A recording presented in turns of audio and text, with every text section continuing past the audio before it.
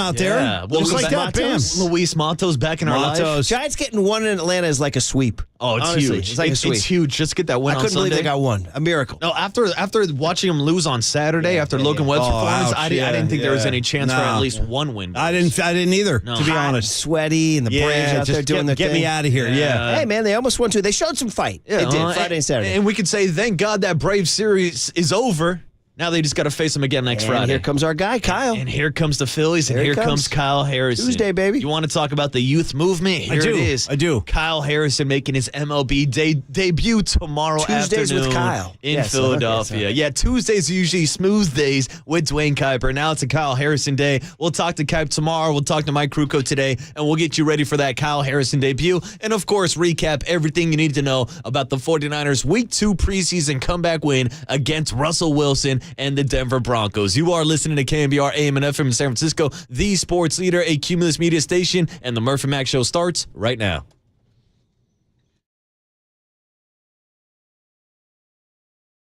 Good morning, and welcome to the KNBR Morning Show with Brian Murphy and Paul McCaffrey on KNBR 104.5 FM and 680 AM, the sports leader. All right, great to be back and a lot to recap, but Paulie, I got to go straight to I can't bury the lead. Okay, help me we're out. At SeaTac Airport yesterday, flying back. Thank God we were able to get out because so many flights were canceled up and down the West Coast. Yeah. But, dude, we go to the airplane gift shop to get some gum or whatever. And, dude, there they were, a row of eyeglasses, readers. And I got big news for you, baby. You going Clayton's? You got new Clayton's? The Claytons are back. All right. I want to lay these on you right now. What? Whoa! Ladies and gentlemen, playing bass in Las Vegas. Dude, you are not. For U2's own Adam Clayton. We're back, baby. We're That's back. just, I got these for you, baby. Wow. I got these for you. Doors blown right off the vehicle. Right, because you are now should I start playing the... Here, let me explain to the audience. Should I peroxide the hair now, too? And get one of those breathers. He had like a mask Where's on. Naomi Campbell when I need her? By the way, maybe the worst stage outfit of all time, Adam Clayton on the Pop Tour coming out with the Adam Clayton glasses Murph is wearing, which are white frames. Yeah, amazing. White frames, and then he had like one of those COVID-19 breather masks did he on really? for some reason. Why? Terrible, I don't know, terrible. but he had a breather on. Anyway, Murph, your look is just, here's the payoff. You want to stream? Now you're getting it all. I went for the big reveal for you, buddy. That was for you. Massive. I was in the SeaTac Airport, and I'm like, I needed another pair anyway. You've taken a huge step now. And I gotta bring sexy back. When you go to see U2 on the next tour, you got to wear those glasses, stand right in front of Clayton. What's his signature bass riff? Is it with or without you? No, I can answer that. I got it for you. Tip my tongue. It's the song Gloria off the October record, because there is literally like a bass solo in that track, and it's killer. Yeah. Well, guess what? We may need in fact, give me a Gloria today. I'll help you out, Marcus, during the break. Anyway, how's your weekend, buddy? It was good. There was a lot going on, actually, on the sporting tip, if I could, and I felt just like you and Marcus said, like after the first 2 games in Atlanta, it was a mixture of just like depression. Can we just get out of town as soon as possible? I didn't even expect the win yesterday, so it was a nice little bonus. You take that one. And then with the Trey Lance thing, like that was a big deal on Saturday. How about the sentimental upswell for him? Like, it's a fascinating moment in Niner history. It really is. I mean, like, and Sam Darnold actually went out there and looked rather mediocre. Like, he didn't look bad. He didn't look good. He was just kind of out there calling plays. He got sacked a few times. He did. He got sacked. And Trey actually started like, it was like, here we go again, because he had a little series, threw a little pick there. The pick was... And he walked off the field. So unfortunate. The body language, it was like he might just bottom out right now. He might hop on his motorcycle and get out of Levi's right then and there. I got to credit him. The fact that he got back out there and he managed a few nice drives. Like the team was moving up and down the field nicely. Shout out Ronnie Blankenbell. Where'd this kid come from? Ronnie, Bobby, Ricky, and Mike. If I like the receiver, who cares who you like? I think Marcus called him like a baby Debo. I kind of agree. Very physical, running right at defenders. Anyway, Michigan guy. Hey, you draft 2 Wolverines, one of them works out. Jake Moody, Ronnie Bell. We'll take Ronnie Bell. On behalf of Jim Harbaugh, just go, huh? Yeah, exactly. Huh? Ronnie Bell? Huh? Anyway, so yeah, it was a big deal. In the Niner, there was like a buzz in that game. Dude, the most intriguing preseason, I'm going to say, like we've ever had around the San Francisco 49ers. Like every day, it's like a soap opera. And you don't got to wait long Friday night. Yeah, let's go again. And Friday night, Kyle says you're going to play the starters. You're going to get some love. Got a little bit of Debo this Wednesday, Thursday, Friday, so you guys will be hyping that up. Yeah, that'll be. But I'll be back Monday to recap it. Final thing for you, and I know you're on the road and all that, but I was also a little surprised and like I was happy, but to see Brock Purdy out there. I didn't even know that was really going to happen. Turn the Purdy up. Didn't know that. Totally turned the Purdy up. I seriously had I Want a Brock stuck in my head ever since we did Hum Babies last night. And there he was. Yeah. And there he was. You know what? Because it's in my head. Okay. Turn the Purdy up. Yeah. I want a Brock. Yeah. Yeah. No, there he was, dude, flinging it around. I want a Brock. Looking all cool, too. And I thought he looked like, Yeah, nice and cool. Brockish. Yes. Brockish. Very broad. He wants to Brock. Purdy-ish. Turn the party up. Yeah. I'm waiting for so long so I can see the red and gold. So let's go. Red and gold. Gold. So if you ask me why I like the way he slays it, there's only one thing I can say to you. I want a Brock. Brock. Yeah. I want a Brock. Brock. I want to Brock. Brock. Wow, wow, wow, wow, wow. I want a Brock. Brock. Brock. Brock. Brock. Brock. I want a Brock. Yeah. This works, buddy. Unlike the All right. Logan Webb song, which I quote-unquote hate or I don't like, right? No, I love me some Logan Webb. This was in my head for I Want a Brock, turn the Purdy up, and I thought he looked reassuringly Brockish. I did. I was pleased to see that. And fantastic. By the way, just back to your Giants for a second and how dismal everything is. And this goes to the Jock blog I wound up pecking out on Thursday. Dude, I'm telling you, man, they're still holding the second wild card. After all that, they're still holding the second wild card. Wow. I mean, I know they got to go to Philly this week and everything, but we got Kyle tomorrow. Dude, I'm just telling you that the Arizona, Cincinnati, Miami triumvirate that is challenging the Giants, I'm just not buying it. I ain't buying it. They're not buying it, guy. Until those teams come and pass the Giants, I'm going to go ahead and say the Giants can tread water, get to September, and somehow, some way.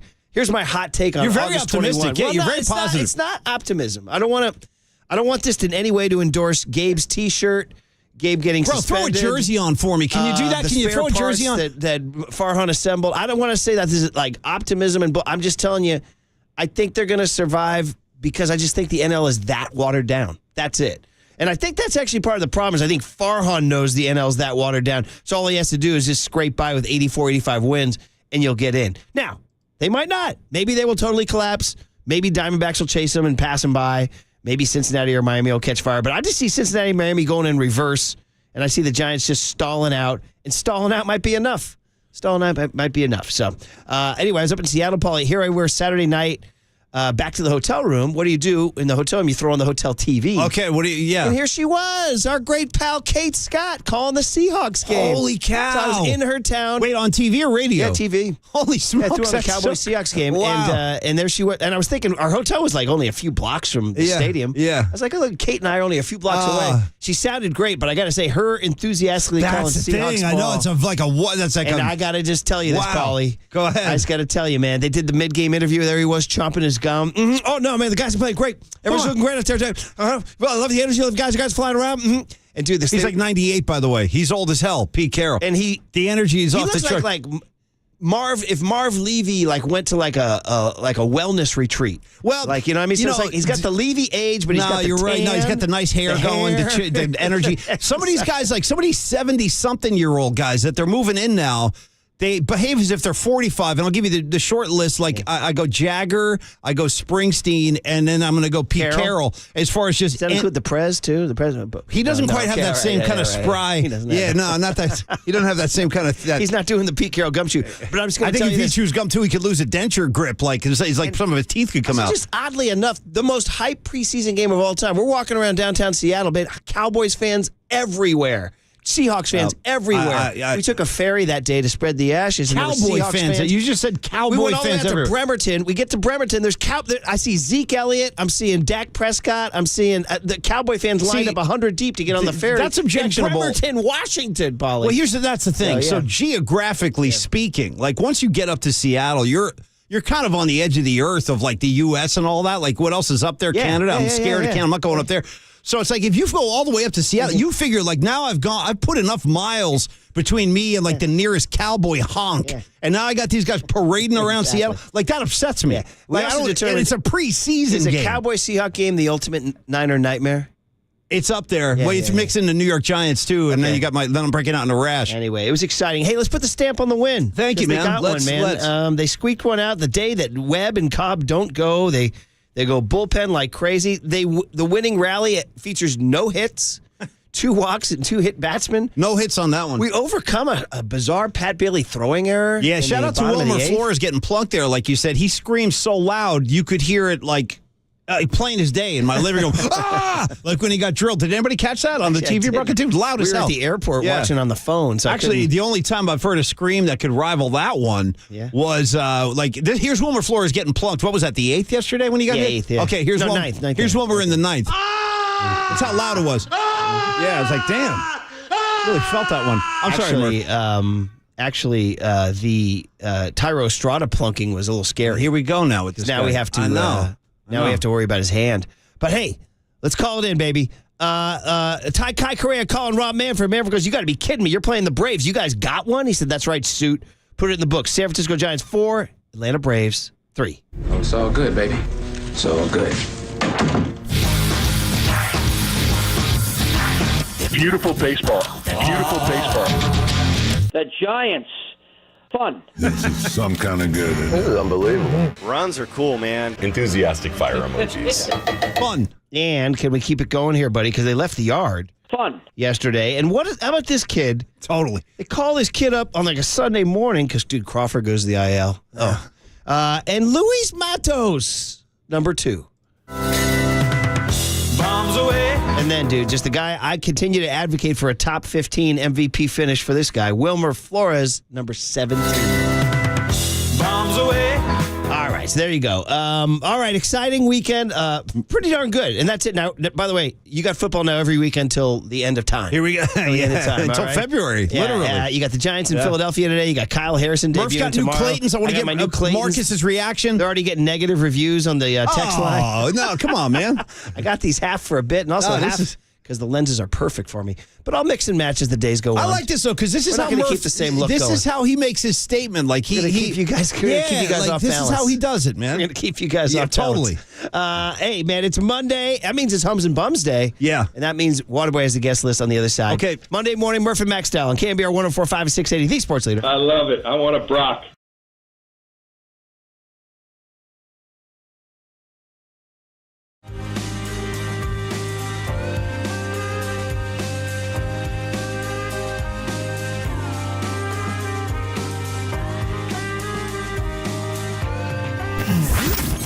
Here's what's trending now Trending now. on KNBR.com. Kyle Harrison is coming. Kyle Harrison is coming. Kyle Harrison is coming. Tomorrow afternoon, he makes his MLB debut for the San Francisco Giants, and Gabe Kapler confirmed it after the Giants' 4-3 win against the Atlanta Braves. So to read everything you need to know about Kyle Harrison's MLB debut, check out that story and more trending now on the all-new KNBR app.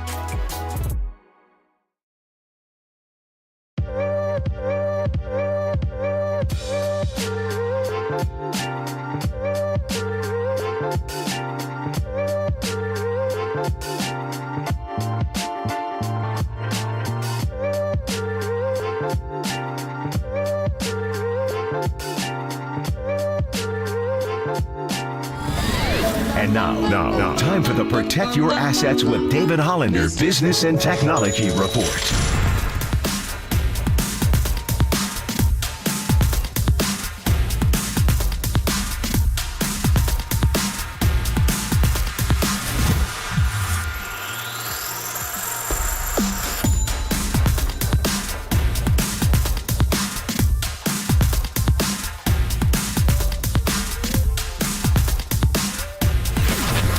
This has been the Protect Your Assets with David Hollander Business and Technology Report.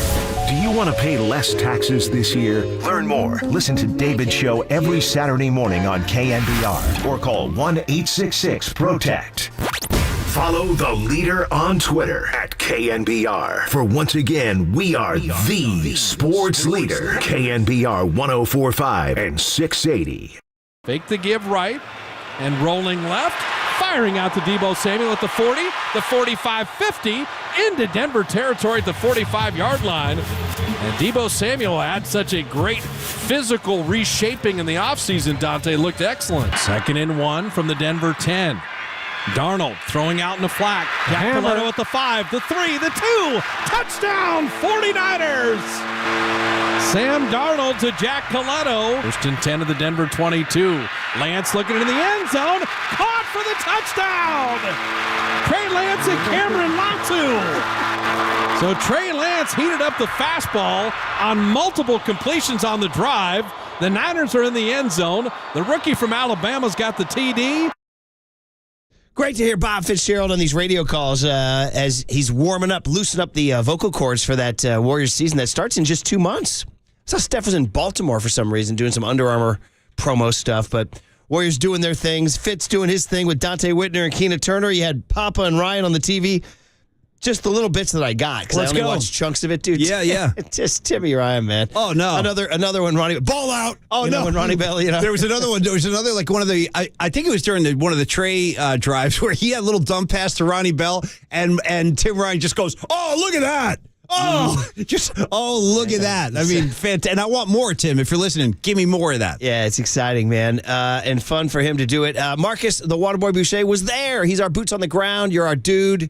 Our Levi, dude, we're turning you red and gold, baby. We're turning you red and gold because there's no silver and black in town. They're down in Vegas. They're out in Las Vegas where Jimmy Garoppolo made his Raider debut this weekend. Okay. Had a nice little drive, right? Went 4 for 4 on the day. Sorry about the completions. But you know who looked even better was Aiden O'Connell. Oh, look, here comes a quarterback controversy. As Mayoko called him Aiden O'Connell Purdy. Yeah, he's balling out. And also, we should give a little bit of breaking news for all the Raider fans listening this morning. Just got an update that Josh Jacobs is going to end his holdout and report to Raiders training camp. He'll be ready to go week 1 for Fantasy Jimmy Garoppolo. Alert right there.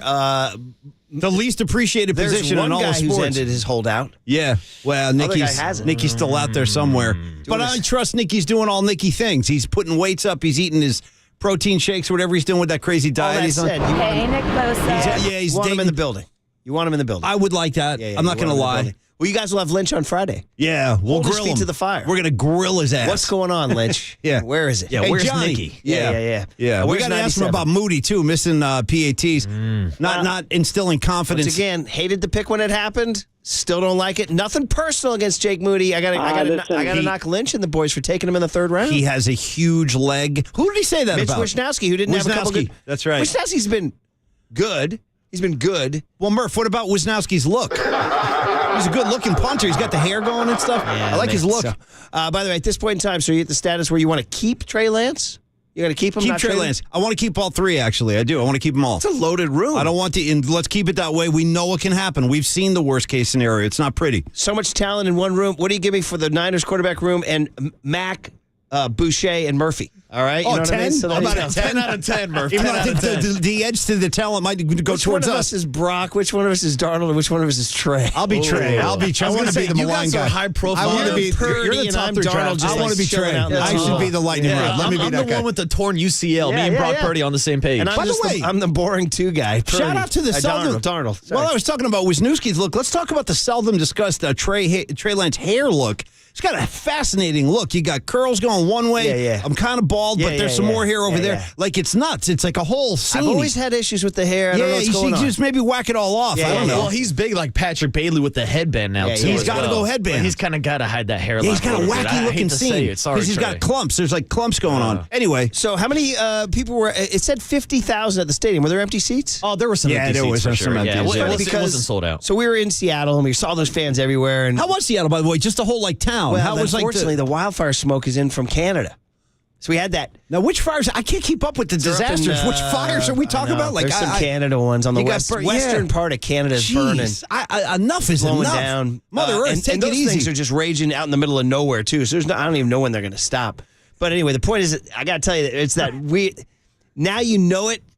You can like taste it on your tongue and smell it in your nostrils. It's that wildfire stank. It's not a good smell. And there's this certain haze in the air. Yeah. And the orange, like the sunlight takes on a certain different like orangish kind of hue. It's like, and apparently, you know it when you feel it. It's that wildfire stank. Yeah, and apparently, it reminded you me of just a couple years ago here. Yeah, and Pete Carroll, it like boosts his like energy levels when he inhales that stuff. He's up there breathing that stuff, getting stronger. Swear to God, he looked like, I like to smoke. No, it's good for me. He looked tan as hell on the sideline too. He looked great. How old is he for real? 76 maybe? 72 or 3, I think. Okay. 72 or 3. Anyway, the rest of Seattle was great.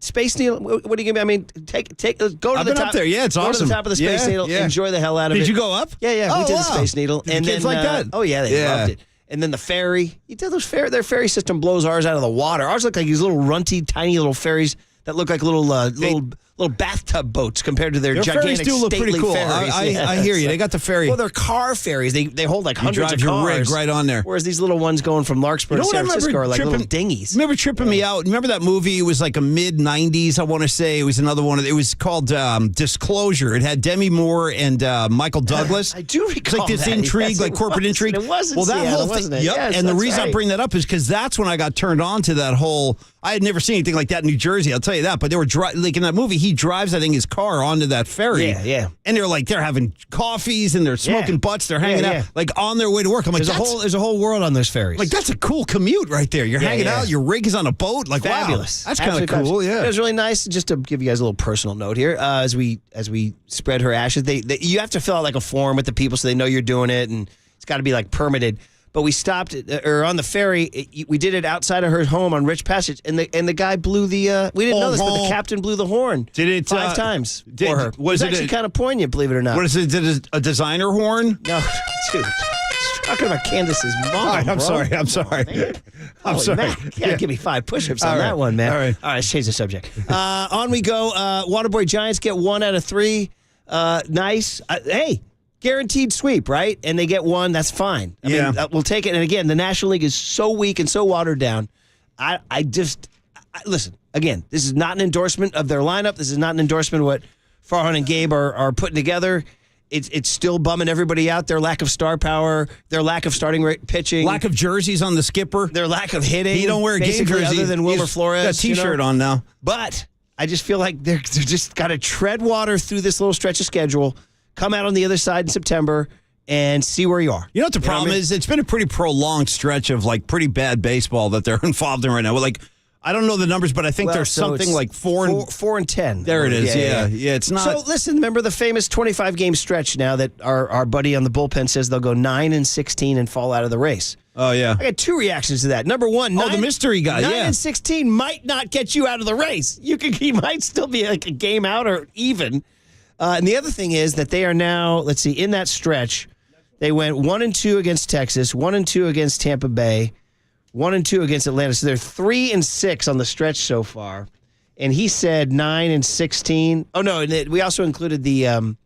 Did we include the Angels in this stretch too?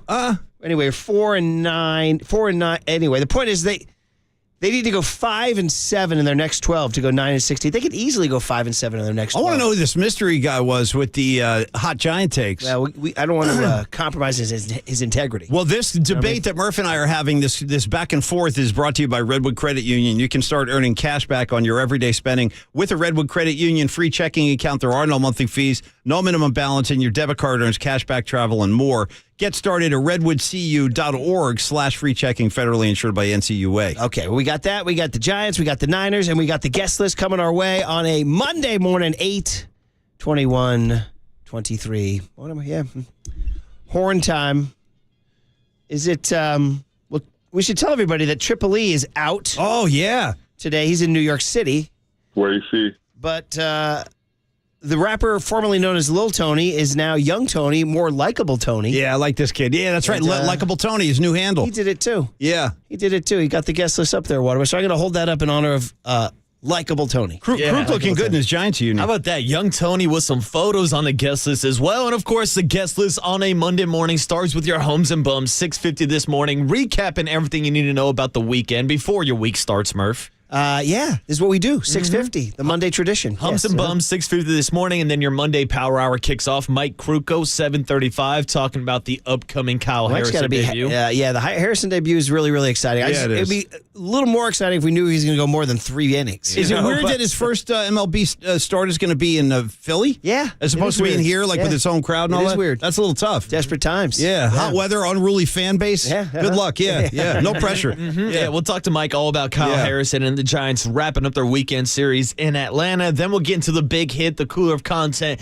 during the Power Hour as always. And then 9:15, we'll cap off the show today with a man that was on the call of the 49ers and Broncos game this weekend with Dante Whitner. It is the one and only, yes sir, Bob Fitzgerald. Bob Fitzgerald.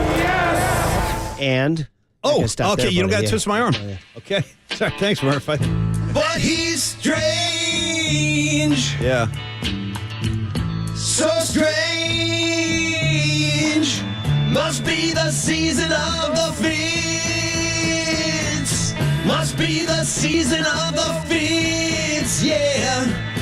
Must be the season of the Fits. There it is. I need it every time. So Fits at 9:15. All right, got to hear what Kyle Shanahan and Trey Lance had to say after yet another emotional day in the Trey Lance experience. Next on KNBR 104.5 and 680, the Sports Leader. Yes, sir.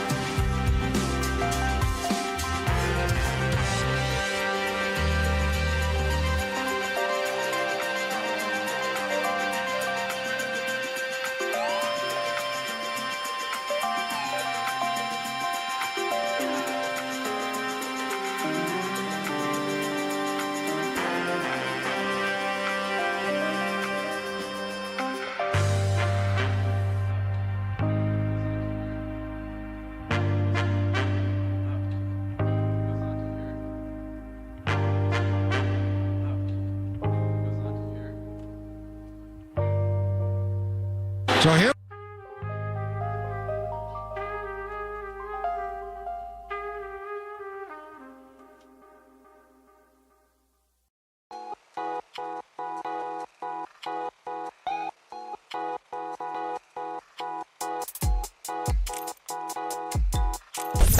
Listen to the sports leader anywhere, anytime. Download the all-new KNBR app. Now, Murph and Matt continue live from the KNBR Casino Matrix Studio. Casino Matrix Progressive Jackpots are here. Where are you? Just drop in. Please play responsibly. 1-800-GAMBLER. So here we go to win the game by a point. Tabor Pepper looks back. Wisnowski's ready. Jake Moody is ready to be the hero. Snap. Hold. Jake Moody. Right for that right upright. It is good. Moody got it in. Love it. Woo. 21-20. 49ers win the game. I needed it down the middle more than sneaking inside the right upright. Plus, he missed a PAT. Wait, would you accept this? Because Tim Don't Ryan forget the missed PAT. I won't forget that. But Tim Ryan had commented, actually Papa 2 on the broadcast, that the wind definitely had been playing a factor, blowing balls around. So I don't know. You throw that in the mix. Remember, Candlestick August preseason games used to be nightmares for kickers. Oh, nightmares. Swirl dirt flying around. Yeah, terrible. By the way, Tim Ryan actually dropped a "Welcome to Levi's, bro." Yeah. He dropped one of those. Yeah. The Bronco kicker was that guy Brett Maher who missed the 4 PATs in the postseason last year for the Cowboys. So these kickers lead bizarre lives. By the way, more Niner football coming your way when Matty Barrows joins Papa and Lund today at 10:50. That sounds cool. And also, we're proudly sponsored by Marin Health with top physicians, surgeons, and clinicians right here in the North Bay. Marin Health puts you closer to your best health. World-class care, closer than you think. Hum babies and bum babies on the other side. That gets your Monday going. Okay. But the Niners get everybody going, and we had to get a little post-game sound from their 21-20 win over the Denver Broncos. They play Friday against the Chargers, and that'll wrap it up. And then next stop, September 10 in Pittsburgh. All right, buddy. And then at week 2, by the way, we always focus on week 1. Week 2 down in L.A., and then the home opener, Thursday nighter, Paulie. Must-see TV. Cheers, Family Ties. Is that going to be one of these Hulu games or Amazon games, or am I going to get to? What is Thursday these days? I guess NFL Amazon Network? is the one. Amazon? Amazon was the one that carries. Should we start the season with Amazon Prime? Well, I think it goes half and half, right? Or it used to go 8 and 8. Like you would go, the first 8 weeks would be on NFL Network or something, and then they would switch over to Amazon. I'm not sure how they're going to do it, but I hate to have to leave my normal, It's annoying. Yeah. What isn't annoying is the Niners getting that W and Kyle Shanahan talking after the game. So, as somebody texted in earlier to the Golden State Lumber and Building Materials text line. Nice, dude. It must be the Claytons. They said that seeing number 13 on the field was aesthetically pleasing. Totally agree. I agree. Totally agree. There was something. He kind of calmed my nerves, actually, after last week was so herky-jerky. I'm for a guy who's it was like been taking in a our Quaalude. It was literally like, been in our lives since last December. Yeah. I mean, he's less than a year. This guy's been in our life. I'm calling him San Francisco's favorite son at this point. Seriously. Yeah. No man has ever ascended more. Not even Steph Curry. This kid's already leapfrogged Steph. So Kyle, remember, it was all the way. We signed off Friday saying he might play, but we don't know. We did not Kyle expect went ahead it. and played him. Yeah. He's just been doing a good job in practice. He's been, when we started out, I didn't think I'd go to the third game, but just after the week of practice, I wanted to get him out there with the starters, most of them at least, and the goal was to get him one drive.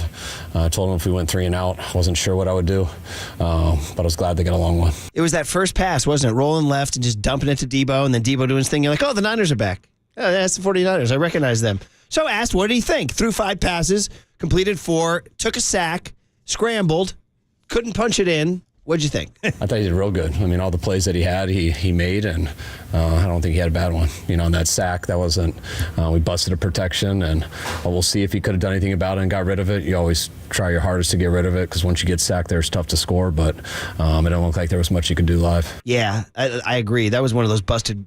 Somebody came right through the line. He had no choice. He had no chance on that one. No chance. So then the big surprise was usually they shut it down in preseason, but Kyle says this Friday against the Chargers at Levi's, maybe not. Okay. I think that's it for Brock preseason. No, the Stars will play next week.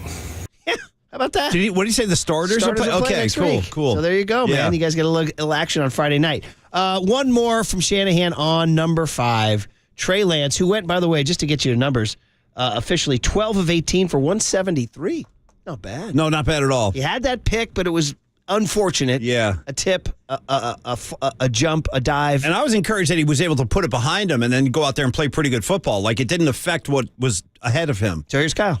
It seemed like it. I mean, I think always when you don't go 3 and out, it helps, and so I think we got a little bit of better rhythm for him. It still took a little bit while to get going, not just him, but the whole group. I thought we were a little sloppy throughout the whole game. Way too many penalties. Seemed like when we did get some stuff going, especially there in the second quarter, it seemed like we always had a penalty or missed assignment. So I thought it was smoother than last week, but by no means were we pumped about it. I was pumped how we finished, pumped about the win. Some good things, but still got a lot to do to clean up. All right, so let's get to Purdy and Lance before you guys get to hum babies and bum babies here. Yep. Brock Purdy, back in your life. I want a Brock. Welcome back, number 13.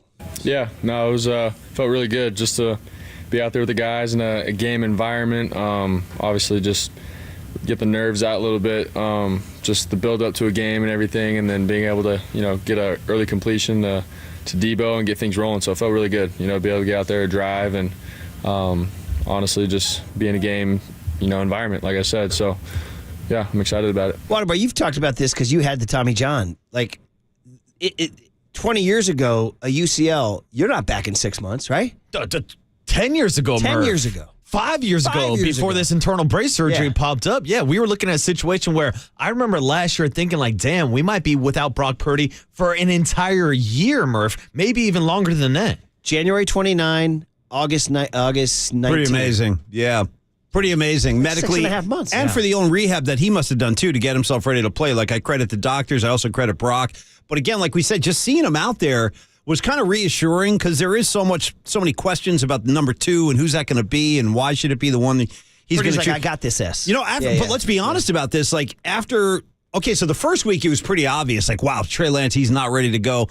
He cleaned up his act. He looked really good in this game. So now it's like there's a real legitimate kind of, I think, discussion about the number 2 spot and who might get the nod there. And Paul and Mac, to the point we're making about Brock Purdy return to the field for the first time in 6.5 months. This is the first time we saw Trey Lance on the field since that week 2 injury against Correct. Seattle. Well, the first time we've seen him at the That's what I'm saying. So, but last week against the Las Vegas Raiders, everybody was complaining about his performance. Yep. It was still a performance that we saw just again this weekend, where once he got those reps in as the game won, he started to settle in and he started to perform better. And I feel like even though he was just 5 passes in 1 drive, I feel like Purdy being on the field put to rest all the ridiculousness about practice interceptions. It's like, well, it doesn't matter. No, so here it doesn't matter. He addressed that after the game. Okay, good. What happens in practice? Okay. Will you try things in practice occasionally that you would not try in a game just to see where you're at?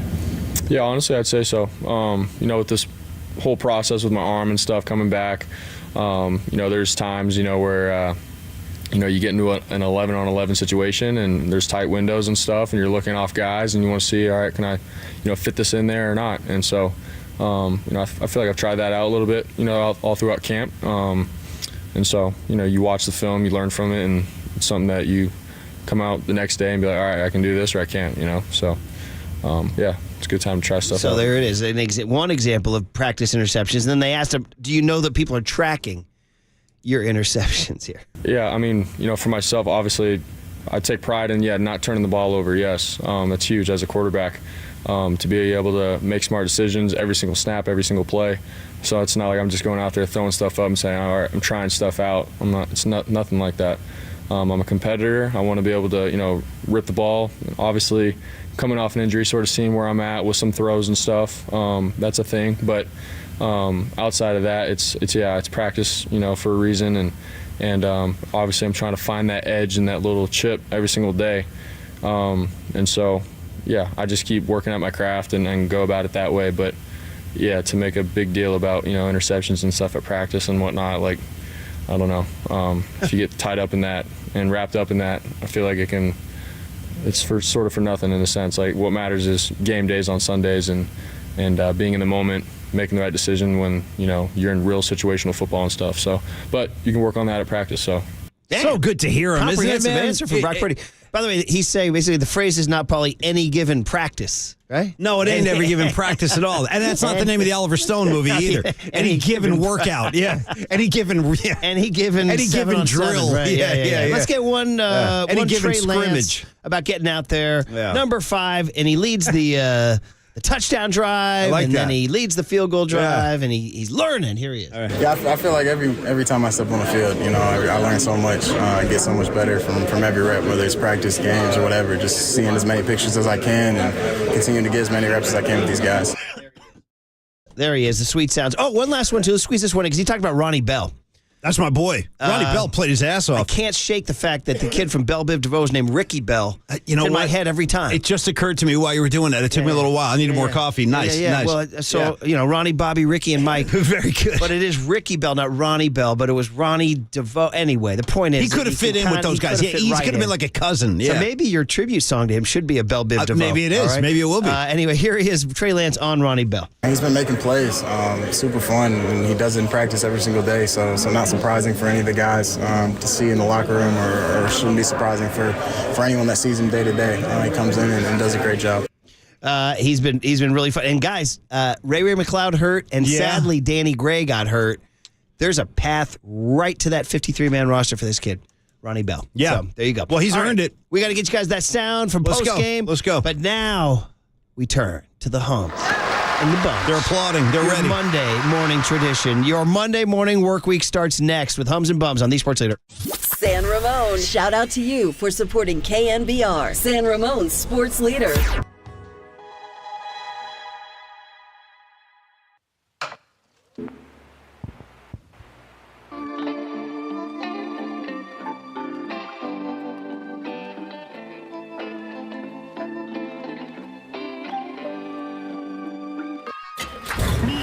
From the Chilton Auto Body Traffic Desk.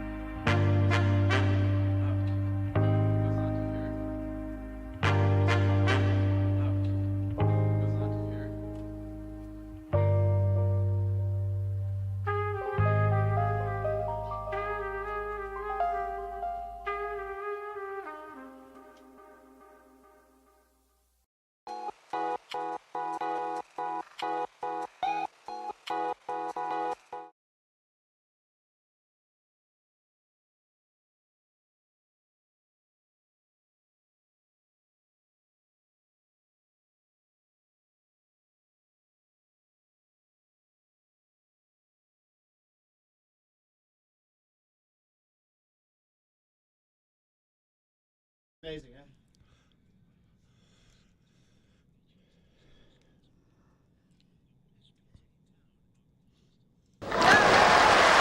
There it is, baby. Monday morning style. That's what we do. Total Weekend Recall. Well, I've already decided to make an honorary hum baby Brian Murphy's new Adam Clayton glasses. Thank you. Because it's putting a spring in my step, dude. Get to the stream ASAP and just check out because they're pure white. They're Snow White, for Marcus. the 654 crowd. So we're at SeaTac Airport yesterday, and we walk into that gift shop or whatever they got. I don't know, looking for a pack of gum.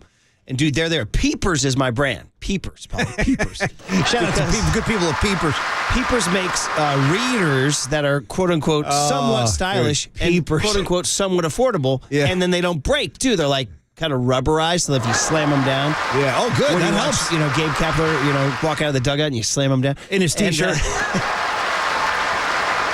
And I had gotten these glasses about a few months ago, and Paulie goes, "Holy blank, you look like Adam Clayton." Basis for you too. Major departure for Murph because you had traditional glasses, just the black glasses and all that, and I still have those, and I'll still wear those. But I saw these; they had a brand new pair, and it fit because I'm up to 1.75. Okay. I don't know what that means. Yeah, I don't because I don't talk to my reader community out there. Yeah, sorry. I'm up to the 1. It's like you guys going into your dispensary and talking about what you're looking for. Give me some nice sativa. Yeah. You want a 1.75? I want to be springy. Yeah. So, anyway, I put these on and I said, "Oh, these are perfect to get Paulie going." Thank you. And plus, it worked. It worked like a charm. I'm bringing sexy back. Yeah, you are, dude. Yes, you are. You are listening to KNBR and KNBR FM San Francisco, the sports leader, Cumulus Media Station. So there you go. Paulie made it. All right, man. An honorary hum baby, but the real hum babies are now. The wheel turns every week. Paulie this week is hum babies. Yeah. So you already made the glasses. Honorary one hum baby. Yep. When we were going through the choices too, there were a couple other things out there. I'll just shout out the Spanish women for winning the World Cup. Yeah. How's that? Yeah. Shout out top 6. They would have been there. And anytime you can beat England in anything, I'm a fan. Did you see that Spain. How about this sentence I'm about to unleash on y'all? Did you guys see the King of England chimed in? Did you see his post? I swear to God, he did. What did he have to say? He said something about sportsmen, great sport. Yeah, that's great sporting competition. Yeah. Never hang your heads, for you are the representing. It was just a whole bunch of gibberish. Like, who are you again? Yeah. Exactly. But I guess that was a big deal. Like bring back your mom. We liked her a lot better. Maybe that's what we need in the U.S. Forget about these presidents. Just bring me a king. Just bring me some dude to sit in a chair. I think there's a guy trying to bring that back. Yeah. And does that mean I get a queen as well? You know what I mean? The queen. The Slovenian queen. The royal blanket family, man. Yeah. All right, Murph. Well, listen, hum babies all around this weekend. First stop, Levi Stadium. I'm going right down 101, or should I say 280 to 237 to Tasman. Sometimes Apple Maps sends me from Marin County 880. Could be 880. I usually ignore that. 880 because you don't want to slog it through the city, go over the Richmond Bridge, take 880 down, you slide right in. Shows you how my brain is so messed up at this point. A lot of times when they tell me to take 880, I ignore it. I don't do it. I don't do it. It's the answer. Yeah, because then I got to deal with the city. But then I'm crossing that bridge. I got to go over there, and then I'm coming down. Just the I don't know. Bridge? Yeah, I'm fearful, Murph. I'm very fearful. Right. In any case, wherever you want to get down there, the first stop is going to be Levi Stadium for our hum babies. And the guy I'm going to go to is the big one. It's Trey Lance. Man, from boom to, or should I say? He was a bum baby last week. I was going to say from bust to boom, rather, because I'm saying it. He did it. We all saw it. It's Trey Blank and Lance. What, you want to be like that other ESPN anchor who called Trey Lance's Saturday night versus? Did you see that? He called his performance dismal. Did you see that? I actually did not, but I heard about it. Yeah. So I was watching it. I don't think he saw the game. Clearly, this guy didn't watch the game. And that's the thing, Paulie Mac. Maybe we should roll in this clip for the cooler of content, but on ESPN, they broke it down and said, yeah, here's Trey Lance's stat line. But for everybody who watched every single snap, it wasn't that great of a game. By the way, I got to say this. Maybe it was the ESPN guy saw your boy Grant Cohen's Twitter feed and just based his thing on that because I heard there were some takes. I love Grant. He's like a little nephew for me. But where is he now? Is he anti or I've lost track. I don't know. Pro? Is he anti? But anyway, this guy, it wasn't dismal at all. In fact, it was only just that one tip screen pass that went for an interception early on. After that, I'm making number 5 a hum baby, man, because against the whole tidal wave of negativity, he got better as the game went on. He actually made some big throws pretty late in the game. He led a 75-yard touchdown drive that ended with that 22-yard score to Cameron Latou, this tight end. He got some action out there, too. Much maligned. Yeah, much maligned, Latou. So they were down 20-18. Trey Lance gets another chance. There's 2 minutes and 1 second left on the clock. Now he hits my other guy, this rookie wide receiver, Ronnie Bell, Murph, out of Michigan. He could have been a hum baby. He was great. He had a really nice night. That was a 43-yard pass, which set up the game-winning field goal from maybe the most nervous man in the building, Jake Moody. Yeah. Every time they showed him on the sideline, I'm like, oh, this guy does not look confident. He looked very uncomfortable, but he finally did come through. We'll give you more on Jake Moody. The, Nick Cage concerned on Jake Moody, buddy. Yeah, well, I mean, is that where we're at with him already? Like, you're concerned, I'm not concerned, but I'm a little bit concerned, even though I say I'm not concerned. I'm looking for it. I'm not going to be denied. Here it comes. Listen, I'm not worried about you, so don't be concerned about me. Because I'm not concerned if you're not concerned, so don't worry, because I'm not really concerned. He epitomized that nervous that energy. Is Jake Moody right there. Yeah, he epitomized that whole kind of thing there. So in any case, Moody, we'll talk more about him later. But Trey on the night, 12 for 18, 173 yards. He led 3 scoring drives all in the fourth quarter. Listen, you're going to hear this too. Well, he's doing it against 2s and 3s, and that's who's on the field. Let the guy get his reps, man. Listen, maybe he'll get into the game earlier on Friday. He's throwing to 2s and 3s, and he's got 2s and 3s blocking for him. Very good point. Very good point. He's actually throwing to 2s and 3s, and the guys in front of him, more importantly. Anyway, so he was a bum baby last week. You know what, dude? I saw your performance. I was pleased. I think we all liked it. Welcome to the hum baby list, Trey Lance. First and 10 of the Denver 22. Lance looking into the end zone. Caught for the touchdown. Trey Lance and Cameron Latu. So Trey Lance heated up the fastball on multiple completions on the drive. The Niners are in the end zone. The rookie from Alabama's got the TD.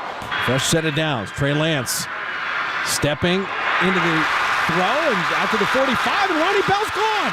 The 30 and all the way to the 20. So Ronnie Bell took an innocent crossing route and added an extra 20 yards. Yeah, it felt great. It was fun, man. Offensive line did a great job and had some, dumb penalties. But it was awesome, guys. Guys made plays, and we're super excited, obviously, to come out with the win. It seemed like it. I mean, I think always when you don't go 3 and out, it helps, and so I think we got a little bit of better rhythm for him. It still took a little bit while to get going, not just him, but the whole group. I thought we were a little sloppy throughout the whole game. Way too many penalties. Seemed like when we did get some stuff going, especially there in the second quarter, it seemed like we always had a penalty or missed assignment. So I thought it was smoother than last week, but by no means were we pumped about it. I was pumped how we finished, pumped about the win. Some good things, but still got a lot to do to clean up. All right, well, there's Kyle Shanahan. And again, Trey Lance, welcome to the Hum Baby list. Murph, overall, I was very pleased with what I saw from Trey. Kind of without question rejuvenated my own confidence in him. Yeah. And you forget the guy has won games in the NFL. He's played on NFL Sundays. He's won games.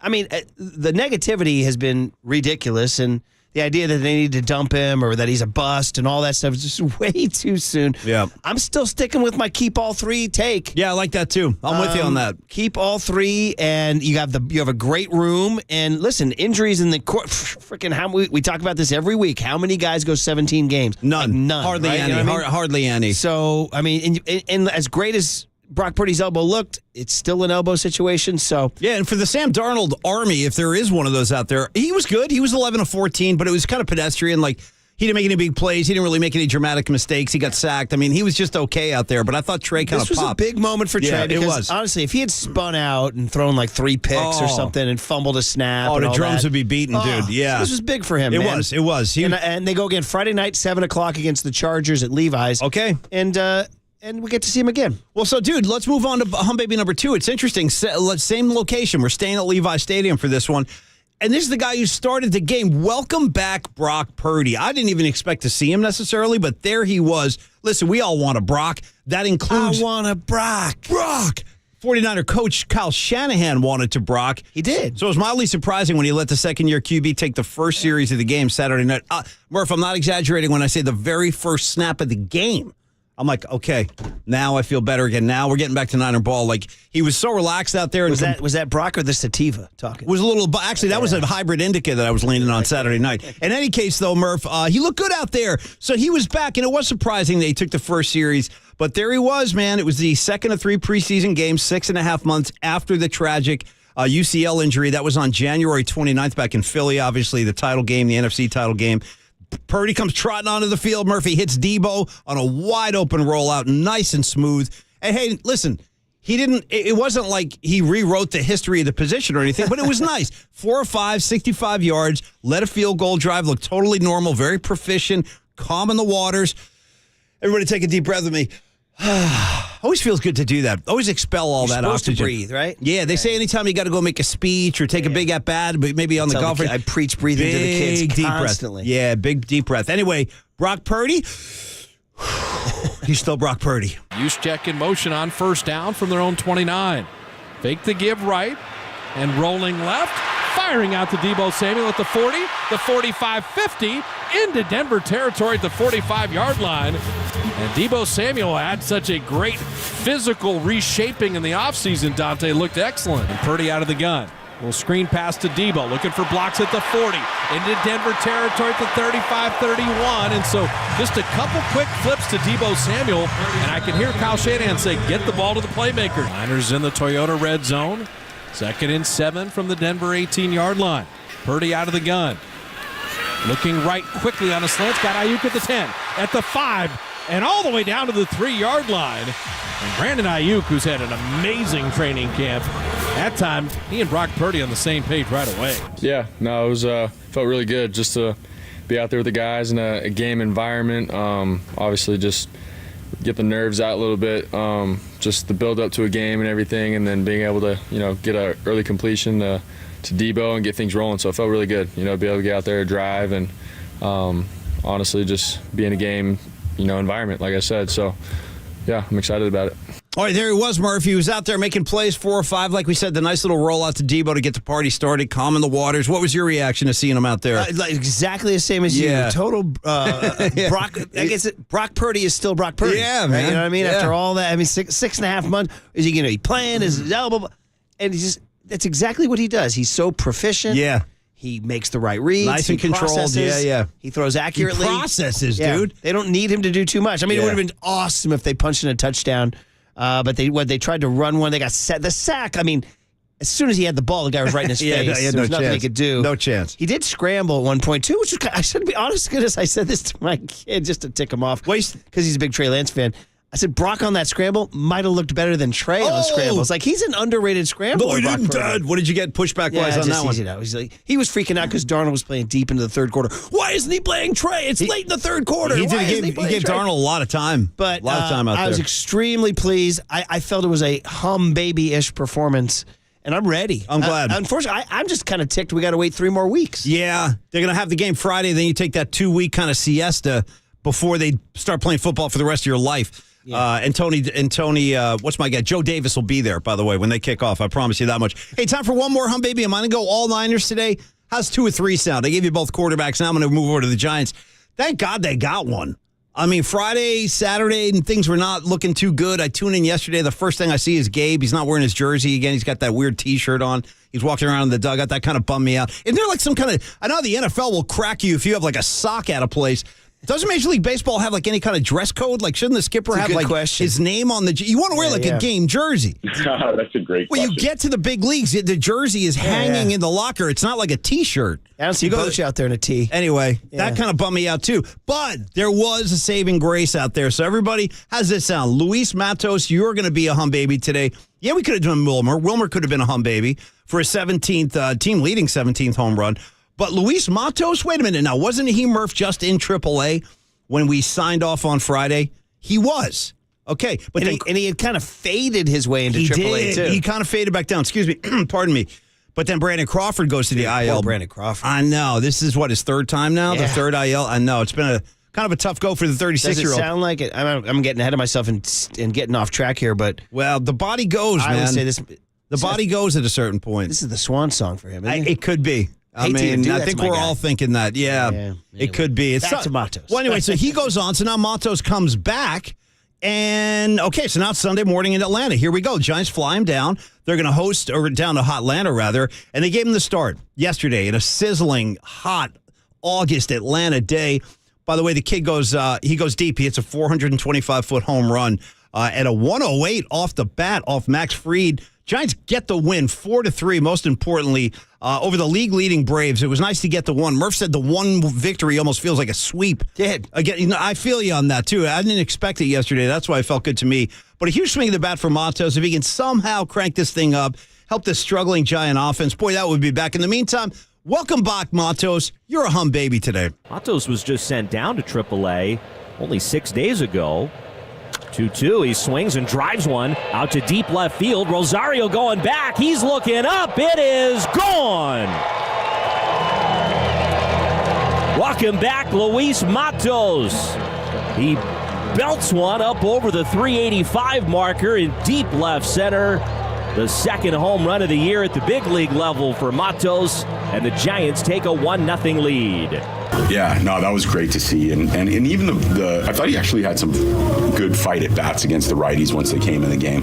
I think there were some moments there towards the end where you could envision maybe hitting for him because he had some good, dangerous left-handed bats on the bench. You probably don't want to downgrade your defense too much at that point, and so those were some tricky calls. But I thought he hung in there and put together good at-bats throughout the day.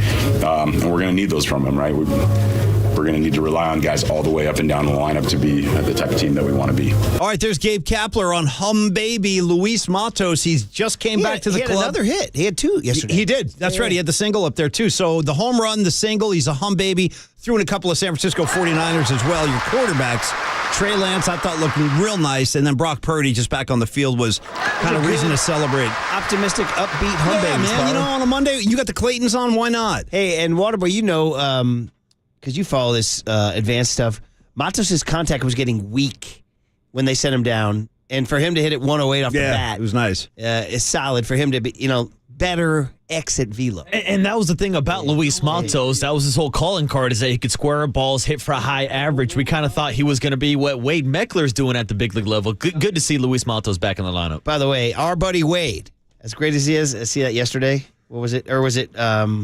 No, it wasn't yesterday. It was Saturday. I think he go 0 for 4 with 4 Ks. He had a rough night. Yeah. What Meckler? It's baseball, baby. Yeah. I know, but it's like you got to get this guy going. And how about Casey Schmidt back in our lives? Crazy. Oh, pardon me, 0 for 3 with 3 Ks on Saturday. And then Casey made an error yesterday. He did. But also made several good defensive plays. And I think you can already tell his at-bats are better. Flew out to the wall, worked a couple of full counts. Come on, Casey. I'm desperate for this guy to be good. Anyway, Paulie, good hum, baby. Yeah, they're in the books, good man. Good way to start your Monday. Now, why don't I bring everybody down? All right, why don't I bring them all down? Don't bring me did down. Did it, Waterboy, last segment. You're all good. Bring everybody down with the bum babies on the other side, and then get to Mike Krukow. Later on, Bob Fitzgerald at 9:15, talking Niner football, and it's all fun on a Monday morning. Bum babies next on the Sports Leader.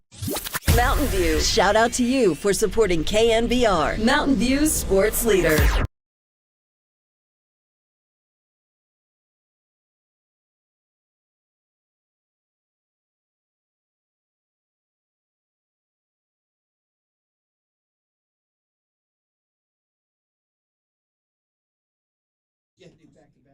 All right, everybody, it's Paulie Mack saying good morning and thank you for listening to Murph and Mac today. Hey, listen, what better way to kick off a work week on a Monday, on a kind of warm and humid Monday, kind of weird out there today. Anyway, let's bring in Steve Moskowitz. He's our good buddy. He's always got great tax recommendations, tips, and advice for all of us so that we can get a leg up as we get ready to assess our own finances. So, Steve, good morning. Nice to have you on board. Hope you had a great weekend. What are we talking about today? Good morning, Paulie.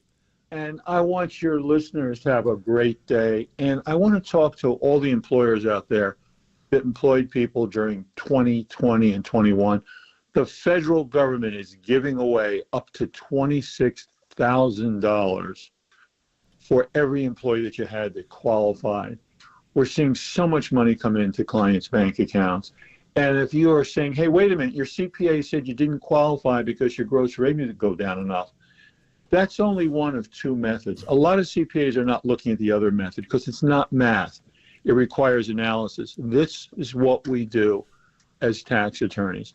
Of course, not everybody qualifies, but a lot of people do. So if you were turned down for ERC because your CPA said your gross revenue didn't go down enough, call us for a second opinion like you would with a medical doctor. Don't leave a lot of money sitting on the table. That's a potential. And watch out because we're hearing rumblings that the Congress might end this program early, like they already did with quarter four. Call us. Don't leave the money on the table. Thanks so much, Steve. Great advice once again. And the clock is ticking. Don't miss out on your opportunity, potentially. So call Steve and have the conversation. 1-888-TAX-DEAL. Visit Steve Moskowitz online as well at MoskowitzLLP.com. From the Chilton Auto Body Traffic Desk.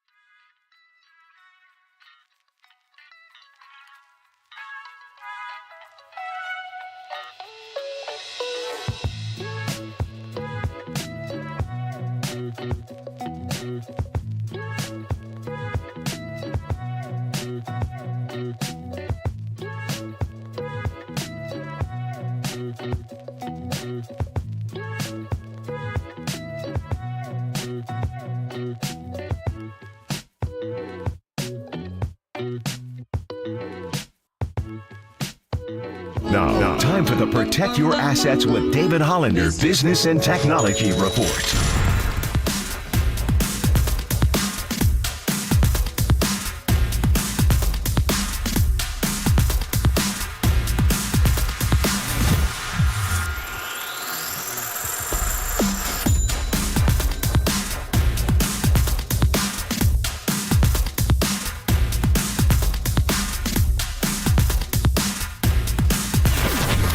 This has been the Protect Your Assets with David Hollander Business and Technology Report. Concerned inflation will ruin your dream retirement? Learn more. Listen to David's show every Saturday morning on KNBR or call 1-866-PROTECT. Listen to the sports leader anywhere, anytime. Download the all-new KNBR app. Now, Murph and Matt continue live from the KNBR Casino Matrix Studio. Casino Matrix Progressive Jackpots are here. Where are you? Just drop in. Please play responsibly. 1-800-GAMBLER.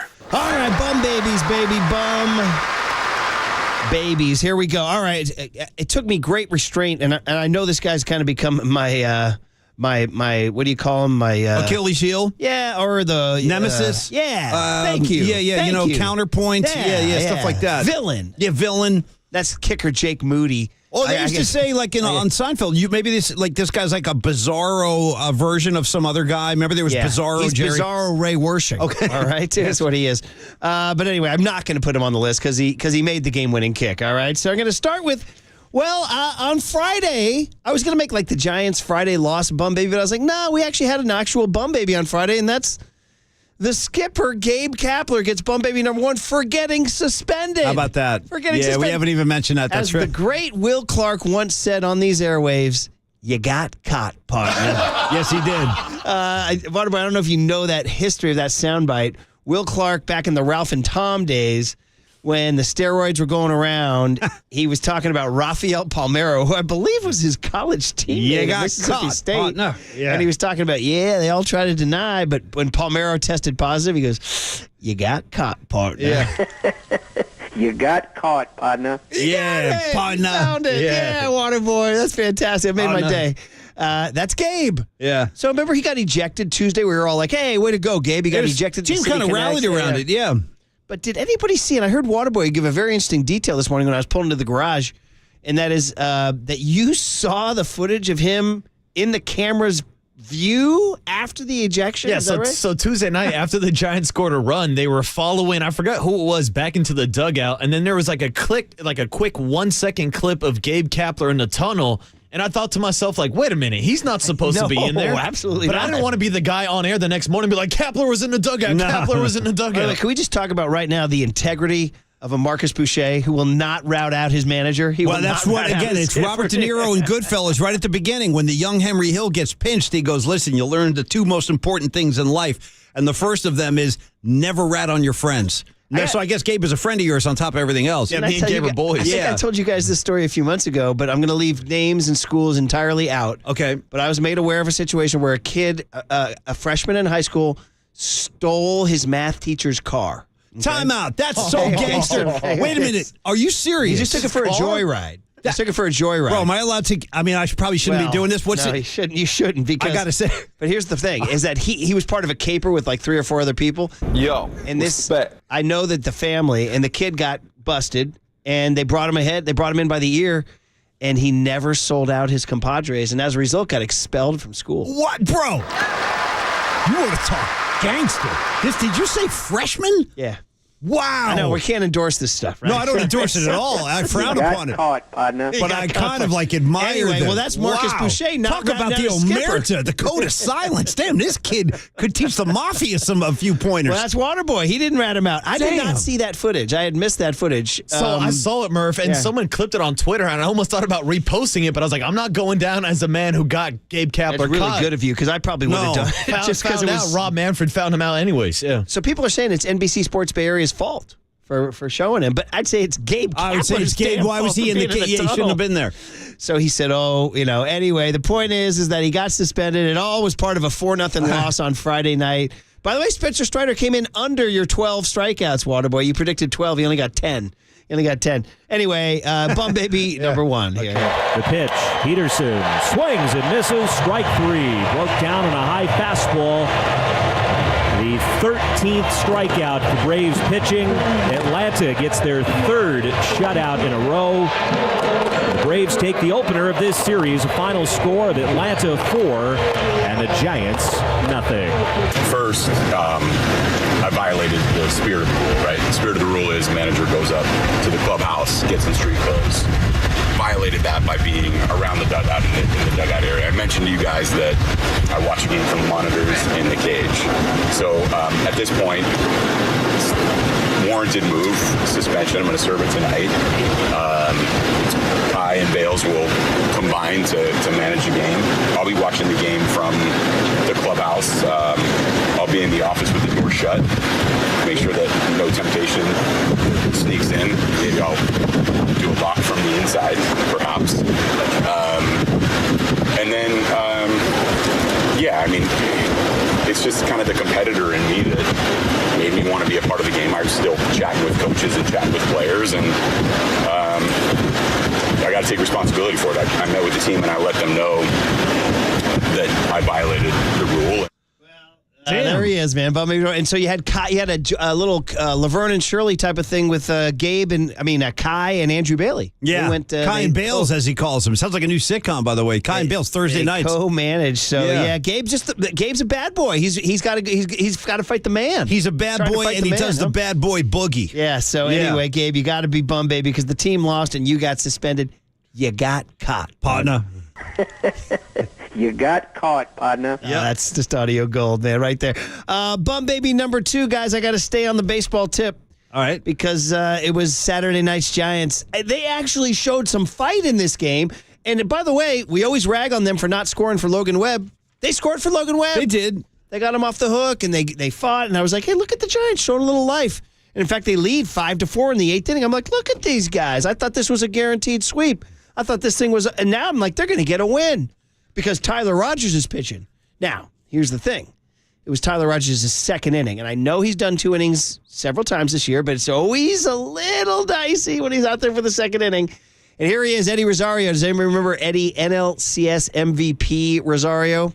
And this is what the Braves do. They just roll. It's got talent everywhere. Here's my question about the Braves, what do you need? What do you need? Rosario? Because we'll give you Olsen, we'll give you Acuna, we'll give you Albies, but if you need Rosario, we'll give you Rosario. Starting in the whole Maddox and Glanville era, all that success they had, and then even to the present day with this incredible team they have right now with all these talented guys, do you think that, I'm legitimately asking you this because I know you love your ball and you've been all these yards, do those fans appreciate what they have down there?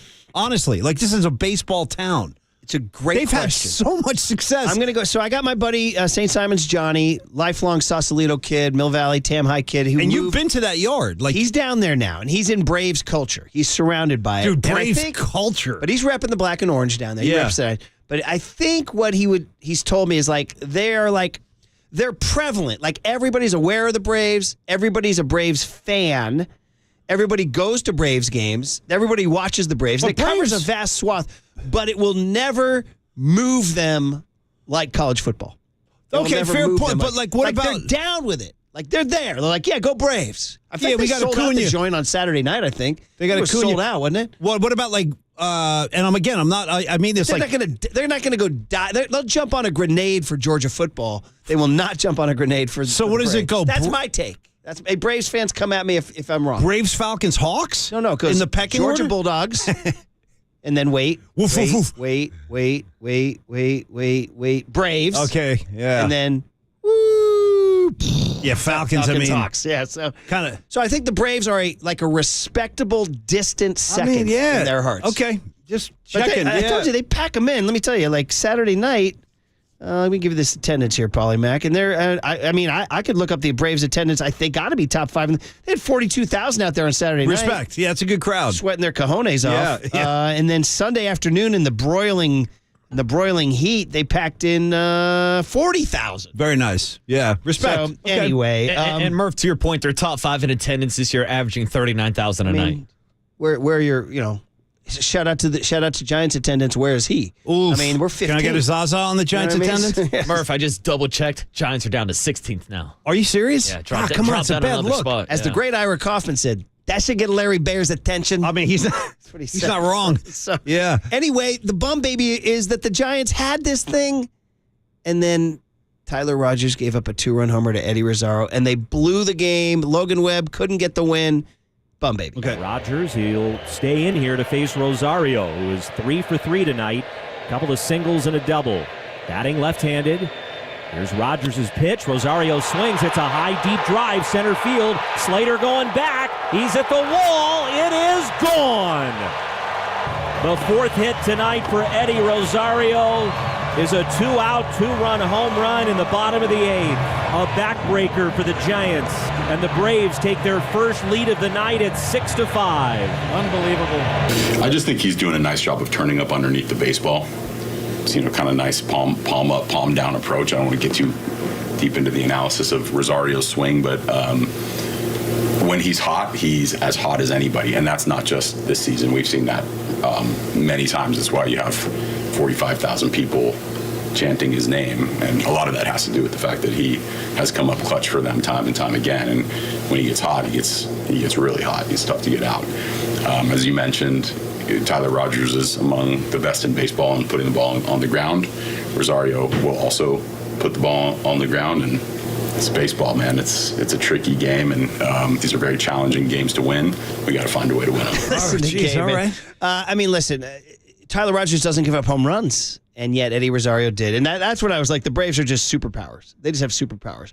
And so finally, we get to bum baby number 3, Paulie, and we're leaving behind the Giants, and I got to go knock on Waterboy's door and say, Waterboy, do you need anything? Do you need some cookies? You want some comforting? Do you need a friend? Do you need some company? Ladies and gentlemen, bum baby number 3. He needs a friend. Marcus, the Waterboy Boucher's poor kid. New York Yankees. I know. Swept by the Red Sox in the Bronx.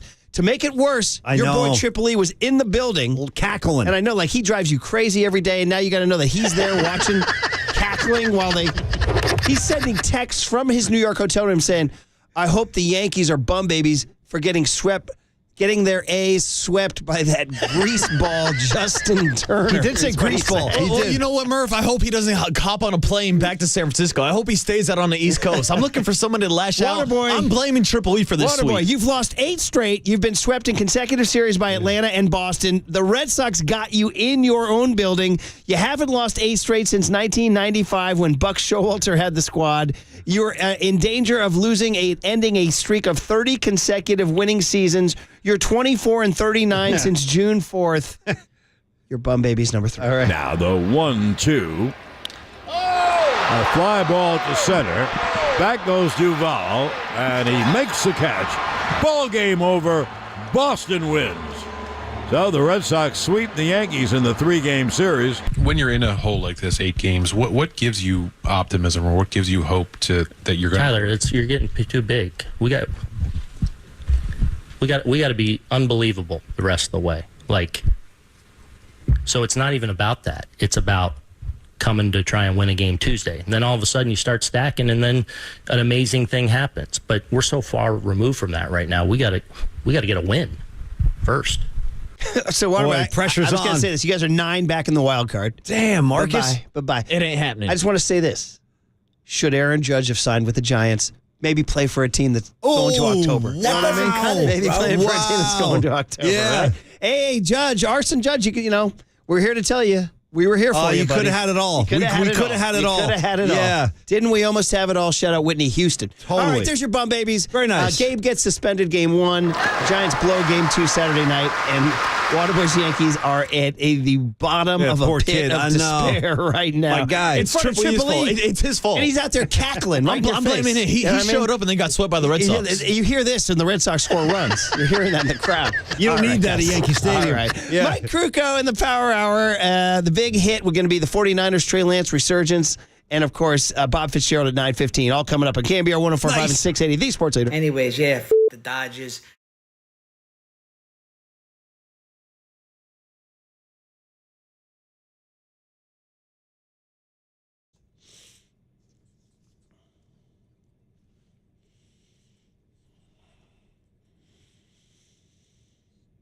Yeah, let's talk Amici's East Coast Pizzeria. You've heard me talk about Amici's great delivery service to your home. The food's always fresh and hot. The drivers are always on time. They're always courteous. Well, in addition to making residential deliveries, Amici's also delivers to businesses and offers a full-blown catering menu for larger events. Plus, Waterboy, you never know, you might read an Amici's pizza read with hums and bums music still underneath. You can still order your favorite pizzas and other items individually if you wish, but the Amici's catering menu gives you options. Amici's set to a beat to order pasta, salads, and their famous flame-roasted lemon chicken wings in larger sizes so your group can help themselves buffet style. It's a more economical way to feed a large group, still offering Amici's full range of menu items. So whether you need that corporate lunch delivered or food for a special event, Amici's has a great range of options to customize the perfect menu. Ideal portion sizes for your group. Check out the catering menu at Amici's.com. Amici's delivers.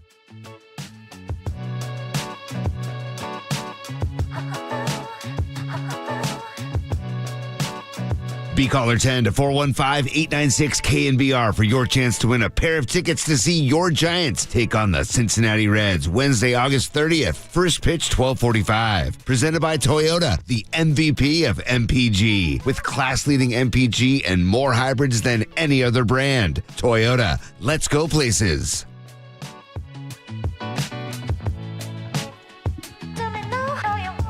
All right, Marcus. By the way, I feel like I want to get that beat going under my read, too, when I'm talking about the good. Yeah, you know what I mean? Thank you. Get that groove going, man. Adds a little bit of atmosphere to my good guys read. I appreciate that. Hey, guys, I'm not kidding. It is the Good Guys 36th West Coast Nationals happening August 25th, starting this Friday, going all weekend long through the 27th over at the Alameda County Fairgrounds in Pleasanton. Hey, it's America's favorite car show. It is back. And by the way, it's a big deal. The 40th anniversary. We're talking cool cars, cool people, good times, and of course, the biggest hot rodding party of the summer. Bring the family, bring all your friends, and head on out to the Alameda County Fairgrounds. That's in Pleasanton, of course, starting this Friday. Over 3,000 of the West Coast finest hot rods from 1998 and older, trucks, customs, muscle cars, and all classics on display. And again, you can shop that swap meet, the cars for sale corral, the vendors, the live music. Bring out the kids in the free kids zone. Lots of activities there as well. The groove is really happening, Marcus. Thank you very much. Also on Sunday, you got the American-made or powered late models of all years. And again, it's the All-American Sunday celebration waiting for you and your family at the Good Guys 36 West Coast Nationals, the 40th anniversary season. It is going to be a lot of fun. For complete details and to register your vehicle or purchase tickets, visit good-guys.com.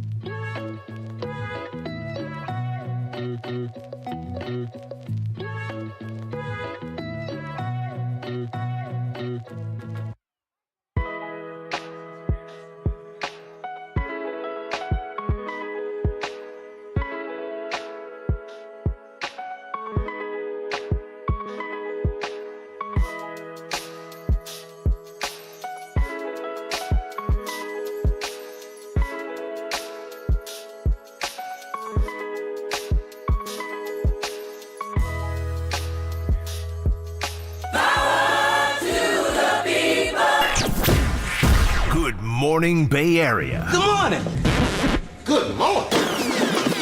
Brace yourselves for KNBR's Power Surge. The sports leader welcomes you to Murph and Max Power Hour. Giants fans, there's no question we've got the best in the booth. That's why Murph and Mac catch up with Kruk right now. He hits it high, he hits it deep, it's out of here. Adios, pelota. Come on! Sponsored by NorCal Honda. Score a great deal now at NorCal Honda Dealers Labor Day Kickoff Sales Event. On KNBR 104.5 FM and 680 AM. All right, well, the Giants get one in Atlanta. They're still treading water in that NL wildcard race. And by the way, you want more Giants baseball? Susan Slusher joins Papa and Lund today at 11:30. So much to talk about, including the call-up of Kyle Harrison Tuesday in Philadelphia. Yep. Casey Schmidt is back. Sean Jelly is back. Luis Matos is back. The Giants steal one on the way out the door in the ATL. They go to Philly today at 3:40. Mike Krukow, so much to talk about. Good morning, Mike. How are you? Yeah, good. Are you kidding me? I mean, I'm ticked off. They should have won the series. I almost puked after the Saturday game. I was just so upset. I was just like, oh my God, this is not how they lose games. Yeah.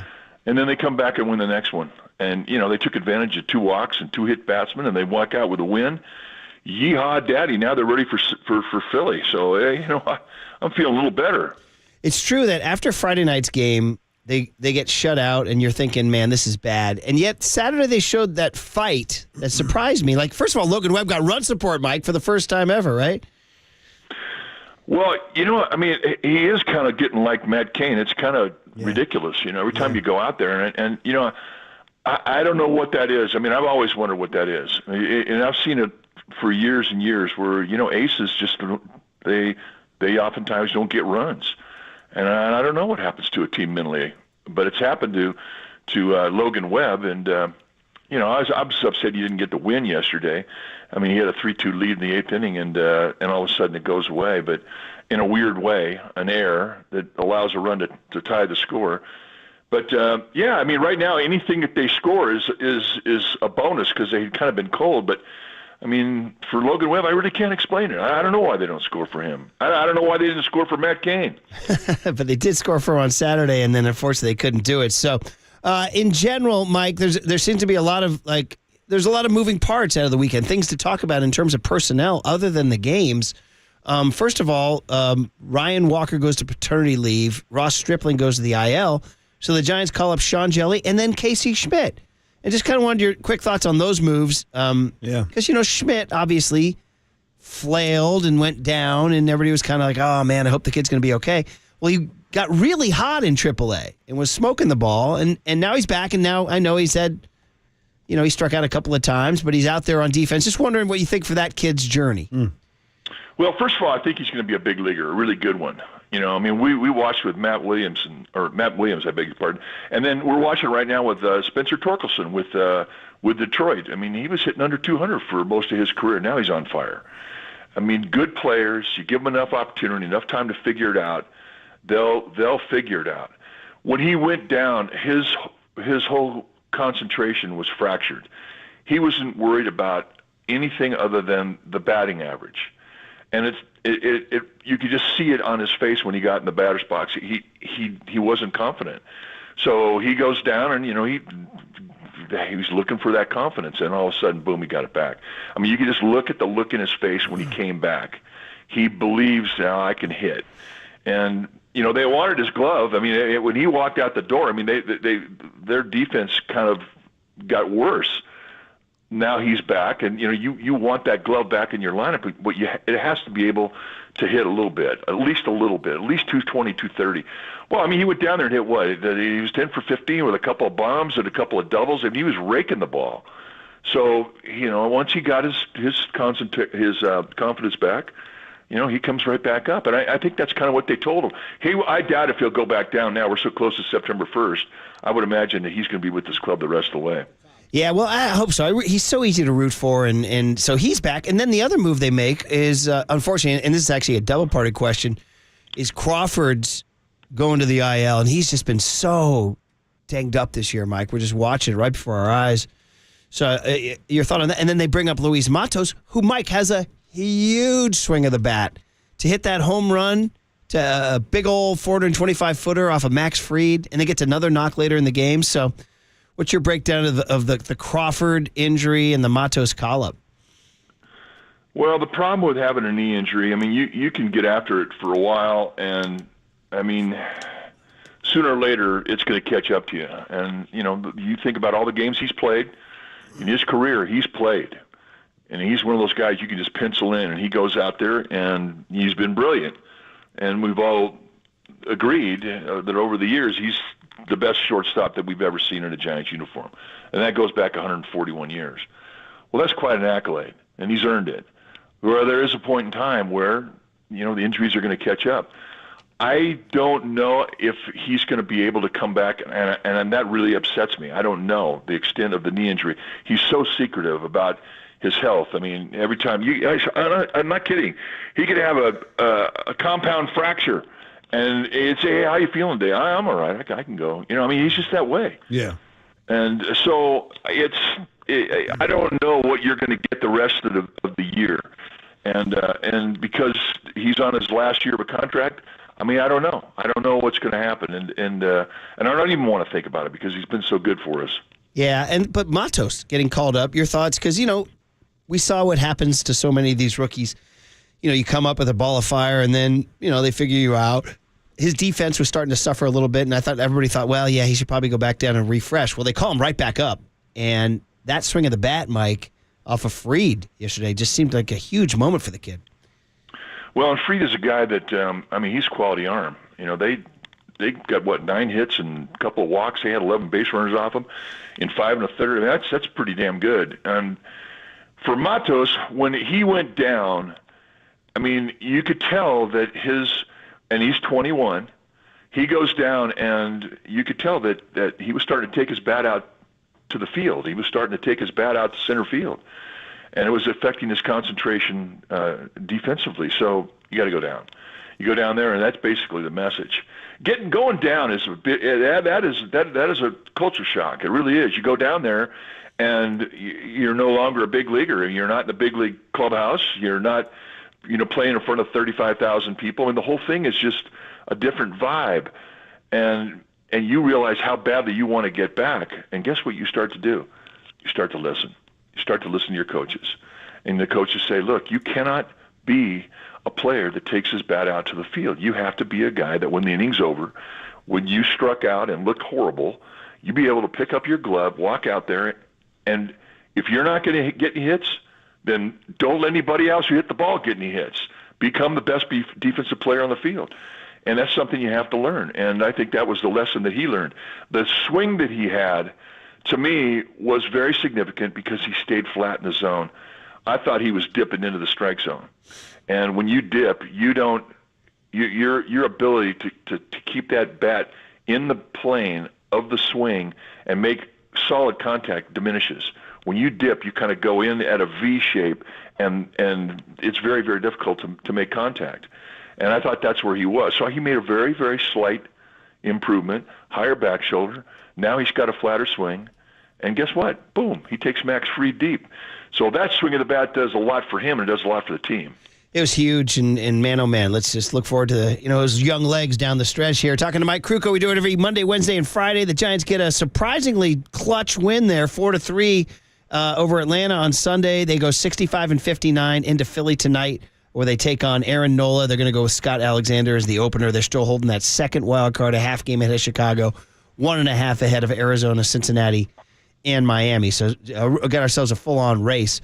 Mike, we have to break down the Doval 5-out save yesterday. That's a big ask, right? And he got some big strikeouts, and it wasn't without some tension. What did you think of the whole, asking 5 outs? Is the old Brian Wilson save, right? Well, he hasn't pitched in a while. When you go south a little bit, your closer's the one guy that's going to suffer. And so that didn't really surprise me that they used him that much. And he didn't get the save. He got the win. And, it became a blown save because of a defensive mistake. But I thought the guy was just scintillating. He was just I love the fact that this guy has figured out what presence on the mound means. And, he gets a little dizzy sometimes. He forgets to get the pitch off, or, he'll balk, or he won't cover a bag. You erase all of that. He still thinks he's the baddest ass on the mountain. And that in itself makes everybody behind him believe that. And all of us who are watching him believe that. And he looked that way yesterday. I mean, once the team, they gave up the lead, they got a run back for him, it just seemed like the Braves were going to have no chance in the ninth inning, and they didn't. And I love that about that guy. Yeah, the 5-out win, I guess, is what we should call it there. So, yeah, he looked juiced up and ready to go. So the Giants used Jacob Junis, Alex Wood, Tristan Beck, Luke Jackson, Taylor Rogers, and Camilo Doval. A couple of walks and a couple of hit batsmen to steal one in Atlanta. Yeah. Mike, I guess one more before the Kyle Harrison's dive goes on. They actually got 11 hits on Saturday and 10 on Sunday. It was their first time having back-to-back games of 10 or more hits since July 29th and 30th. So, this long, deep freeze on the bats. Maybe? Let's thaw them out. Yeah. Maybe? Yeah, I do. I think they're starting to thaw, no doubt. I think, and a couple things that really upset me throughout the 7-week dry spell were the amount of good pitches that they fouled off collectively. They'd get a good pitch to hit, and they'd foul it off. And now they're starting to put it in play. And none of that, but they're using the whole field again. I mean, I think this is what this team does. When they're going good, they grind. They get a lot of pitches out of the starter, and they use the whole field. And, we're starting to see shades of that again. That's going to be their key. And the key for them against these good teams is getting the starter out of the game, get in that bullpen early. And they beat a guy yesterday, Kirby Yates. He hadn't had a loss. His ERA was in the twos, and he gives up 2 walks and drills 2 guys, and he gets the loss. But, when you're going bad, I think you have a tendency as a group to start trying to make something happen. That grinding approach where you'll take a walk and work for a walk, you kind of lose that, but they're getting that back. Look, the hit batsmen were just gifts. But the walks were key, especially Conforto's leadoff walk there in the top of the 9th. That was a great at bat. I mean, from Peterson's perspective, when the bases were loaded, it was a 4-pitch walk, and I don't want to discount it, but I mean, it looked to me like it was a little bit easier than the Conforto walk. But they're getting walks, and so I like what I'm seeing. They like what they're seeing. Some of the comments after the game. Well, we're starting to get hot. We're starting to turn this around. That's what you want to hear because they're feeling it too. Good. Yeah, man. So back-to-back double-digit hits. Now they go into Philadelphia where the Phillies are coming in from Williamsport. They lost last night in that Little League Classic to the Nationals. But, Mike, we've waited this long to dive in. This is going to be eventful. Kyle Harrison. What everybody's writing is the most heralded pitching prospect since Madison Bumgarner. And that was 14 years ago. I mean, 14 years is a long time. Mike, the idea of calling him up, it's going to be a Tuesday in Philadelphia. In Philly, too. I need all your thoughts. Well, you want to bring a lefty to go into Philly because they got some left-handed clout there that you want to try and neutralize. It's a tough ballpark. It's a ball where a park where you see a lot of home runs. This guy's always been, he's always been the type of arm that catches your imagination because of the strikeouts. Last year he had, it was like 180 something strikeouts in 110 innings or something like that. And his strikeout total was almost 4-to-1 strikeout walk. And you're thinking, well, that arm plays, but strikeouts play, let's face it. And then his walks and hits per innings pitch was really good last year. It was around 1-1 something. This year it's been beefed up a little bit. The walks and hits per innings pitch is right around 1.5, between 1.4 and 1.5. I mean, that's not great because of the walk total. Now, when he had like around 45 innings this year, he had almost a walk an inning. But he had almost 2 strikeouts an inning, which, again, that's the lure. Well, now, I mean, these last few starts, he hadn't walked anybody, and the strikeouts total's still going up. So that's what they've been waiting for. I mean, his ERA through 65 or so innings is it's like 4.5 or something like that. It's not great, but the way that he's gotten better in these last few starts, he's in the attack mode, he's ahead in the count, and he's letting that good stuff play, that deceptive good stuff play. He's not an easy pickup, which is what reminds everybody of Madison Bumgarner, nor was he. And he can get strikeouts from righties and lefties, and that's the other thing. You know, it's great when a lefty can strike out lefties, but he's striking out right-handers too. And he's going at them right across the letters. He can pitch high. So I like all that stuff. And plus now, you know, he's been having that carrot dangled out in front of him for a while. He wants it so bad. He wants to get to the big leagues so bad. When they start talking about your name and he's going to get called up anytime soon, I don't even think that's fair to a young player. So now he's getting the nod. He's finally here, and it's not the September call-up. I know it's close, but they need him against Philly, against this left-handed power. They need him, and they deem him ready. And here he goes tomorrow night. So we're all looking forward to it. And you know what? I hope he never ever puts on another minor league jersey. Right? That's the interesting thing. Nice. Is he here to stay? Well, that's up to him. I mean, you know, he's going to have to have better command. I mean, you can't have a 1.5 walks and hits per inning pitch. I mean, that's not that great. I mean, you want to be a 1.3 or less, and you know, he's shown that he can do that. I mean, last year, like I said, I mean, his walks per innings pitch was like 1.1 something. That's when I thought we might see him out of spring, and then this spring kind of set him back. He really didn't. He was in a set of bad mechanics, and when we saw him, he was all over the place. And I thought, that's going to take a while, and it did take him a while. This year, he was wild a lot of the year, but he's ironed it out, and they say he's ready. So, hey, they've been pretty good about telling us when the young talent's ready.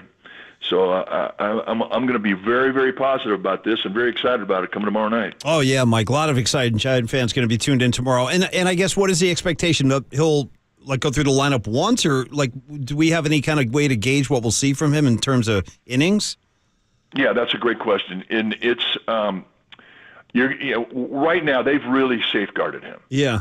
You know, it's amazing how different, you know, when you go to college out of high school, how much you throw in college programs compared to how much you throw in professional baseball. I mean, it's night and day. I mean, they've really protected him. I don't know if he's even gone over 80 pitches in his career. If you were in college, I mean, you're throwing 120 to 140 pitches when you're a starter. I mean, they let you go. That doesn't happen when you have a prospect like Harrison. You know, they've really, really safeguarded him. So because of the pitch count and because of what he's done, number one, he's going to start. He hasn't come out of the bullpen, so that's something entirely different where you have to learn. They don't want him coming into an existing game. So they're going to let him start. And then I think realistically, if you can get 4 innings out of him and 75 pitches or so, then that's going to be his outing. So basically, he's going to be an extended opener. Okay. Yeah. But you know what? Having said that, if his pitch count is low through 4 innings, if it's around 60, they'll let him go into the 5th inning. It's all going to be about pitch count. And but I think right now, if he could go back in with this bullpen they have and give him 4 solid and get through that lineup, and remember, and this is a very, very experienced Phillies team. They got a lot of old hitters, a lot of guys who are veterans. Who's the guy that they don't want to face? The guy that they don't know? Well, they don't know Kyle Harrison, and he's got great stuff. So I think he's got a very, very good chance to succeed and get four solid innings out of his appearance. Well, I mean, if the Phillies field their normal lineup, it would be Kyle Schwarber, Trey Turner, Bryce Harper, Nick Castellanos. I mean, welcome to the bigs, kid. Let's go. This is You're right. I mean, it's the big leagues, and I mean, that's the way it should be when you plant a flag. It should mean something, and it does. Kyle Christopher Harrison, the Bay Area kid, born in San Jose, went to high school at De La Salle. It's funny. Mike, De La Salle's the football school. And I think John Shea did a piece. I think he'll only be the second De La Salle kid to ever be in the bigs. We got one over the wall. The other one was a guy who just showed up. He only had like an inning or two, and then they sent him back down. So I don't know. It's just kind of fun. It's great that it's a huge extra bonus that he's local, Mike. Oh, man, we've been all watching his career. I mean, and the day he signed, and I remember, he had a full ride at UCLA. And I think he's a second or third round pick. And I'm thinking, damn, if they could get this guy, I mean, this kid sounds like he's pretty intriguing. And boom, they get him. And then to watch the success he had. And right away, I mean, the first thing you watch, and it's all about the strikeout. It's all about stuff. And right away, he caught your imagination. And so he's here. He's young, but the expectations are high. And the other thing too about it, the expectations are high from himself. He thinks he can be the guy. Yeah. So it doesn't start. You can't be the guy unless you think you can be the guy. I mean, think about Bumgarner when he showed up. He thought he was the guy. Yeah. I mean, even with Lincecum and Kane in the clubhouse, he thought he was the guy. Right. And that's the attitude you have to have. So I hope that the Harrison era is a long one, and I hope it rivals the careers of Bumgarner and Lincecum and Matt Cain. I mean, wouldn't it be something? Oh, man. Well, Danville, California is not exactly Hickory, North Carolina, but we'll go with it, man. They come from all sorts. They come from all places. It's very exciting. And he's a local kid, and it's, it's happening tomorrow. He just turned 22 last week. So, Mike, the table is set. They're hanging on. And I guess, do you just look at this? For as much, they've lost 5 straight series, and yet they're still holding the number 2 spot in the wild card. Do you kind of feel like they're in a good spot because there's nobody making a move in the NL? Well, yeah, that helps. Yeah. But... right now you're still worried about yourself. You're still worried about getting your own house in order. Their pitching's keeping them alive. Their pitching's been amazing. Yeah. And that's what's going to give them a chance from here on out. Now the offense is starting to wake up for a long winter's nap, and they're starting to get some knocks. They're starting to get some big knocks, and they have to continue that.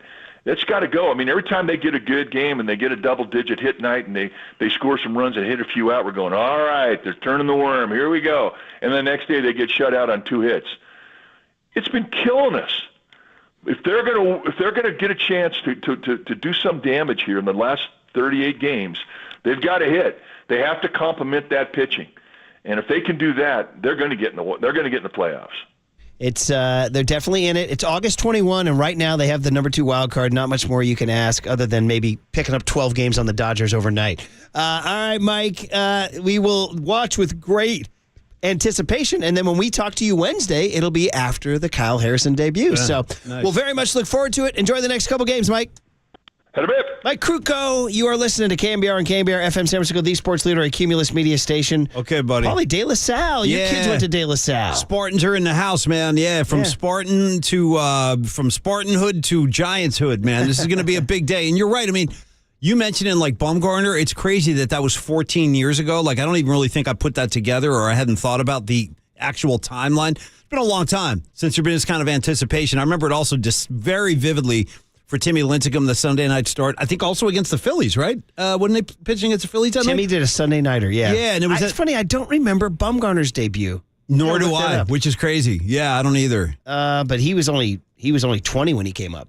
But the Timmy thing was a big deal. It was like an ESPN game. The whole country was watching. Yeah. And he gave up a couple of bombs. I remember Shane Victorino took him deep. Yeah. Somebody else took him deep. But he was flashing that magic. Yeah, he's throwing 97, 98. Yeah. He was in the twilight. Yeah. Anyway. Yes. It's exciting. And like we said, I hope the kid doesn't go back down. Well, what's got to be tough is going to be the night before his first start. What does a kid do? He's 22. He's going to be pacing around the hotel all night. Well, we know that his family's going out there. We're trying to get his old man on for tomorrow. Nice. And then maybe hopefully try to get him Wednesday morning on the Murphy Mac show. That'd be awesome, man. We shall see. But it's exciting. They're going to Philly. A bunch of veterans, Schwarber, Trey Turner, Bryce Harper. Do we know, Marcus, you might have the answer. What number does he wear? Do we know his number? Find out. No. You saw him in, I don't know if he'll have the same one when he comes up. I don't think it would be different. And I don't think they're going to give him a number until they make the official roster move. Yeah. Which I think we're all on the same page. It's probably going to be Sean Jelly being sent back down, right? I would imagine. Yeah. They sent Jelly. They just called him up to fill in for the Ryan Walker paternity leave situation. How do you feel about that one time through the lineup thing? Timmy got to pitch. I'd like to do, I know. Timmy got to pitch. I was going to ask just Mike. Got here. We kind of ran out of time there, but I want to ask Mike this new theory about there's only a certain amount of bullets in your arm, and that's why they're guarding they're saving bullets for the guy's entire career. It's funny because I was just looking at somehow, some way, somebody just had Nolan Ryan did that same approach. Somebody had a stat that the Giants struck out. It was John Shea wrote that exactly, Ryan. Yeah, he is an artillery. John Shea said to prep for the Spencer Strider start Friday, he looked up the Giants' record for single game strikeouts. It's very negative slant, right? He's already looking up And it was 18 times. They struck out 18 times in one game in 1959 against a young Sandy Koufax in L.A. at the Memorial Coliseum, at the Coliseum where USC plays football. Nice. And in 1959, he threw 147 pitches in that game, complete game. And I was wondering if you're a negative Nelly, you're like, yeah, that's why he blew out his elbow in 65. You know? I mean, I don't know. Maybe are there only a certain amount of bullets in arms? Ask Nolan Ryan. You know what I'm saying? You know, yeah. ask Bartolo Colon. Did Nolan Ryan ever even have a Tommy John?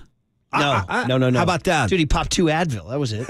And then told he got Harry back to work Spillman on his get in the ranch. crouch, yeah. Now, where's my pitchfork? I mean, some people are just genetically blessed, I think, you know what I mean? Yeah. Or, I don't know, mechanically perfect. I don't know. Then there are other guys like Verlander. They've been around forever. But he has 2 Tommy Johns, right? Yeah. So, but he's still out here throwing like 96, 97, 98 miles per hour. all right, hum babies, or pardon me, we did hum babies and bum babies. It's big hit time. Are you kidding me? Let's go. And of course, it's all about the guy who got Levi's Stadium cheering, goosebumps, emotions, tears. Maybe that's an overstatement. Maybe he just had a really good fourth quarter. Shout out, you got me feeling emotions. And he was a hum baby. The big hit is the return of Trey Lance to your lives on KNBR 104.5 and 680, the Sports Leader. Mike Krukow with Murph and Mac has been sponsored by Your Northern California Honda dealers at NorCalHondaDealers.com. the Murph and Mac Power Hour surges on. Next on KNBR 104.5 and 680, the Sports Leader. This is Murph and Mac's Big Hit. Here's what's trending now. On KNBR.com. Trey Lance led back-to-back scoring drives late in the fourth quarter as the 49ers completed their comeback win over the Denver Broncos in their Week 2 preseason matchup. So to see all the highs and lows from Trey Lance, Brock Purdy, and Sam Darnold's performance, check out that story and more trending now on the all-new KNBR app.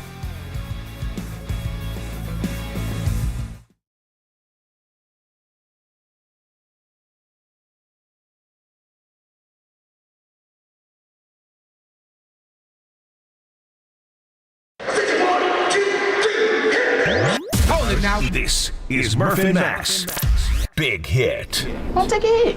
Hit me. Hit me. A hit is a hit, you pathetic schlepper. Fly ball into left field. Base hit. Sponsored by Benjamin Moore Paints. Experience the Benjamin Moore retail difference at their independently owned, authorized retailers today or at BenjaminMoore.com. On KNBR 104.5 FM and 680 AM, the Sports Leader. Juszczyk in motion on first down from their own 29. Fake the give right and rolling left.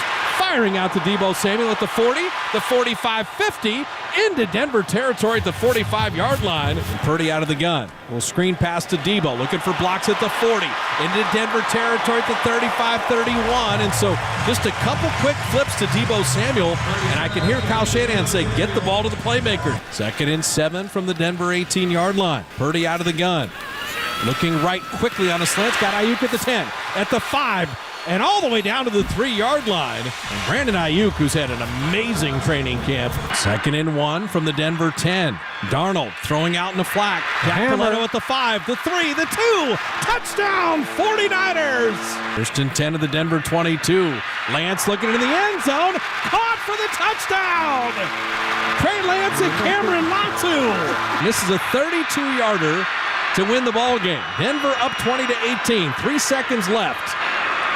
Tabor Peppers on the snap. Set. Kick. High enough. Long enough. And the Niners win. Jake Moody from 32 yards out. 21-20. 49er victory. There he is. He made it to the big hit. Of course he did. He moves the needle like no others. Trey Lance moved the needle more than anybody in the Bay? Yes, sir. Well, Steph Curry moves it a little bit. But I mean, like, Steph just moves it to, like, you know, like love. I'm talking about, like, the needle that goes back and forth and back and forth and back and forth. Honestly, the only other guy who was like that would be Jimmy Garoppolo. Same kind of thing where you have people on both sides. Jordan like Poole? Say what? Jordan Poole?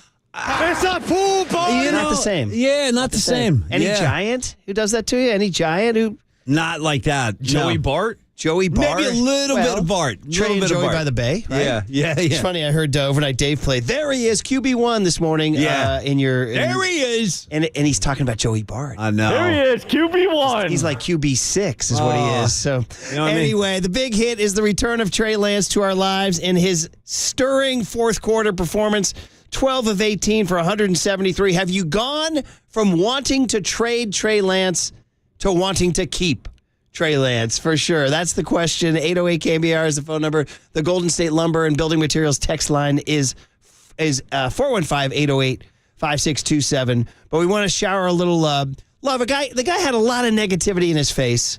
There was a lot. I mean, it's easy to read your press clippings and see your social media and hear how bad you are. And who were the sounds that we were playing this week? Marcus Spears, worst trade in NFL history. Mike Lombardi, the crib incident, Paulie, holding up from the crib. Well, that was a tough moment now. You're talking cribs and kids. I try to steer clear. And then Dan Orlovsky, I've seen enough. Remember that? Can't play in Kyle Shanahan's system. I mean, Dan, And what was the quote we pulled in the, what was it? He was, did you already quote that one? The one from the Hums where he said it was miserable, the ESPN reporter? Oh, then what there's was the that word? one too. The there dismal, was a the word ESPN that was used. dismal. Dismal. Thank you, dismal. That yeah. was odd. They just showed the I don't think pic. that guy saw him play. No, because it wasn't dismal at all. Like hard. It was. That's why he's the big hit. Paulie. Thank you, man. And that's why Trey Lance leads us off here talking about his mindset. He led 3 scoring drives. Yep. Trey Lance. Yeah, absolutely. I mean, coming into the game, being down, like the mindset was to score every time we get the ball. Sam had a couple tough drives, a couple tough picks and penalties on his drives that slowed him down. So we'd like to, for sure, clean it up and for him to get going a little bit more without those penalties. But, the mindset was to come out and score every play. And he did. He led 3 scoring drives. Also went into a tight window. Was it Willie Snead who caught that ball? Heavily covered. Fit into a tight window on that one. Found Ronnie Bell for the big yak play, 43, right? That was a nice hookup, Bell and Lance. They were clearly comfortable with each other. I mean, there's nothing less meaningful than the final 2 minutes of a preseason game. Unless it's this game right here, because like everything hinged on those final 2 minutes. Honest to goodness, yeah. 2:01 to go. You were like, get the ball back. I'm going to say what needs to be said. This is the most intriguing preseason game / exciting because Marcus, you call this ever. It might in be Niner history. It might be because not since Steve Young without his helmet against the Chargers. But like you were saying that you were still like glued to the game in the fourth quarter. I was too. I would say anybody who's a Niner fan was. But, like, how often is that the case? In preseason, usually by the fourth quarter, bro, I'm out hiking. I'm listening to music. I'm doing something. I mean, but Paulie I'm Mack, not watching the fourth quarter. Last Friday, we were joking about me leaving at halftime so I can go to Smoke Eaters and watch UFC 292. Go watch my guy, Sugar Sean O'Malley. Like Murph said, I was on the edge of my blanket seat in the fourth quarter. I was like Murph's kid in the third quarter saying, where's Trey Lance? Where's Trey Lance? He came in for the fourth quarter. I stayed the entire game. I watched the 2 scoring drives. Yep. Yeah, man. So Trey Lance gets the ball back with 2:01 to go, hits Ronnie Bell on the big play. They run a ball. Ty Davis-Price takes one down to the 2-yard line to set up a barely made field goal by Jake Mooney. But hey, here's Trey Lance on that last drive. Okay. Oh, nah, not in that situation. I wanted to win the game. Once Ty had that run, maybe thought about it a little bit. But coming out with a win is the most important thing. He was talking about getting a touchdown over a field goal here. And then here's a question about did you gain rhythm in the fourth quarter? Yeah, it felt great. It was fun, man. Offensive line did a great job and had some, dumb penalties. But it was awesome, guys. Guys made plays, and we're super excited to obviously come out with a win. Okay, so here, go to the text line right away. Here it is, 209. What? So you're saying 3 first-round draft picks for a backup QB. How can you justify that? 714, dudes, Lance was playing against third stringers. That's the most commonly heard response, yeah. Murph, slow your roll. It was only a preseason game. So there you go. You got the first 3 texts I read. It's got to start somewhere, and what I think he needs more than anything else is reps. He needs to be out there. He needs to see defenses and feel the game. So, yes, it was against 2s and 3s. That's true. On the other hand, like you said earlier, Murph, Trey Lance was also surrounded by 2s and 3s on his own unit. So, listen, he played with what he had. He went out there when Shanahan gave him the time. I think now I'm expecting to see a little bit more Trey this Friday. We'll see. It'll be intriguing. That'll be something you and Marcus will handle because I am gone Wednesday, Thursday, Friday, but you guys will handle that with John Lynch coming in. So finally, Kyle Shanahan, hey, how did your guy handle this game after the negative first game? Okay. It seemed like it. I mean, I think always when you don't go 3 and out, it helps, and so I think we got a little bit of better rhythm for him. It still took a little bit while to get going, not just him, but the whole group. I thought we were a little sloppy throughout the whole game. Way too many penalties. Seemed like when we did get some stuff going, especially there in the second quarter, it seemed like we always had a penalty or missed assignment. So I thought it was smoother than last week, but by no means were we pumped about it. I was pumped how we finished, pumped about the win. Some good things, but still got a lot to do to clean up. All right, here's Trey Lance talking about, by the way, 650 with a great text. He goes, you guys are asking about moving the needle. Jake Moody moves the needle too. It's must-see TV when he lines up. Yikes. Oh, man, dude, it's already getting to be a reputation. 916 defends it, says, well, you justify it by getting players in later rounds, which they do every year. So, I mean, that gets back to Mike Silver's point about the draft obsession delirium, where we place so much. Silver says, if you look at it this way, just what's your draft haul? You got this guy in the 7th, you got this guy in the 1st. Does it matter if one, you have your players on your roster? Should their draft tag follow them the rest of their career? Well, it's a good question. I mean, it's probably not if you're asking me, but there are other people that would say definitely because people love the draft and all that.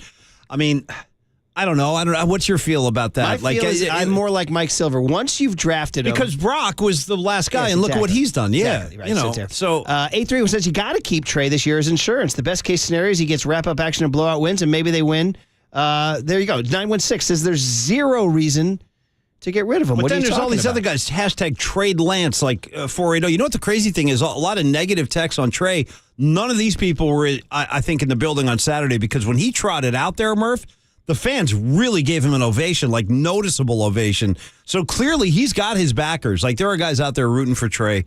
There seem to be just as many who would like to trade him and are anti-Trey guys. It's a pretty fascinating moment. Yeah, but Paul and Mac, to your point, I was in the stadium. I kind of heard the uproar once Trey Lance came into the game. They put him on the big screen. And then how about the reaction of guys like Brandon Ayuk getting the penalty for celebrating the Trey Lance touchdown? I'm not too freaked out about that. I mean, I know it cost him. No, he's saying there's love. I'm saying there's love for Trey Lance, like on the team and in the building, like you're talking about. Yeah. 510 says all of his completions were single reads. He has no pocket presence. He stares down receivers. He reminds me of Tim Tebow. It's exactly what they would say about Jimmy Garoppolo, too. Like, he just took the kind of easy plays, the easy targets, got rid of the football quick. But that's kind of probably what Kyle wanted to see. 707 says, wait, so last week was a preseason game, and Trey played poorly, and people lost their minds. Now he plays well against similar competition, and you're saying it's just preseason? And he's 2s and 3s, yeah. He says Trey haters are just big, wet babies. Okay. I've never heard that one. I like that they're calling them wet babies, I like that text from a 707. He has a great point. Whenever your team plays well in the preseason, you get the win. It's like, oh, yeah, we're looking good this year, boys. We're looking good. But if you lose a preseason game, it's, oh, no big deal. It's just preseason. It doesn't even matter. That's right, Marcus. It's funny how that perspective flips.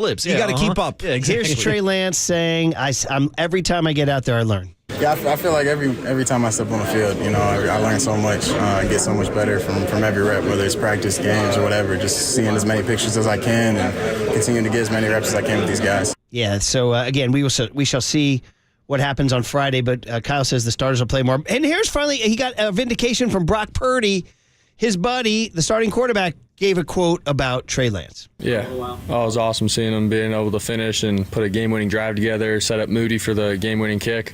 We all want to see him succeed and do great. So to be able to go out there and just chip away, honestly, and then he put together 2 great drives at the end. So it was awesome to see. Really excited for him. There you go, Brock Purdy. Of course, easy to say when you're QB1, right? 408 says trade him for what? They won't get anything. They got to hold on to him. Yeah. So, and 916 may wrap up the big hit because the cooler content's pretty robust. Says, who gives a Baker's F? Let's get to the regular season. All right? That's always out there, too. I'm with you, man. Pretty good. And by the way, I'll shout any Baker's F gets a shout out from me because that's a very underrated phrase in life. So, anyway, guys, the big hit is Trey Lance. And I think in general, the Murph and Mac show saying, at least from my perspective, very pleased to see it. I was pleased, yeah. I know his journey is different than other quarterbacks' journeys. He's not going to be a golden child. He's not going to be a bonus baby. He's going to be a different road. It may be a year or two before he truly finds his place, but let me just tell you this. Quarterbacks get injured, and he may get his chance. He's got his own journey. He got injured, too. So it was good to see, and you see sometimes, those flashes. It is just kind of amazing, though, that he was the number 3 pick in the draft, just like Sam Darnold was. He's fighting for a number 2 spot. And they're both being outplayed by pick number 262. Well, see, there you go. So there you go. Well, there you go. There's your big hit for today. Hey, the cooler of content is robust. some really fun sound from the weekend. We got to dive into it, and we will next on KNBR 104.5 and 680, the Sports Leader. You're listening to Murph and Max Power Hour. Now on 104.5 FM and 680. This is KNBR, the Sports Leader. American Canyon, shout out to you for supporting KNBR, American Canyon Sports Leader. Here's what's trending now. Trending now. On KNBR.com. Kyle Harrison is coming to San Francisco, but first, he has to pitch out in Philadelphia. Yesterday, Gabe Kapler confirmed that Kyle Harrison will be making his first MLB start Tuesday in Philadelphia against the Phillies. So to read everything you need to know about Kyle Harrison's MLB debut, check out that story and more trending now on the all-new KNBR app.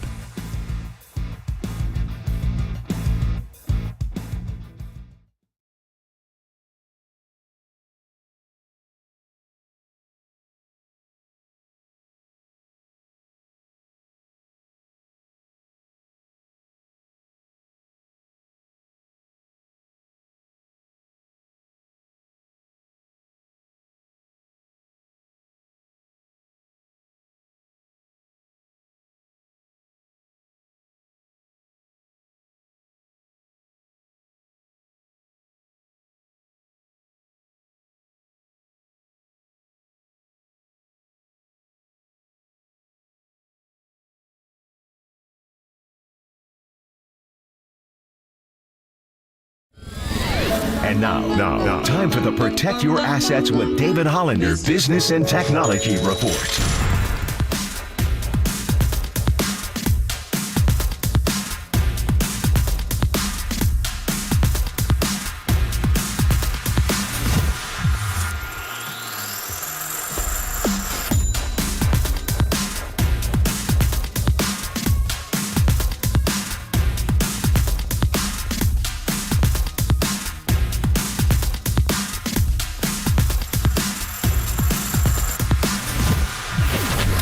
This has been the Protect Your Assets with David Hollander Business and Technology Report. Do you want to pay less taxes this year? Learn more. Listen to David's show every Saturday morning on KNBR or call 1-866-PROTECT. Crank up Murph and Max Power Hour. All right, everyone, chill. This is the cooler. You're not sending me to the cooler of content. Murph and Max Cooler of Content is sponsored by Mancini Sleep World. Sleep better, live better. Visit sleepworld.com. And by Marin Health. Marin Health Medical Center and Marin Health Medical Network world-class care. Closer than you think. On KNBR, the Sports Leader. All right, yeah, it's a big weekend for sound. It was happening all over the place here, and man, I don't even know where to start. Why don't we start with this Trey Lance, this controversy? As the great Prince would say here. I guess the guy's name is Zubin Mehenti. Is that his name? Zubin Mehenti, okay. Yeah, I was watching this. And I was like, because we had the hotel TV on up in Seattle, and I saw Kate Scott, by the way, do the Seahawks Cowboys game. How's she sounding in the... Fantastic.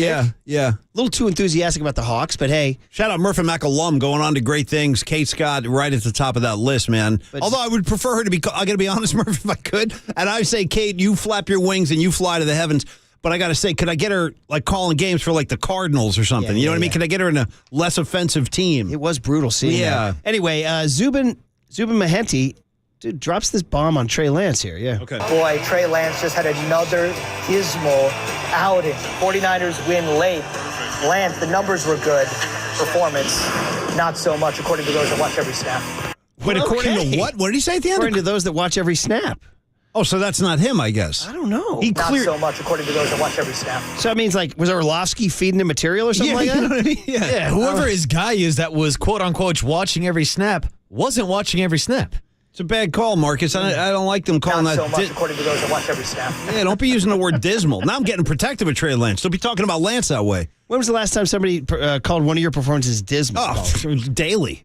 I mean, I get that all the behind time. Closed doors, maybe? Paulie Mack? Oh, I know him. Yeah, he's dismal. If you know what I mean? Was there something personal where you were rated as Bro, there's dismal? always something personal. Just to go ahead and ask likable Tony. He'll tell you. I was going to get if you know what I'm saying. I was trying to work a little blue here. How was it for you, honey? Dismal. Oh! Dismal. Well, that's not what you want to hear. There you go. Yeah. You know who's dismal is the Yankees. The Yankees are dismal. Look They at were my guy bum hanging his babies. head in there. By the way, check out the stream.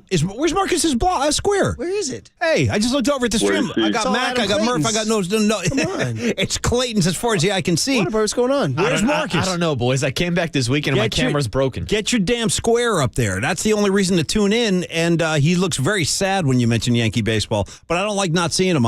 There he is. No, that's Hey. not me, Paulie Mac. Oh, I can't look closely. I can't see it over there. It's a freeze frame of Thin Tim and Danny Dunn, I think. Yeah. Looks like the stream is broken, boys. Well, that's not going to help ratings. Damn it. A frozen shot of Thin Tim. Oh, shout out Barista. Stern's in that photo, too. Well, that will help ratings. He's got that killer bod. Nick Turturro has been very quiet this summer. And then finally, the Yankees got swept by the Red Sox in the Bronx. All right. And he took to the social medias. The Yankees, complete disaster. It was coming. It was happening over a couple of years. Enough is enough. Please, ownership. Look at what's happening here. This is really an embarrassment on every level. I've surrendered. Okay. We've all surrendered. But we got to do something. All right? This year is done. We packed it in. Make a stance. All right? Please. Right.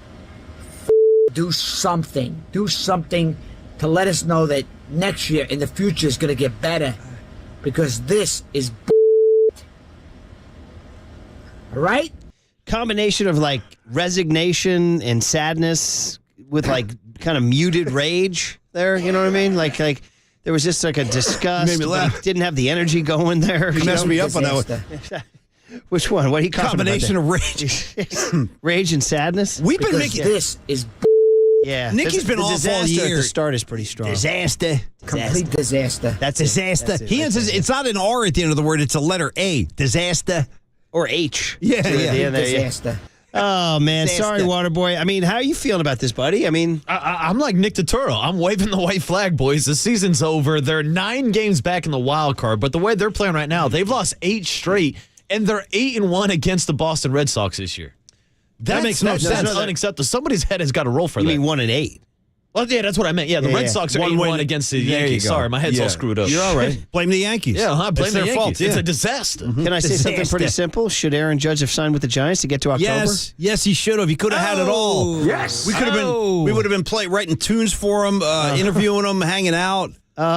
Okay, here's now this one's like a little. I don't know. You want a little comedy? Sure, I love comedy. Even though they're calling it the Hurricane down there. I've been hearing Hurricane. that term, the Hurricane. So, by the way, that Dodger Stadium picture, I guess if you do a little more research, it's like an optical illusion. It's actually, the picture is accurate, but the water is reflecting off the pavement to look flooded. It's actually not flooded. Well, the I know. freeways were. I saw It was some more fun to believe it was flooded. Because it was confusing. Yeah, You guys- very much confusion. You see yeah. the area? Because I was going to ask you which ones they were showing. Do you guys see any of the freeway coverage they were doing, like the aerial shots yesterday? Yeah. There was like several inches of water on the freeway. So that was no illusion. That was Do real. you guys know this Twitter Instagram account called Chad and JT? They're comedians. Oh, I've seen these guys before. So they decided to give a Southern Californians hurricane safety prep.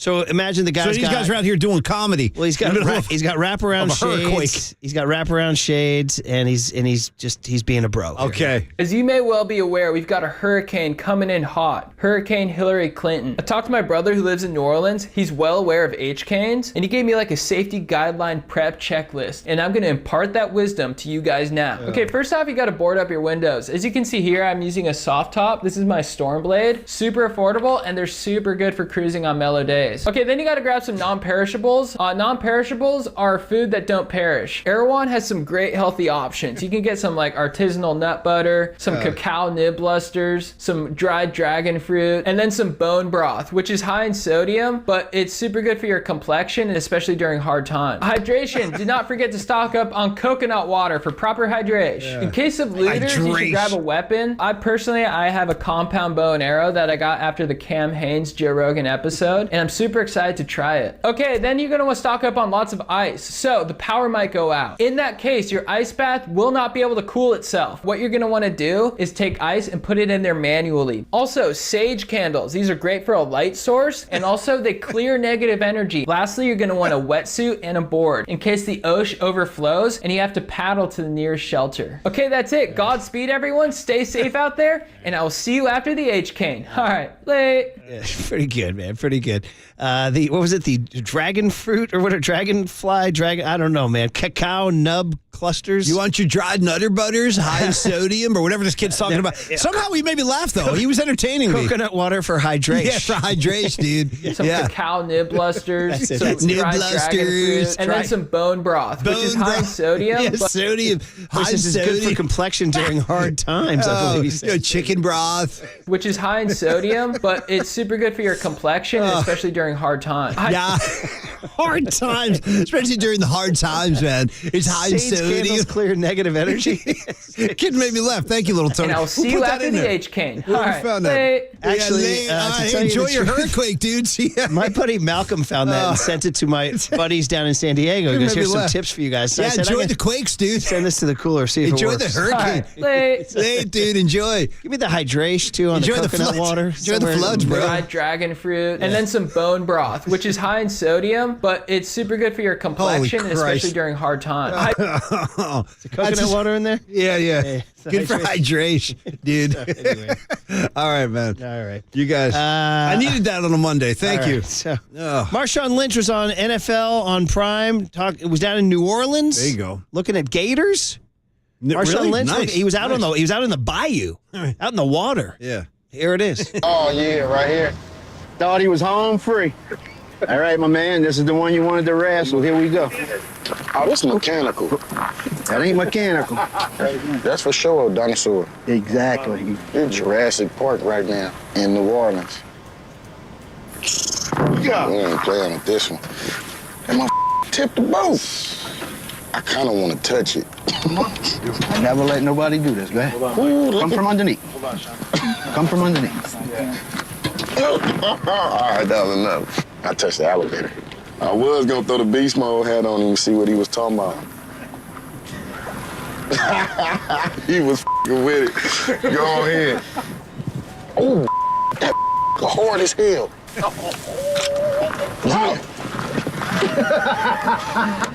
All right, I quit. That was enough, boy. That mother. We appreciate you, my guy. Signing off, psycho. Oh man! Again, like Shaquille O'Neal, we're talking about like guys who just walk into a room and people immediately The room love them. lights up. Yeah. Marshawn Lynch, Even the right there. alligator community is comfortable with beast mode. By the way, would you want to go? He's out in a boat. No. Don't go anywhere near those things. No They're like need, right? dinosaurs to me. They're creepier as hell. Is there a creepier reptile Maybe a slash animal? hippo. A hippo? Hippo. You ever seen a hippo? I'm not going to mess with Or a hippo rhino? either. None of those guys. He got a horn on his nose. There was I'm a not messing with rhino that. walking down the middle of the street in India the other day. Some people were filming it. He was walking through a marketplace. It was insane. Why And was it there a looked like- rhino in the marketplace? It looked like something out of like 7 million BC, dude. It was like very dinosaur nothing looking. modern about the No, rhino. got that man. rhino, got the horn going. Huge metal, huge plates on their sides, got dude. the barrel like armor chest going. plates. You know what I mean? Taking a dump right there in the marketplace. A rhino dump, Marcus. People like who was You better get your snow shovel let's for go that. wrestle a gator. Nah, no Well, thanks. you know who does? Our guy Will Clark.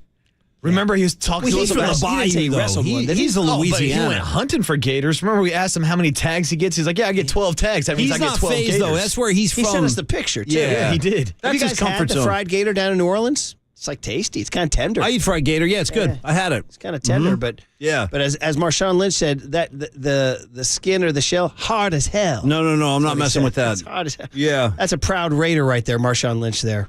Yeah. I like how at the end he calls the alligator my guy. All right, my guy. Talking to the Because I alligator. was just with the beast mode hat on him to see what he was talking about.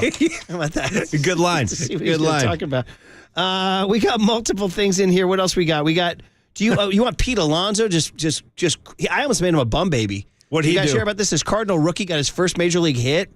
Everybody was going crazy, and because it was an infield hit and the throw was wide, and Alonso had to kind of dive for it, but the kid was safe. It was his first major league hit, and the Cardinals fans who were having a terrible season, they were going nuts. And Alonso just picked up the ball and chucked it in the stands. Just chucked it in the stands. He had no idea that it was the guys. It did, and so people thought he did it on purpose. They're like, Alonzo, it's an act of war. And dude, he went on an apology tour like you read about. Okay. He was so sorry. Listen to him. I feel horrible. I feel awful. I didn't mean to. I know it sounds stupid, but it is just a bad brain fart. I know throwing the ball in the stands that robs him of a kind of a really special moment. But I feel really bad thinking back on my first hit and just getting the ball thrown back to the dugout. I feel awful. I feel like a piece of crap. It's just in the heat of the moment, you kind of just get lost. I just kind of still going. Got up from trying to make a play, and then umpire said, "Hey, we're going to switch this ball out." So I'm like, "Okay, like I'm going to do what I always do, like I always throw the ball in the stands, but I'll never throw the ball in the stands again. I'm just going to roll every ball to the dugout when they're going to switch it out." But that's a really bad mistake, and it's completely unintentional. I feel horrible about it. I feel really bad, and I apologize. Still going. I apologized to him when I was at second after the force out, and then I'm really sorry, and I'm gonna try and talk to him and get him something for tomorrow as an apology, because like it's gonna bring him a gift. Yeah, this is like minute 3. It's I stupid. think It's a really bad look. He's still going. I feel like an idiot, and I feel terrible. I feel really bad. Greatest apology of all time. Great, from the heart, sincere, lengthy, like checked all the boxes. There's I feel like never an been idiot. an Blames apology himself. Oh, I'm an idiot. I got to do something for this kid. I blame myself. Is it shades of Boogie Nights in there?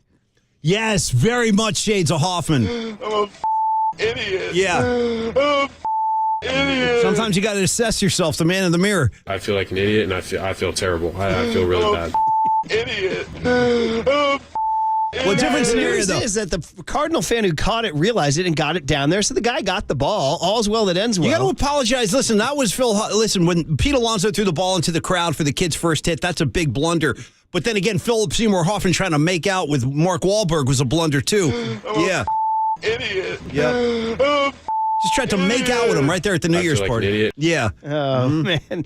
All right. Well, let's end it with this. Hey, people were saying, if you were listening to the Giants game on the radio Sunday morning, the highlight was, first of all, FP's doing great. FP Santangelo and Joe Rizzo. And there was that 10-minute delay when they had to fix the mound. Yeah. Or whatever. Yeah. 5-minute delay. Mm-hmm. And they couldn't go to commercial. FP and Joe had to keep it there. Yeah. So FP did play-by-play of the grounds crew. Okay. So here it is. You want to go start with a B? And one says best cut. Build up to the best cut? What do we think? Okay, here's cut B. This is FP. Here we go. They have like one of those pesticide things that you pump up, and then you have the wand, but that's water.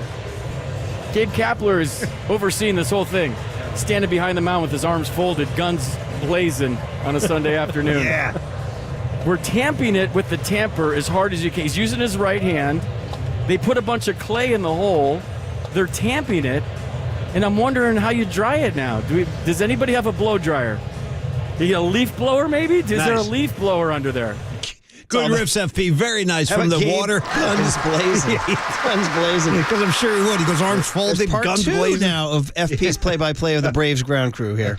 And here comes the grounds crew.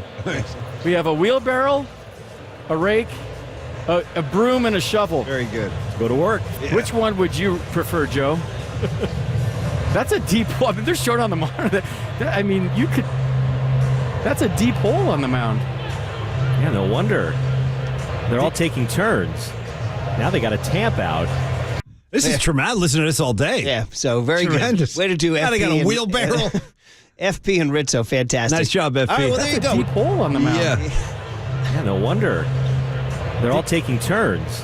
So I told you guys it was as likable Tony. Likable Tony Murph said when he handed the cooler over to, he says the cooler is thick today. Yeah. He said, as the kids say, with 2 C's. That's true. Well, with 2 C's. You can't have just the one. Shout out Cardi B and Nicki Minaj. There you go, buddy. What about Megan Thee Stallion? Sure. She's got 2 Absolutely. C's also. There you go. Marcus with the immediate thumbs up. I'll give you 3 C's, Paul. We'll go 3 on her, yeah. Bobby Fitzgerald talking Niner football at 9:15. Nice, man. We got to get into the Kyle Harrison call-up next on KNBR 104.5 and 680, the Sports Leader. And I will see you after the H-Cane. All right, late.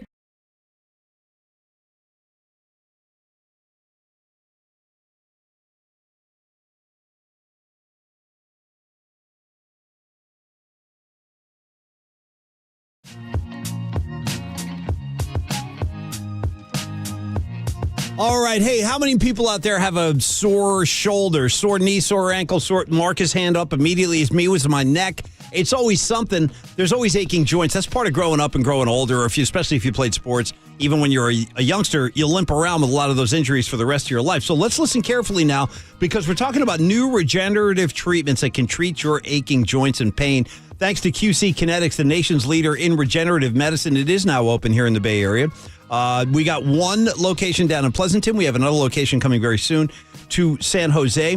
And QC Kinetics has become the nation's leader in regenerative medicine. Now, they draw these agents from your own body. These are powerful treatments that can restore and repair damaged tissue in your aching joints so you can move around without the pain. That's such a factor for so many people. There are over 100 QC Kinetics clinics nationwide. They've treated thousands of patients. So again, if you're suffering from pain in your knees, your shoulders, hip, back, neck, whatever the case might be, elbows, this is an alternative to prescription medicine. This is an alternative from seeing a variety of doctors.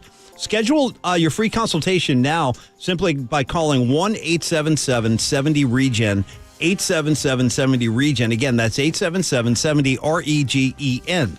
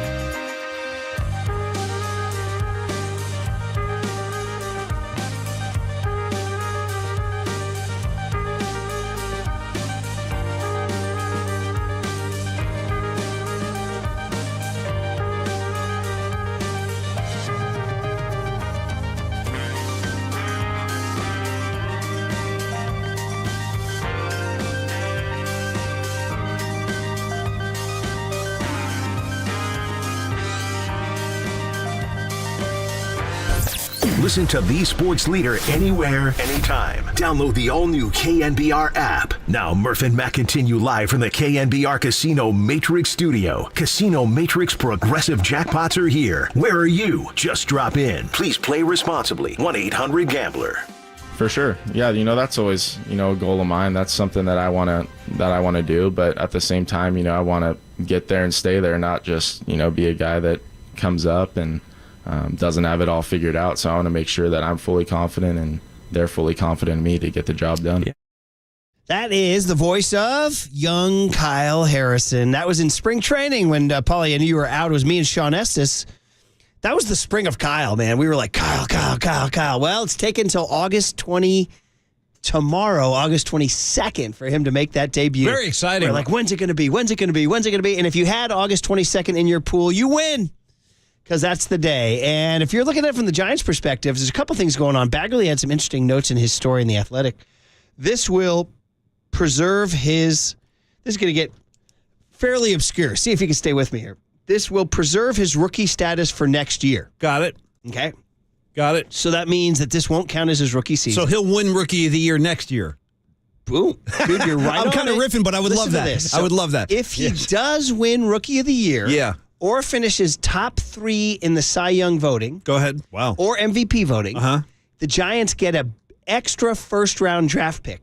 This was written into the collective bargaining agreement to encourage teams to call rookies up more. That's this good was something incentive. the players won in the Great negotiations. incentives. Yeah. And they say, if you call us up and keep us up here for an entire season and we win an award, you get an extra draft pick. That would be killer. And it happened to the Mariners. My pet team that I was just up there seeing this past weekend. Murph's M's. Julio Rodriguez got called up, won Rookie of the Year, and the Mariners got the 29th pick in the draft this Love past that. June, That's in addition great. to. Nice little incentive there. So, Play your ass off. Yeah. Kyle. I mean, I wouldn't say it's a long shot that he would finish top 3 in Cy Young, but you never know. He could win Rookie of the Year too. Now, Murph, do I have to brace myself for the same kind of reaction where these days, Marcus, one wrong move and the Twitter X people, they get you, they string you up from a tree. Like I'm thinking, the first time that Kyle Harrison goes up to a 3-1 count, is Twitter going to explode? Hashtag Kyle must You're all go. over it. Yeah. Yes. You're What's a all 3-1 over it. count? Let the You're kid. all over Yeah. it. And by the way, thanks to the insane website that is Baseball Reference, I do know that John Shea had written a story about De La Salle players who had made it to the bigs, and I thought there was only one. No. There have been 4. There have been 4. So the first was a former San Francisco Giant. And you see him, this guy shows up at the Willie McCovey Golf Tournament, Eric Johnson. Okay. He had 18 plate appearances as a Giant in 1993 and 94. And then next up was a guy named Chris Carter, not the Vikings wide receiver. Yeah, no, not that guy. He was a pinch hitter and outfielder who was drafted by the Diamondbacks and played with the Red Sox and the Mets. Okay. He had 113 games. So Chris Carter was the other one. John Baker is actually the most robust one. He played 359 games in the bigs. He went to Cal, and he played for the Marlins, and he played for the Padres, and he played for the Cubs, and he's a De La Salle Spartan. And then a guy who had one at bat, the Moonlight Graham of De La Salle, is a guy named Mike Miller, who played for the Red Sox. He got 1 AB. So Kyle Harrison would be the 5th De La Salle Spartan. That's exciting, man. To make it. Yeah. And we're all very, very excited for him tomorrow. And, the only thing is, I would love for him to go out and, throw 7 shutty, but they're only going to – they've kept his pitch count so low. Now, what's that about? Because you want to see the kid – you got to let the kid we'll work. have to talk to Bags about this Okay, tomorrow. go ahead. Okay. That the one theory I read is that they literally believe that you only have so many bullets in your arm, and the more they limit them, the more bullets you have in your career. Boy, oh boy. As an old college pitcher, do you buy it? See, I don't know, because we just saw Quinn Matthews from Stanford in the College World Series go out and throw 156 pitches and throw a complete game. And they would say, those who believe would say that's bad. They would. But he also got drafted in the 4th round by the Cardinals this year, so we'll see how his career plays out. But it does seem weird in this day and age of the magical number. Once you reach 100 pitches, you got to come out of the game. Like, everybody is different. Yes, there's different thank types you. of throwers. Yes. There's more stress on your Yes, arm. everybody's whether different. there's a guy like Camilo Duvall throwing 100 miles per hour or Sergio Romo just slinging in sliders, it's going to have a different effect and a different toll on your body. Right. Great call, man. So here is this is a little back and forth with Kapler and the reporters about confirming that the kid will be in Philly. One more note for you guys. I know you guys were asking before the game about Harrison. So you guys, I think you guys already have a sense of it, but he's going to start for us on Tuesday in Philadelphia. Is there another for tomorrow's game? That one we want to work through a little bit, just a little bit. Okay. Can you just tell us a little bit about the timing of it and what's behind that decision? Last couple of outings, I think he's taken some real steps forward. We think he's ready to come up and help us win baseball games. That's the most important thing. It's not a bad. Philadelphia is great. Good lineup, lefties or righties, but you might say that lefties have give you a better shot. I don't want to focus too much on that because this is really about Kyle earning the opportunity, hanging in there, fighting through a challenging season in some ways, but a really good development season in others, and he's just ready for the opportunity. He's not very stretched out. Where do you envision kind of his role when he comes up? Yeah, and don't want to set any boundaries on Sunday. Let's let him get here and get him ready to roll. We want to have him have easy, comfortable travel, and then start to work with our pitching coaches. We'll develop a game plan like we always do with all of our pitchers and kind of decide what we feel like he's built up for, what's safe, and what's best for Kyle. Is he traveling today then? I think he may be traveling today, maybe traveling tomorrow. I'm not 1,000% sure. yeah, I don't want to say that definitively right now. First of all, I just really enjoyed the whole give and take here in Sluss and Bags and all these guys. And there's some sort of like kind of chill. It was almost like I was trying to place it too, man. It was almost like I felt like it was the Buena Vista Social Club. Yes, it had a Latin flavor, no question. I picked that up too. There was a Do you Latin remember that vibe. movie, the Buena Vista Social Club? I remember it. It was a big deal. Yeah. Shout Shout out the soundtrack. I was getting the vibes. Thought he was like at a Margaritaville or something. Well, listen, I want him to travel comfortably, preferably in first class. So we can get something. This is weird. I'm just giving you guys my little personal feelings here. That exchange, for some reason, got me kind of fired up. Like, what about Kyle? Yeah. Well, it's real. It's getting real now. Yeah, and I feel like I think he's going to be here forever now. Like, you know, that's what Mike said. Mike said, I hope he never puts a minor league jersey on again. I want to see this guy in the home creams now. Like, we got our guy. Matt Cain never went back down. Timmy, Bum. Like, there are guys that come, they stay.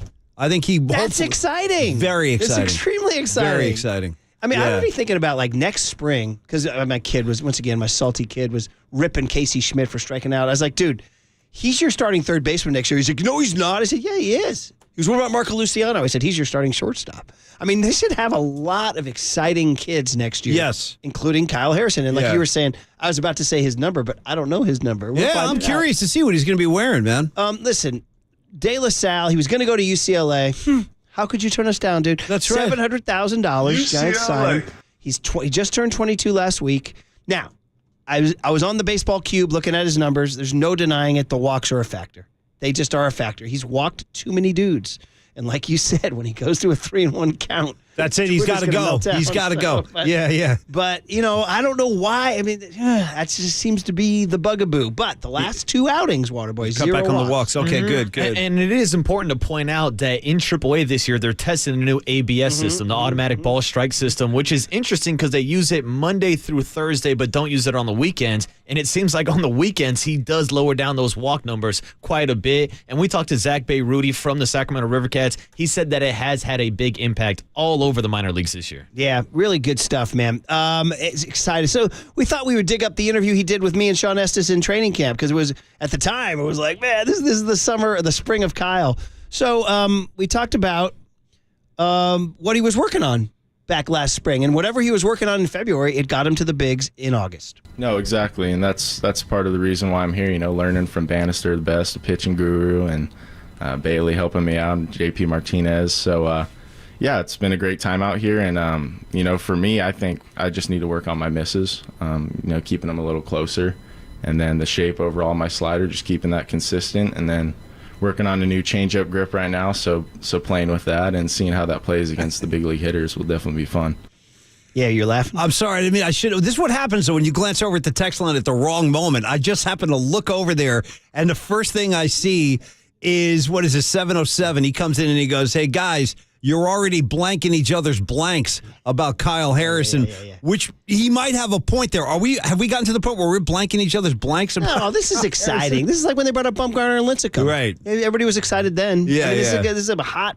This guy's their number one prospect, and he's the number one left-handed prospect in baseball. Well, Baseball America, just right? for the sake of good comedy, MLB.com, right? Yeah, just for the sake of a laugh on a Monday and the comedy tying it together. 707, you're getting one. Well, let's not start each other's quite yet. Right, and then there's 408 says, can he hit in the 3-hole? That's what 408 says. I got to say, though, I am like slightly bummed that he's already like on a leash of some kind. Like, we'll get a game plan and we'll decide how we're going to utilize his pitching abilities. Yeah. I was like, let the kid pitch. He's 22 years old, man. He's 22. I don't know. I've been watching baseball. I've seen a few games. This is the Giants. Yeah, I've seen a couple games where, I don't know. The Giants will be like, you can have fun to a point. Yeah. We're gonna temper your fun. It's like the days I choose to wear a jersey or not. It's fun. Seriously, they're never gonna like let it rip and just be like, we're all in on this or that, man. Am I too hung up on that, by the way, Murph? Analyze me. Am I too hung up on Gabe wearing a T-shirt or with sleeves or whatever that is? What's happened is over the last several years, we've had I want to relax so much unorthodox stuff thrown at us. I don't like the formality of a jersey. Well, I think here's my theory. It's the bigs. I think sometimes we've had so much unorthodox stuff thrown at us, from the openers to the platoons to the jerseys just like to you're the numb. You're like, he's not wearing a jersey. And every now and then you lash out. What's next? You gonna wear like biker shorts in the dugout? You know, like I want to see my quads today. You know, and then the incident with Danny Emmerman and all that stuff. So well, listen, we hope he's going to be with Logan Webb, like locking arms, like best buddies. Well, there's the future. Riding the tandem bicycle together. Feeling good. Yeah. So this quote was from the spring training interview we did with him on his relationship with Logan Webb. All right. For sure, yeah, he's the man. Can't say enough great things about him. anything, whether it's a changeup, because he's got a really good changeup, so I'm trying to pick his brain with it. But no, can't say enough great things about him. He's been a great mentor to me for sure. Yeah, man. So that's one kid from Rockland, one kid from Danville. I mean, these are NorCal kids, man. Keep them home. That's something that Farhan does that I really like. He does think home cooking. And his theory is that players being human beings will be that much more invested in their home turf. And more comfortable without like a huge adjustment in life as a young, They know the weather, they know the food, they know the air, they know the lights, they know the traffic, they know the whole deal. Logan Webb on our hit in spring training. This is back then what he was saying about his kid, Kyle Harrison. Yeah, we're both NorCal guys. He actually switched to my agency a year or two ago. So, did you have any influence on that? A little bit. Yeah. Yeah. But I've gotten to know him pretty well and be around him a bunch, and he's definitely mature beyond his years. I think that's the only thing I can really say about him, because it's just like you watch him, you watch him go about his business. I thought he threw a live BP last week. It was the same day I threw, and I mean it was pretty electric. And afterwards he was pissed about it, and he just I love that. I think that's awesome, because it's like he's just trying to get better, and but yeah, you don't see that from the left side very often. So I'm excited for him. I think he's definitely turning some heads for sure, being around the guys, and I mean, he's a good kid. I think even all the older guys like him too. Okay, there it is, man. Well, we're all excited. Like you said, last thing now is I need a number. I just need a jersey number. Yeah, something in the 50s, the 60s, probably, something like that. It's like, can we get through tonight's game so we can get to tomorrow's game? Logan Webb, if you think about it, he took the 62 and he's made that his. Timmy took 55. By the way, if I could do it all over again, I wouldn't have Webb wearing 62. It's an unusual pitcher number. Yes, 62. I still think Guy McIntyre when I hear 62. Shout out Jeremy Newberry as well for bonus points. Anyway, it's exciting, and we wanted to just shine a light on this. I was going to make him a hum baby, but I thought you should probably throw a pitch in the bigs before you're a hum baby, right? Yeah. And he's going to Philly, by the way. Yeah. You know what I mean? I know. There's that scene in the movie For Love of the Game, which is a hit and miss movie. There's some good, there's some bad. You know what I mean? But in that, when Costner takes the mound, there's these guys just yelling, "You suck! You suck!" And he does the whole clear the mechanism, and he can't hear him anymore. Right. And I was just thinking in Philly what Harrison's going to hear. It's tough to clear the mechanism. Suck! Yeah, no, they're talking about your mom, your sister. They got your address. Yeah, they know it all. Going back to the minors, you bum. Dude, they're out there drinking beers before the game, getting lubed up. Watch out. Matty Barrows, by the way, all right, speaking man. of phenoms, will join Papa and Lund today at 10:50. All right, Fitz is going to join us at 9:15. Love it. We can get back into our Niner review next on KNBR 104.5 and 680, the Sports Leader.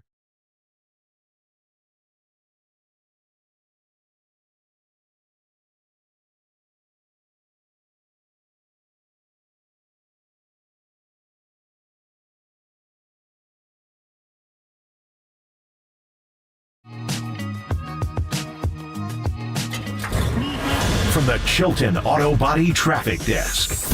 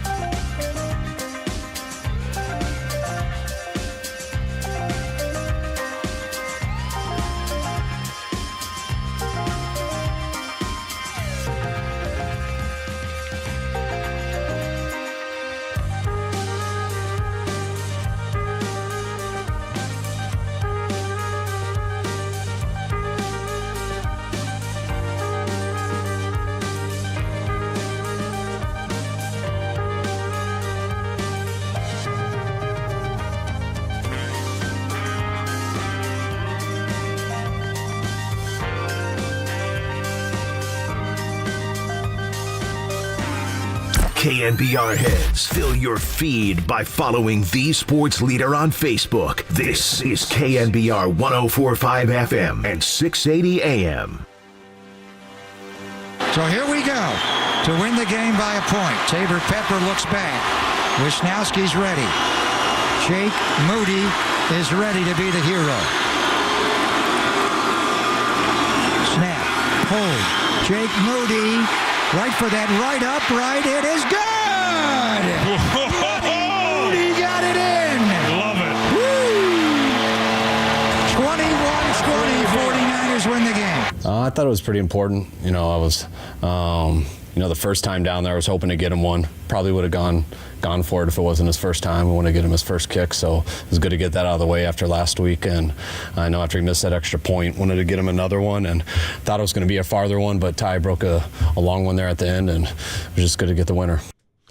Well, I'm laughing because, this kid's, we're only 2 weeks into preseason and already the kicker, Jake Moody, is actually on the radar, not in a great way. But he made his own bed, this guy. No one did it to him. He's just been out there. Well, John Lynch made the bed by drafting him. Well, that's true. And I know you guys have him Friday. I'll be gone Wednesday, Thursday, Friday, but I'll be like, hey, John, Murph right told out me. Of the gate. Just crush him. Just rip him right out of the gate. I'll be like, hey, John, listen, Murph wanted me to tell you that he hates your. I want you to open with nice pick, dude. Yeah. All right, you know what I mean? So, yeah. Hey, nice pick, bro. Yeah.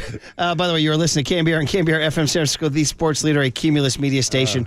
Listen, again, he didn't ask to get drafted in the third round. I didn't like Wisnowski. No, he didn't. Wisnowski.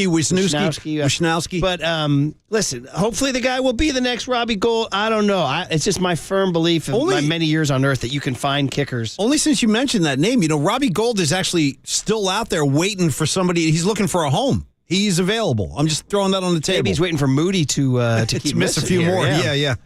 So listen, he missed the 2 kicks in the first game in Vegas. Yeah, and then the PAT. Don't forget the PAT he made in Vegas doinked in. That was barely got in. Then yesterday he missed, or Saturday I should say, he missed a PAT. To be fair to my guy Moody, Tim Ryan actually said the wind was a factor on that kick. He said the gusts probably blew it wide. I'm just throwing it out there. All right. It was an act of God, Marcus. It wasn't Moody. Yeah. And then the winning field goal, even though it was from 21 yards, would you say it snuck in? It was a nail biter, bro. Let's be honest. Trey got him all the way back down there, and it's like, I don't know if Moody's going to make this kick. Oh, man. But he did. Was there any sound from Moody after the game, Waterboy? I don't think so. Oh, nothing that we have in the system. No, Murph. Okay. All right. Does a kicker ever get interviewed after a game? Ever? You rarely hear a kicker quote ever. You just flashed me back to a specific game. Hit me. I can't wait. Poor Doug Bryan. He's a good dude. He's probably here in the Bay right now. Shout out Doug Bryan. He's a De La Salle Spartan. Is he? Yeah, yes, that's right. He is. That's right. Good dude. Cal Golden Bear. What did he do? Kicker. What was it? Well, he just had that moment where he just started missing kicks, and then it was the end for him. And it was a Monday nighter in Detroit, I want to say. Got a year on that, roughly? It's going to be 95. Okay. It's going to be 95. Because he was the kicker on the 94 team that won the Super Bowl. Correct. Which was surprising as a rookie, right? Yeah. And then 95, he started missing them. And I just remember we were I think he missed one in Indy, and then we were on a Monday nighter in Detroit. I just remember standing right in front of his locker, and we were all smushed in there, and the lights went on. Oh, boy. The TV light goes poof. And it's like his face. His face was just like who needs it? Yeah, lit with a light on him. Yeah, and he was just, and the mics were right under his lips, and he was just like, I missed it, I just tell me about the miss, Doug. Yeah, it's really what was going through your head? Well, when you interview a closer who's blown a save, like I just told the Rod Beck story last Friday about the '99 ALCS when he gave it up to Bernie Williams. What, were you gone when I told that story, or were you here? You were not here. Oh, were I think you? I was working with Papa. Yeah, so we were talking about closers who face the music after a game. I covered the 99 ALCS. You guys won game 1 on a Bernie Williams walk-off. That's back when you guys used to win games. You know what I mean? It's been a while, Murph. Yeah, so, but Rod Beck stood in front of... Rod Beck was the Red Sox closer. Yeah. And he stood in front of the locker and just took the bullets, man, over and over again. But at least when you interview those guys, there's more about, approach, pitches, thoughts. There's how's great your arm, call, right? This or that. Yeah, the situation. How'd the ump do? This is just you make it or miss it. That's it. Kicker, you're like, yeah. So black or white? You missed it. Yeah, go. Your you thoughts. missed it. Your thoughts. Yeah, you know what I mean. Yeah, you're hated in San Francisco. How do you feel about that? Yeah, I mean, I don't know. We'll see with this kid, but there are, and I was trying to find the names during the break here. Of what? Of the big college kickers who have mean, been kickers who've come to the NFL and not made it. You know what I mean? Oh, yeah. The Buccaneers drafted, who was it? Roberto Aguayo in the second round a few years ago. Buddy. That's I don't know how you just pulled that out, Marcus. Respect. Yeah, there you go. Roberto Aguayo. Yeah, Dude. and then he bounced around, got cut from the team. I don't even know if he made it for the My regular guy knows season. second round kickers. You come talk to Marcus. In the end, Aguayo. Would Raider fans say that you would defend the Janikowski pick? Yeah, I would. First round? I would have too, because look how many points. He's like the all-time. That guy did his job. Yeah, but there was a reason why he was drafted in the first round, because Al Davis in this salary cap thought it was a smart financial move instead of paying a big rookie contract. So there's more layers to it, I think, there. And I think most Raider fans would tell you they love Sebastian Janikowski. Like, that's the one kicker jersey I will rep proudly, number 11, silver and black. I mean, like, I get it. All right, but did he do things that other human beings couldn't do? He was the only guy hitting 60-yard field goals for a decent point. He did do things that other human beings didn't do. How many 60-yarders did he ever hit? Well, I know he was up there. He tied the record for the longest field goal in NFL history before it was broken up in Denver. Not to mention, he was like one of the only kickers in NFL history that had like a little drug lab in the trunk of his car. When the cops open up the trunk, they're like, "You mind popping the trunk?" They're like, "Wow, what are you taking a chemistry class in here?" So I think the greatest kicker I've ever seen is Adam Vinatieri. Yeah, probably. I believe he was undrafted. I'm going to go ahead and check this out for Ray you. Wershing? You got intel on Wershing? Where did he come? What was his? Vinatieri was undrafted out of South Dakota State. Well, that one worked out. That's my theory. Like, it's the Adam Vinatieri theory. Like the Brock Purdy theory. Yeah, these guys, yeah. You can find these guys. Mm-hmm. So anyway, and I think there's no question that you feel heat if you're Moody. You do. And like he's every kick now we're gonna be gripping and grinding. I know, man. and I wish they'd stop showing him on the sideline too, because that was making me nervous. Because he kept twitching around. He was like jerking his face mask, spitting, looking. I'm like, this guy's not comfortable. All right, from that to the good story, and that's Ronnie Bell. I keep wanting to call him Ricky Bell from a new edition of Bell Bib DeVoe. Shout out BBD. But Ronnie Bell, great name, great number, great performance. Really nice. It's funny, even though he has, in back-to-back games, had passes go through his hands that led to interceptions, people are still in love with this guy. Yeah, I kind of am too. Because he's making plays. Ronnie Bell, 7 catches, 114 yards. Yeah, he was a target all night. Returned a punt, 28 yards. Yep. Carried a ball 15 yards. What else do you need him to do? Maybe he can start kicking. Had plays of 43, 37, and 21. And guys, with both Ray McLeod and now Danny Gray's shoulder injury, there's a path to the roster for this guy. So, Waterboy, we go down to cut M on post-game, Shanahan on Ronnie Bell. It starts by being able to make plays. And, lots of guys, you expect guys to catch it, when they're in a good spot. And he's missed 2 of those, which were very similar, both of them, that have led to picks. But, I think all you guys saw the plays he's made. Just with the ball in his hand, breaking tackles. I think that's a lot for a guy to do that in his first 2 games as a punt returner and as a receiver. Shows that he can hang with our group. And hopefully he can clean this stuff up, because we did give him a lot of opportunities. So by no means was he perfect. So he's still got a long way to go, and he's got to get better. But having Danny down today, Ray down, we need some guys to step it up, and he's getting himself a chance. We should do that with Murph too. Give him like a double name, like Ray. We can call it like Murph. You know what I mean? Like with people do. I have Murph. been known, Shout out Murph. There is a section. There's a faction of my friend base that calls me Bri. Let's see. They do it ironically.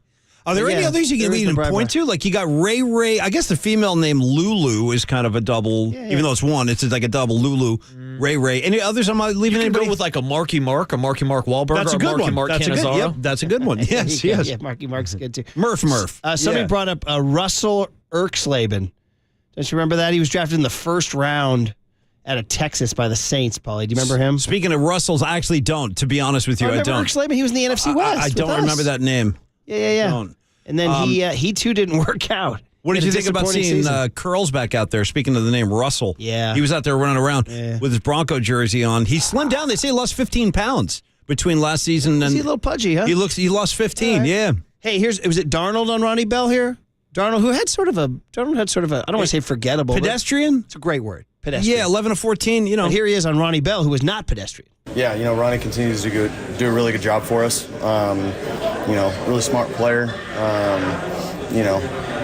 For him, he's just got to, continue to, because as a rookie, it can be hard to absorb, the offense and go out there and play ball. So, You just got to continue to put your head down and go to work.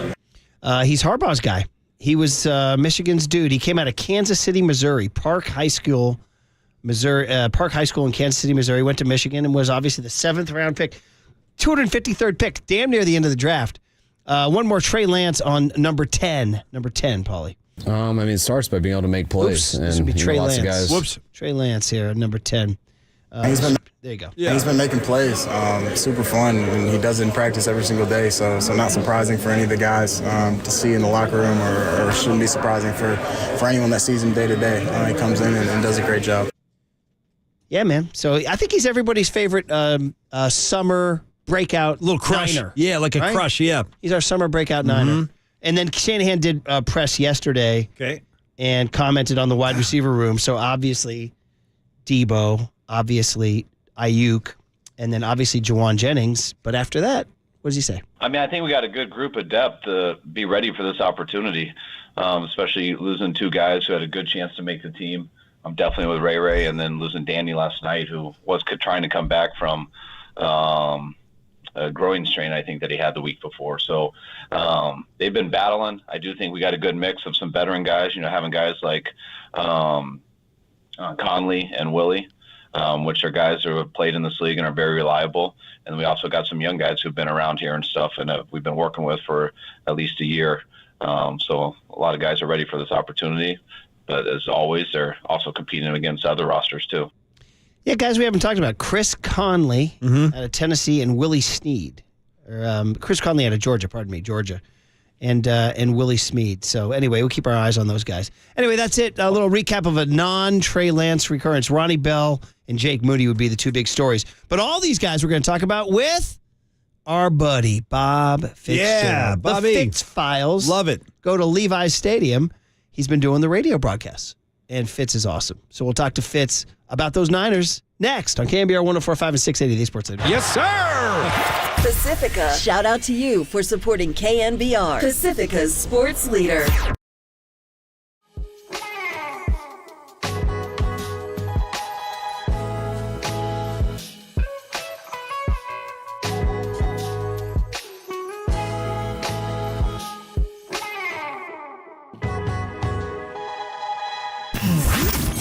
Here's what's trending now. Trending now.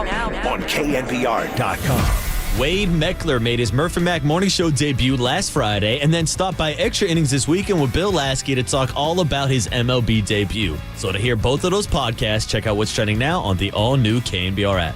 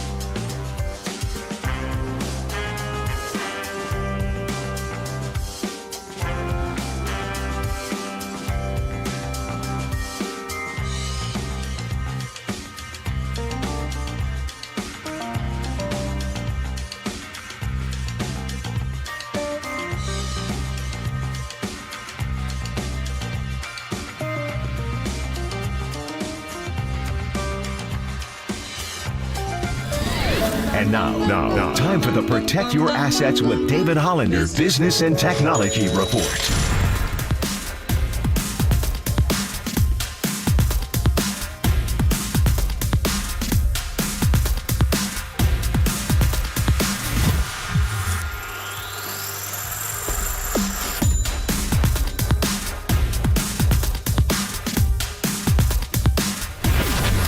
This has been the Protect Your Assets with David Hollander Business and Technology Report.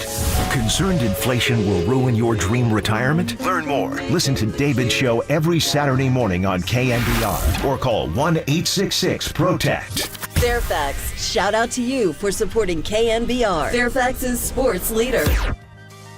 KNBR heads. Our digital team is dropping daily dimes on TikTok until it gets banned. At the sports leader, we are KNBR. First and 10 of the Denver 22. Lance looking into the end zone. Caught for the touchdown. Trey Lance and Cameron Latu. So Trey Lance heated up the fastball on multiple completions on the drive. The Niners are in the end zone. The rookie from Alabama's got the TD. 49ers 2-point try from the 17-yard line.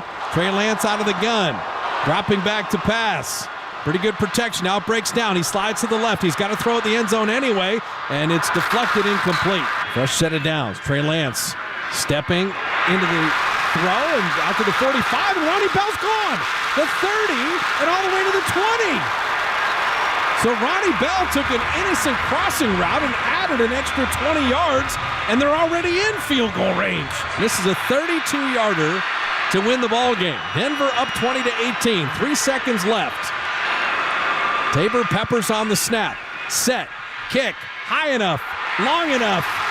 And the Niners win. Jake Moody from 32 yards out. 21-20. 49er victory. Man, a lot of good Fitz highlights there from a fun Saturday night at Levi's Stadium. Let's have them jump on the Yuma guest line right now. Any chance to talk to our buddy Bob Fischel is fun. Fitz. Yeah, Fitz. Good morning, man. How are you, brother? Hey, bro. What's up, guys? How are you? We're good, man. We're good. Sound like a little, listen, preseason football is it's a thing, right? That was fun. That was a pretty exciting night, Bob. It actually was great, and I think I'm going to credit Sean Payton for a lot of it because he plays a lot of his ones. And so I think if you're playing against Denver, you're like, I don't want to put my 2s and 3s out there, particularly at home, and make this kind of a garbage game. And so what Kyle Shanahan did was started his ones and played a lot of extensive players. And I think when Jerry Jeudy's out there and Russell Wilson's out there and the starting defense for Denver, I think it kind of ratcheted up the intensity and made the game feel like a little something. And I think that's how you evaluate players better. So, yes, I know nobody get hurt. You know what? But at some point, you got to play football. And I just liked it for a preseason game. And then I love Kyle post-game. Kyle Shanahan said, hey, Friday against the Chargers, we're playing a bunch of the ones. So I think that was great. And I think if you're a Niner fan, you got to see some of the old stalwarts because Debo and Juwan Jennings and Brandon Ayuk look great. But you're seeing some young and up-and-comers that makes this team exciting because they're one of the 4 teams that can win the Super Bowl this year. Bob Fitzgerald, of course, the voice you hear. It's funny getting off of the Niners for just a second, Bob. On that, was it Sean McVay who kind of was the first guy to just completely cash in on preseason? He was like, we're not playing anybody, right? Yeah, and how'd the Rams do last year? Yeah, good call, right. So, I mean, I'm trying to remember the evolution of this where it's just like, do not play your ones. Do not play. Aaron Rodgers hasn't played yet, but he will play, I think, in the last one. But, I just, you're a sports historian. To see the evolution from when you and I were growing up, 6 preseason games, down to 3, down to don't play your ones, to now maybe a little swing back towards maybe play your ones. Well, do you remember driving up to Rockland and watching, the elite 49er Super Bowl teams? And, you'd go up there. We did shows up there, but even as a younger person, I'd go as a fan. Yeah. Yeah, guys crushing each other in the heat and the whole bit. And then it was the big deal when camp was over, is who could drive 100 miles an hour down 80 to get back home. But, I just think that the iron sharpens iron, or it's not surprising that Jordan Spieth and Tiger Woods and Steph Curry, like when you work hard at your craft, shockingly you get better. And so the idea of, hey, we need to ramp up for something important, let's do nothing. Like, I don't buy that. I get they don't get hurt. I understand that. But I do think you got to battle, and I think you got to improve, and you got to build up some calluses, and I think it's good. So I'm looking forward to Friday. For sure. Now back to Saturday night. Let's start with QB1. It's pretty. We were talking to Marcus Boucher, our leadoff spot host and producer. So he pitched at Sonoma State, and he had Tommy John surgery. And he was saying, well, when Brock hurt that thing in January, he's like, dude, I've done this. This is bad. You're out for a long time. Well, guess what? Medicine changes, right? I mean, this internal brace. Now, don't ask me to explain it, Bob. But, Bob, for him to be back 6.5 months. Pretty amazing. Yeah. We didn't used to see this. And I guess all systems go. Well, to me, it's the most exciting and optimistic story for the whole Niner training camp, because you're right. You tear your UCL, your ulnar collateral ligament's not working. So you have a ligament that's not helping your elbow. And that would be 12, 13 months, the whole bit. Instead, they put a synthetic sling in there that actually acts as the ligament. And here he is, will he be ready for Pittsburgh? It's like, no, he's ready for training camp. Okay, let's have him practice 2 and take a day off. No. Let's let him practice all 3 days in a row for the first time and play in the game. So that's super exciting because he looks good.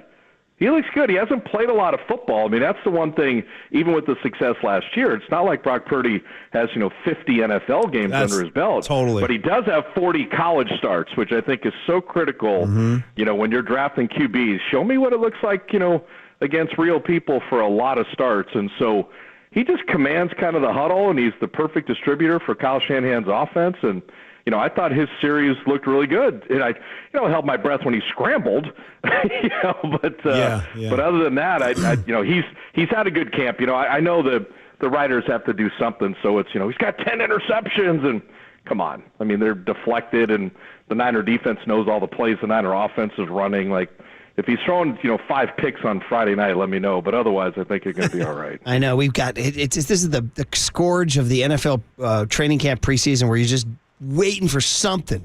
You want something. So might as well pick out his interceptions. So no. Let's wait till September 10th.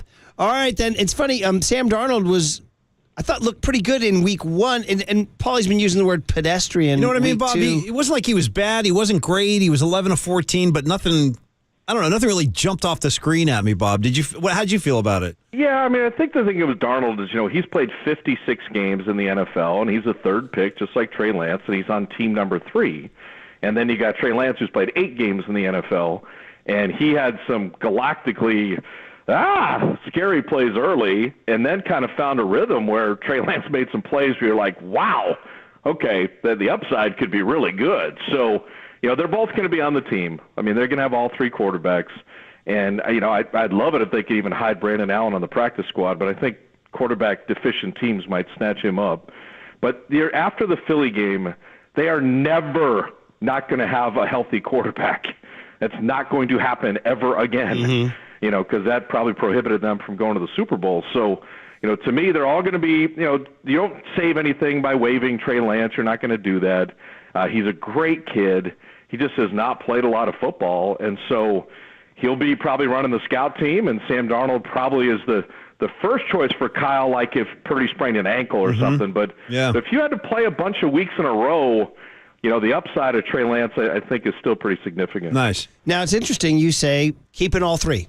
And I like that too. But there's, there is that segment out there that says, nope, trade him. Get something for him. Yeah. And it's done. It's not going to work out here. Like there are those. Yeah, I think this is the last. This is you used enough draft capital. You paid him enough money. I don't think there's teams banging your door down to give you something good, and you do need 3 healthy bodies at that position at a minimum. So I think all 3 will be on the team. I don't think that's much of a drama. Yeah, and then as far as QB2, do you view it as still an open competition? Because, Brock is one bad hit away. Let's say he gets the wind knocked out of him. Somebody's got to trot out there for a play in Pittsburgh. At this point in time, is it Darnold, as sort of we've heard from those in the know, Darnold's ahead of Lance, or do you see that fluid? Well, I think that is fair. I think Darnold is probably, a nose ahead, but I think that Trey Lance, those last 2 drives, were really good and showed some really good play. So I think if it was a play or a wind knocked out, you're going to have Darnold come in. But like I said, if Purdy had some significant injury, you might say, hey, Trey Lance can do a few more things with his feet. He's got a super strong arm. It's just the processing sometimes. You'll see like the great pass to Latu and just a great seam route to Ronnie Bell. And then you'll see I'm staring down a linebacker 8 feet in front of me, and I'm going to throw it right at him. Yeah. And like that read there, that's a sit-down route with 2 linebackers pinching in. Like, you read the linebacker. If they pinch in, you throw out. If they go out, you throw in. He threw it right to the guy. Unfortunately, it was so inaccurate. It was high and over his head. Otherwise, that's a pick. So, those type of things, you're just like, whoa, like the good is really good, but some of the misses are like kind of sketchy. To the point where my dog's barking about them. That's what. What do we got? Did you name your dog Molly? Newt? Yeah, I was going to say Warriors. No, my beagle is Rockney, and then my daughter is a nurse at Stanford, so on her long shifts I get Louie. Okay. The little King Charles Cavaliers. So the 2 of them like to think they're defending the front window when kids are walking by to school. By the way, how are the Irish going to be this year? You know what? We got Sam Hartman. We've got a transfer quarterback that actually can throw the ball to other guys in gold helmets. So I think that's going to be helpful. Yeah, the guy from Wake Forest. Yeah, it's been he's the all-time leader in the ACC in touchdowns. So I think Notre Dame's on a nice trajectory up. I think playing Georgia, Clemson, and USC is probably not the best idea. Dude, you guys are playing. Even Rockney's like, why are we scheduling 3 teams in the top 8? He doesn't. Yeah, no.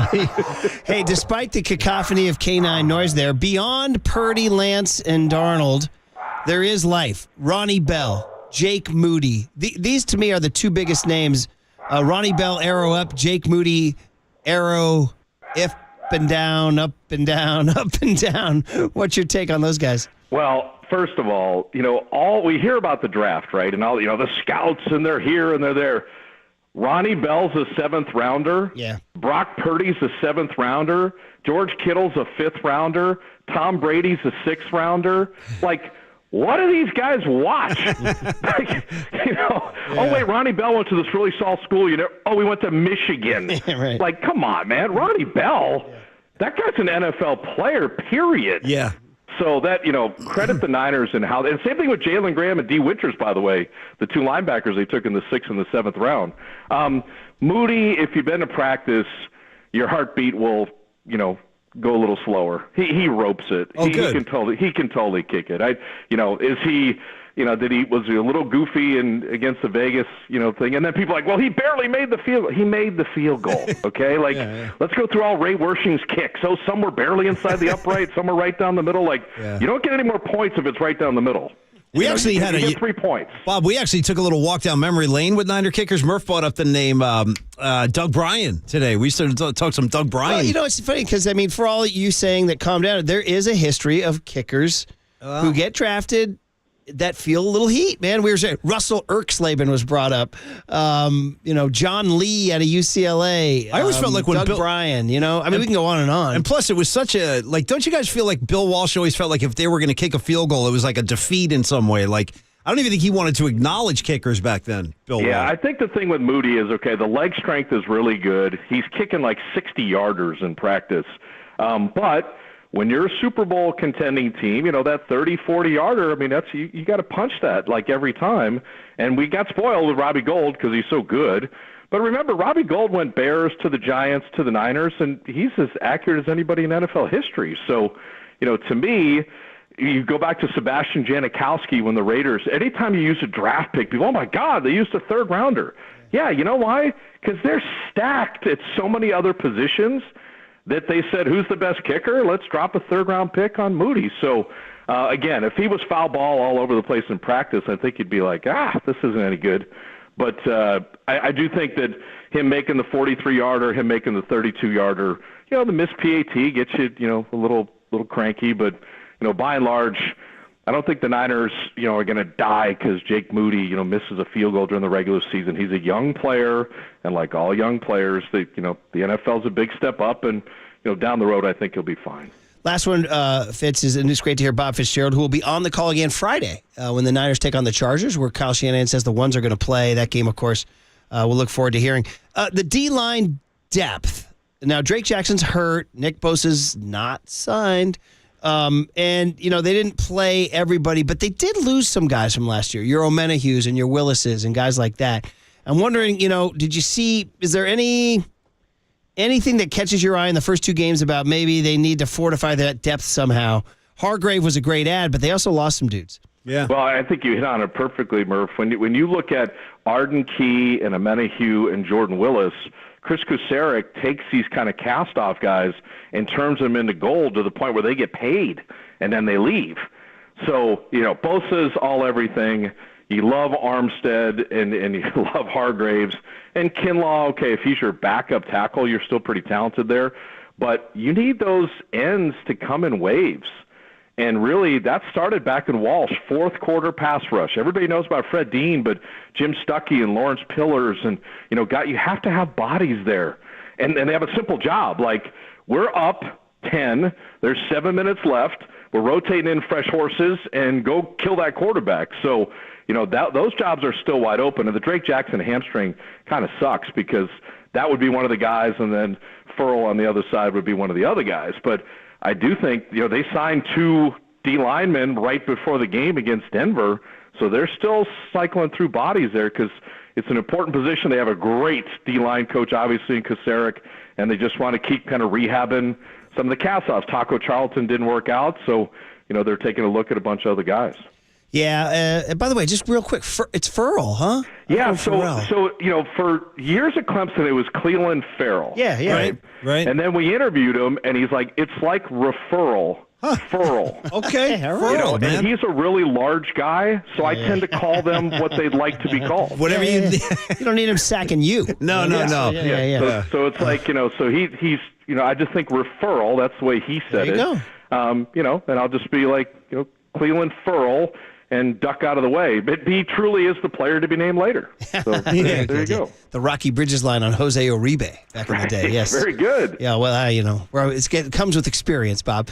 All right, man. Hey, you following your buddy Steve over in Europe trying to win that World Basketball? Can I tell you something sad? Is when 2 grown men are texting back and forth between the Bay Area and Abu Dhabi. Yeah, well, was it Abu Dhabi? Yeah, because he was, they played Germany yesterday. Yeah. That's why Jason Benetti had the call with Bill Raftery, and so I would talk to Jason, and then I was texting Steve right after the game because, if I'm fortunate enough to do the Paris Olympics, that would be Steve as the head coach, and hopefully Steph's first and only Olympics, and I'm excited about that. So I follow. I've done 6 Olympics, so to me, I follow Team USA huge because I also was in Athens when they got the bronze, and I'm watching this team. None of these guys, or maybe a few of them from the World Cup team, will be on the Olympic team. But, Steve has all this pressure. Remember George Karl in Indianapolis? They didn't win it, and Larry Brown didn't win it in Athens. You get no love if you win the gold, and you get all this heat if you don't. Great call. Yeah, so I'm totally pulling for Team USA. And the other thing, too, just so people know how great Steve Kerr is, these coaches don't get paid. Wow. They make no money for this. They're doing this literally for our country. Like, hey, we want to represent the United States in basketball around the world. I will go coach for 0 compensation. Like, that to me says so much about guys. And so that's why Pop did it, in Tokyo. I was fortunate enough to be there for that. And, to see Mike Krzyzewski do it in London and do it in Rio.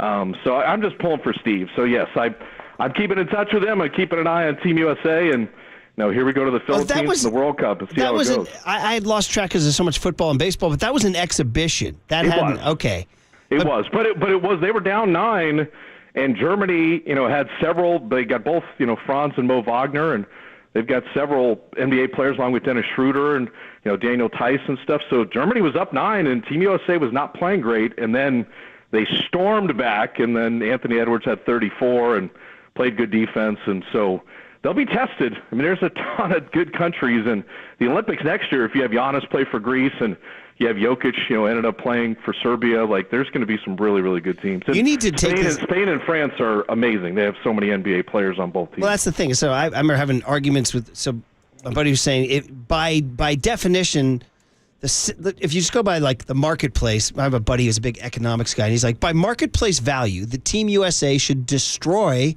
every team. He's a businessman. He goes, we pay these players X dollars, and their value should destroy these other teams. You shouldn't be. But then that would mean like the Dallas Cowboys would be winning the Super Bowl. Don't they have like the highest marketplace? Anyway, it's the theory of like people understanding that the world is caught up, and how good are the NBA players on the other teams? You know what I mean? Yeah, but the thing is, tell them to take a look at the Mets this year as far as marketplace. Like, just money doesn't do it. I always go back to the Argentinian national team that won the gold medal in Athens.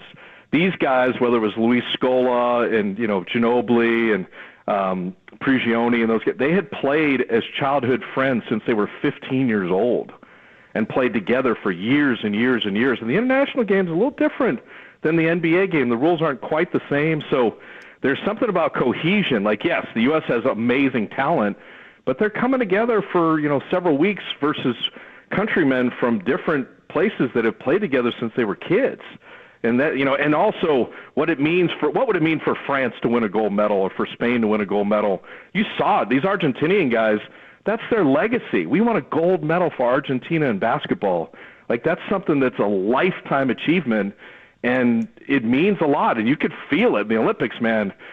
Everyone wants to beat the U.S., and you get no love if you win, and you get all the blowback if you lose. So congrats on the job. Pressure. And by the way, Steve, here's your paycheck, right? Yeah. By the way, let's see, 0 rounds up to 0. Yeah, so yeah. You get nothing. By the way, he's traveling the world, going from the States to Abu Dhabi. Now they're on their way to the Philippines. They're going to be playing in in the States to Malaga, Spain, then Abu Dhabi, then the Philippines. It's almost like a regular Warrior schedule. We play the most back-to-backs in the NBA and fly the most air miles. They are truly the Harlem Globetrotters. They are trotting in the Grove. There you go. Nice. Oh, man. Great catching up, Bob, and good calls, Great buddy. hearing you, We've Bob. enjoying hit them. me during the basketball season. Always love chatting with you guys. We will. Can't Thanks, wait, Jimmy. Fitz. Thanks, Take care. man. Bob All right, Fitzgerald see on you, KNBR 104.5 and 680. These Sports Later.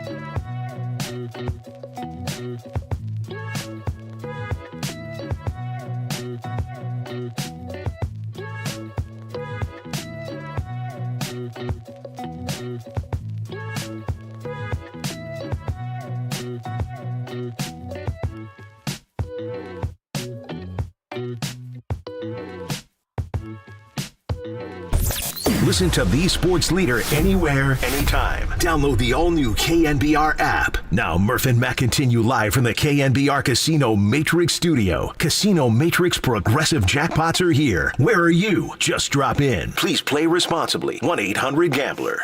You excited personally to see Kyle?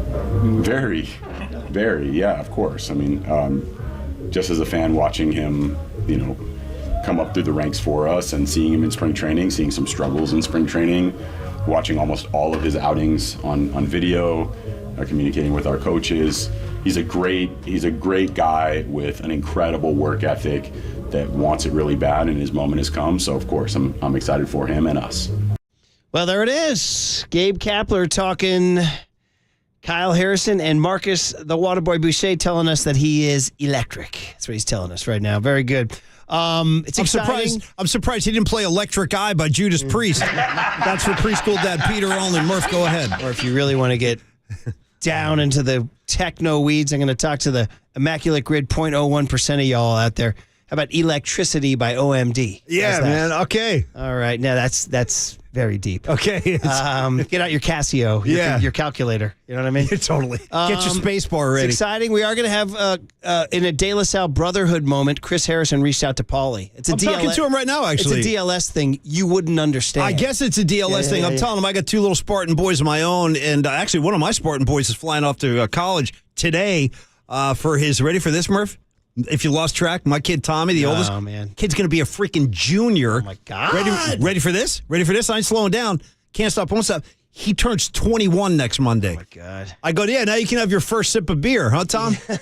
Actually, he's a good boy, but he has had a couple of beers, I could tell. Jägermeister shots? Really? Yeah. Should we introduce him to Jaeger? Yeah, I hope not. Oh, man, that's a bad move. How about that little brief run of Goldschlager in the 90s? Remember that? Goldschlagers, your Jaegers. Waterboy, you know that? Goldschlager? Ooh. Yeah. Now, there was I think I know it from the movie Superbad, where they go and pick up Goldschlager. Yeah, with the flakes in it, and then it drops and like flows up on the bus. Yeah. She goes, give me the vodka that has the flakes. Yeah, Goldschlager. And the whole movie was about him looking for that bottle. Trying to get those booze. I had forgotten that, but yeah, there was a run in the late 90s where that thing would come out. It was like drinking like a clear syrup with flakes in it. There was nothing appealing about it at all.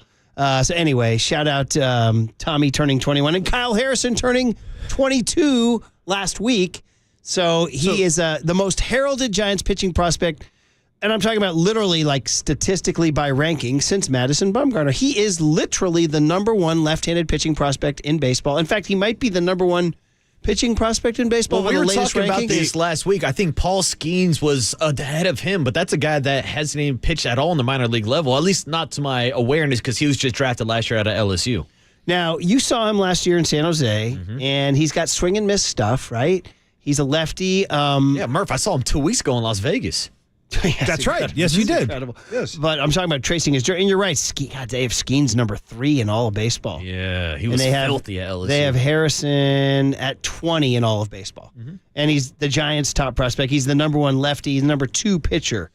So there's just like arrow up everywhere you look, and it's exciting. His old man's flying to Philly like right now. I think he's actually texting me from the plane. Why wouldn't you? Yeah. I'll be flying He's to Philly all fired on Wednesday, Paulie. Yeah. I'll be right there. Yeah, man. But anyway, the point is that it's super exciting, and I know, he's not going to go 7 or whatever, but he's probably going to go through the lineup once, and then here's my big thing. What if he goes to the lineup and he's just mowing dudes down? Well, it's a pitch count thing, I bet. It's a pitch count. If he can get as many outs as he can in 60 to 70 pitches, that's my projection. I mean, Gabe will probably give a little bit more today. By the way, Gabe's back in Philly. I heard from Schmitty, my Philly source. Right. He says they're ripping him this morning on WIP just for sport. They're playing all his like highfalutin quotes where like that pissed them off. God, Philly, man. The only town. I mean, I was going to say maybe Boston. I mean, New York would get on him too, but I'd say New York, Boston, Philly might be the number one worst. Yeah, because Philly makes it more personal. But worst place for Gabe to be with all his coconut stuff and the gorgonzola. Well, and do you have the Eskin? See if you can find the Gabe. There's an elephant in the room. It's about the coconut oil. Well, it's a guy. Listen. And then Gabe goes, remember he says to David, he goes, I'll take this one. He says to the Let me GM, handle this. Yes, he said. Yeah. But I've forgotten, I think I told you this, that on Friday that Schmitty reminded me that he had a celebrated fight with Angelo Cataldi, their morning guy. Oh, yeah. Because he did weekly hits back then. Yeah. How about Gabe Weekly? Yeah, great to be. I don't eat cheesesteaks. I'm rather greasy. But Cataldi got into it with him, and Cataldi and Gabe's famous line was, "You don't speak for the whole city, Angelo." It's a big line. So. Well, it's a tough town right there, boy. Philly. So, I mean, here they are. They're all these already years warming later. up. Yeah, it's all these years. He hasn't been there since 2019, and they're still pissed at him. Is that? Yeah, because his first year here was the COVID year, 2020. Yeah. And then they fired him, and nobody was calling him.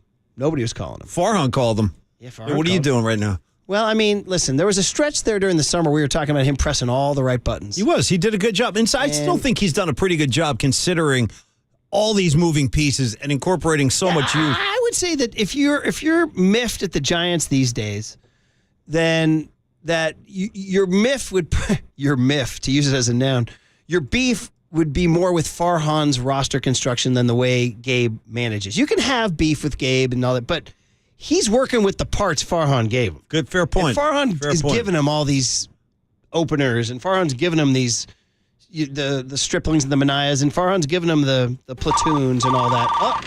What's that? Well, here's how he gets to the decision-making process. This is where the good players are. Stand by. Yeah, it says right here we should bring up Kyle Harrison. I'm excited. So this is what the town that Gabe's going back to, Howard Eskin, the legend. That is at Gabe's opening press conference. Check it out. Okay.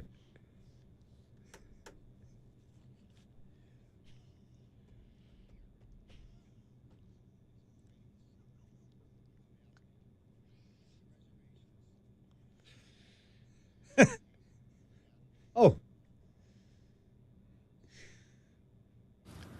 I'll take it first. Certainly, like I mentioned before, much of what I have written is several years old. And when I was writing that, I was in a different mindset than I am now as the manager of the Philadelphia Phillies. Even with that said, if you look through the various posts, there is some tongue-in-cheek stuff that I had directed to players because I thought it might make them laugh. Thinking through it, there's some things that I might have written a little bit differently. Certainly we all make mistakes and miss the mark from time to time. But if you go back and you look at those posts, they were meant for health. They were meant to help people be more prepared and stronger. And so they're imperfect. I'm imperfect.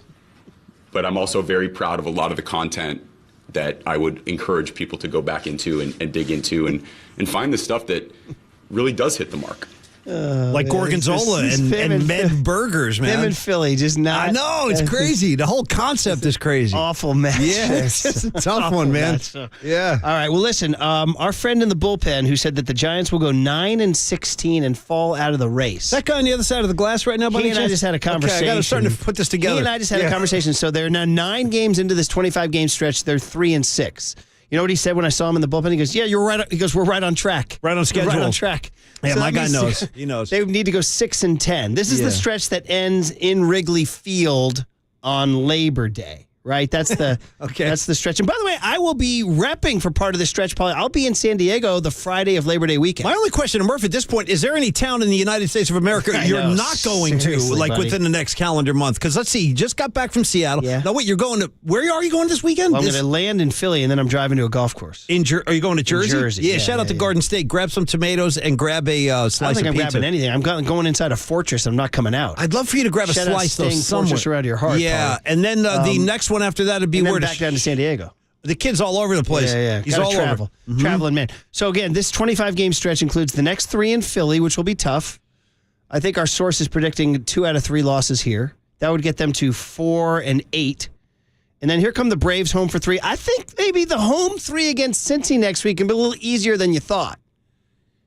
And then 4 at San Diego, and then this stretch ends Wednesday, September 6th in Chicago. That's the end of the 25-game gamut. So far, they're 3-6.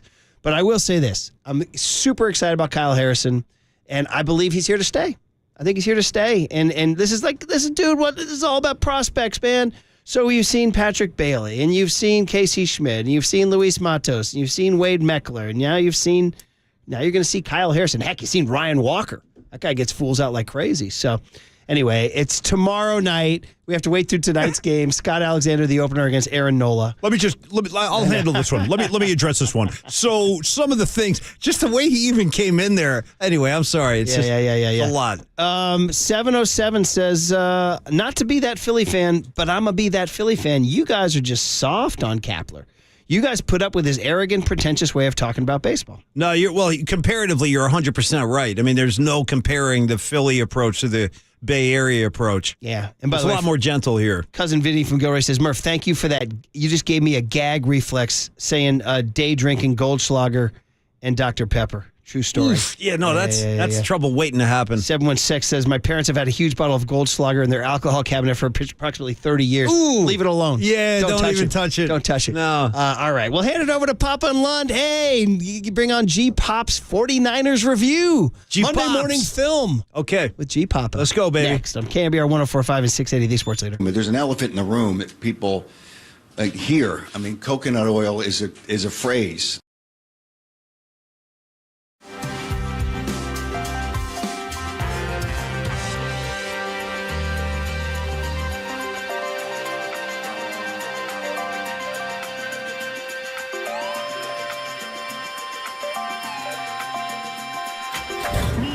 From the Chilton Auto Body Traffic Desk.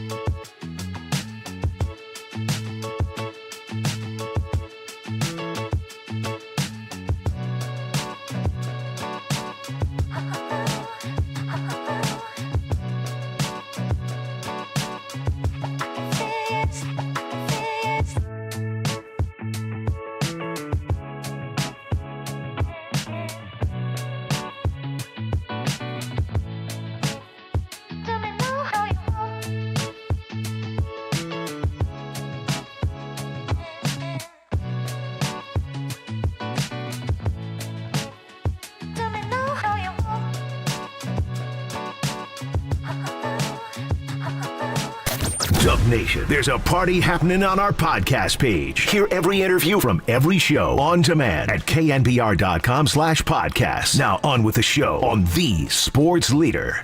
All right, we got, Paulie, one last little bit of business here, I'm going to say that this welcoming Johnny Lund into the studio was brought to you by Redwood Credit Union. And I did welcome him. We've already talked about the game. We've broken it down. Redwood Credit Union, where you can start earning cash back on your everyday spending with a Redwood Credit Union free checking account. There are no monthly fees, no minimum balance, and your debit card earns cash back, travel, and more. Get started at redwoodcu.org/free checking, federally insured by NCUA. Yes. And to pump these guys up, Sluss going to join them at today at 11:30. Okay, very good. What's up, Johnny Lund? How you doing, buddy? How you guys doing? We're doing good, man. We there was stuff, right? We got stuff. Lots to talk about, You got John. Lance, you got Purdy, you got Moody, Yeah. you got Ronnie Bell. You know what I mean? You got Kyle Harrison. Kyle Harrison flying in. Very nice. A lot going on. We got Kepler back in Philly. Yeah, Like we my were just buddy- saying, is there a worse match for Gabe Kapler than the city of No. Philadelphia? No. Like with his whole thing with the I have cheese and friends that are texting me this morning saying WIP is killing Kapler again this Already. morning. They're already warming up. Did he do these coffee shop things and everything in He Philadelphia? did not. Didn't, He right? did a weekly hit, though, and he had a big fight with Angelo Cataldi on the air. That went viral for years. They said they surprised, yeah. replayed the fight this morning. Did they? Oh, yes. no. Maybe the most un-Philly guy in the history of Philly sports. I know, seriously, it is. Yeah. He's the single most un-Philly guy ever. So, Maybe do cheesesteak reviews. Well, yeah, right, exactly. Would he do it because I like of the way the cheddar hangs with the gorgonzola. I don't want to leave G Pops out. I see him looking on the screen. G Pops, like, do you read us? Howard Eskin, is he still? Howard, we just played the coconut oil bit, Greg. Remember that? On Gabe's introductory His press introductory conference, he press brings up the coconut. He goes, "There's an elephant in the room." I he think says. Howard did it wearing a white mink coat too. Oh which man, he always wears. Eskin had one of the great runs in, like, There's an elephant in the room. There it is, right there. With the Philly accent and everything. So. Totally. All right. Well, you ready to go? You got all? Is it Monday morning film review with G Pop? Then we're ready. Yeah, more like Tuesday. He's already 'cause there. The game was Saturday, so we're moving on. The guys are back here. I'm blaming all of Jake Moody's tight butthole on John Lund. Well, it's all his fault. See, we're creating conflict. That's a hell of a already. I thought you missed that sentence. too Yeah. from my angle. I was Boy, like, oh did boy. that go All in? his See, fault. that's Hell a of a tease. sentence. That's called a tease. So what we'll do is we'll hand it over to let that conflict play out. I'll be And when it's listening time now. for a John. change, I wanna miss this. think Speedy Oil Change and Auto Service, your trusted oil change, tune-up, and brake experts. You are listening to KNBR and KNBR FM San Francisco, the sports leader, a Cumulus media station. They're imperfect. I'm imperfect. Complete disaster. Enough is enough. Godspeed, everyone. Stay safe out there, and I will see you after the H-Cane. All right, late. That's the end of the game.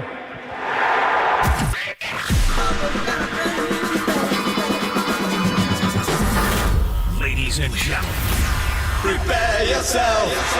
prepare yourselves I love it when you call me Big Pop. for Greg Papa Sleeping Boy is Superman. San Francisco. and John Lund. It's 10 o'clock. Let's hit it. This is Papa and Lunch. That's right. We're getting it going. On KNBR 104.5 and 680. The Sports Leader. No Christian McCaffrey, no Elijah Mitchell. Ty Davis-Price will start the game.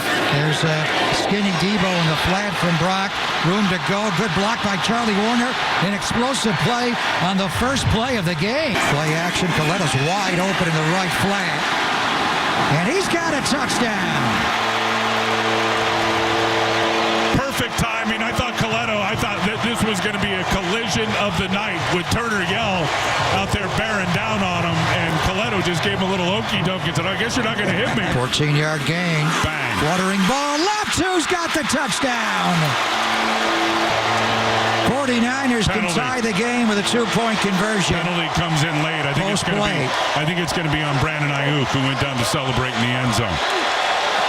And if you want to run a 2-point, this is going to hurt you. So here we go. To win the game by a point, Tabor Pepper looks back. Wisnowski's ready. Jake Moody is ready to be the hero. Snap. Hold. Jake Moody. Right for that right upright. It is good. Moody got it in. Love it. Woo. 21-20. 49ers win the game. Right for that right upright. And he does win the game. We got a lot to talk about with Trey Lance, a little up and down. Nice to see. And we talked to him after the game. Brock Purdy gets his first action since the injury, or official action in a game. Sam Darnold plays. We got that. We got a ton from that game. Kyle Harrison tomorrow is going to start against the Phillies as the Giants get beat 2 out of 3 by the Braves. And for the most part, the offense struggles. They did get 11 hits in the second game, but they lose that one 6-5. Ill-timed plays. They do pull one out last night. We'll get into that and Harrison and all the other things. And a full weekend of stuff. Good morning, my friend. How are you? Hyman Levi's getting ready to go back to work today. You're in the city. Thank God Jake Moody snuck that inside of the right upright. And it was close. Had it been another yard, it may have missed. I don't know. But I was thinking of you. I'm blaming the whole thing on you, John. You draft the second day of the draft. When philosophically, John, how do you think about taking a kicker today? I was not. And you and Dante, and now you're putting a kibosh. No, I want him to make him. I don't want to be right. He's a different guy at the games than he is in practice. In practice, he hits him right down the middle. If you were playing Arena League, he would make him on those uprights. He gets into this game, and he's spraying them left and right. He's got to get used to the wind. But Joe the Toe, the great Joe Nedney, is going to join us at 10:30. And we'll get into the psychology. And he's a local guy. He wasn't a high draft pick, obviously. But I was texting with Shane Leckler today. And we'll get Sebastian Janikowski on in the coming days. You know, they were in the same draft. Yeah. You know, Seabass went 1. Leckler went 5. And as the Patriots this year drafted a kicker right after the 49ers took Jake 99, so he would have been gone. And they took a punter. First time since Seabass and Leckler, when Al took a place kicker and a punter in the same draft. And I remember Sebastian being a little tight. So I texted Shane, how'd you guys do as rookies? And he said, I led the league in average. And Seabass was great. Was he great right away? I remember him being a little bit tight. Missed a few games for exotic reasons. Cellulitis.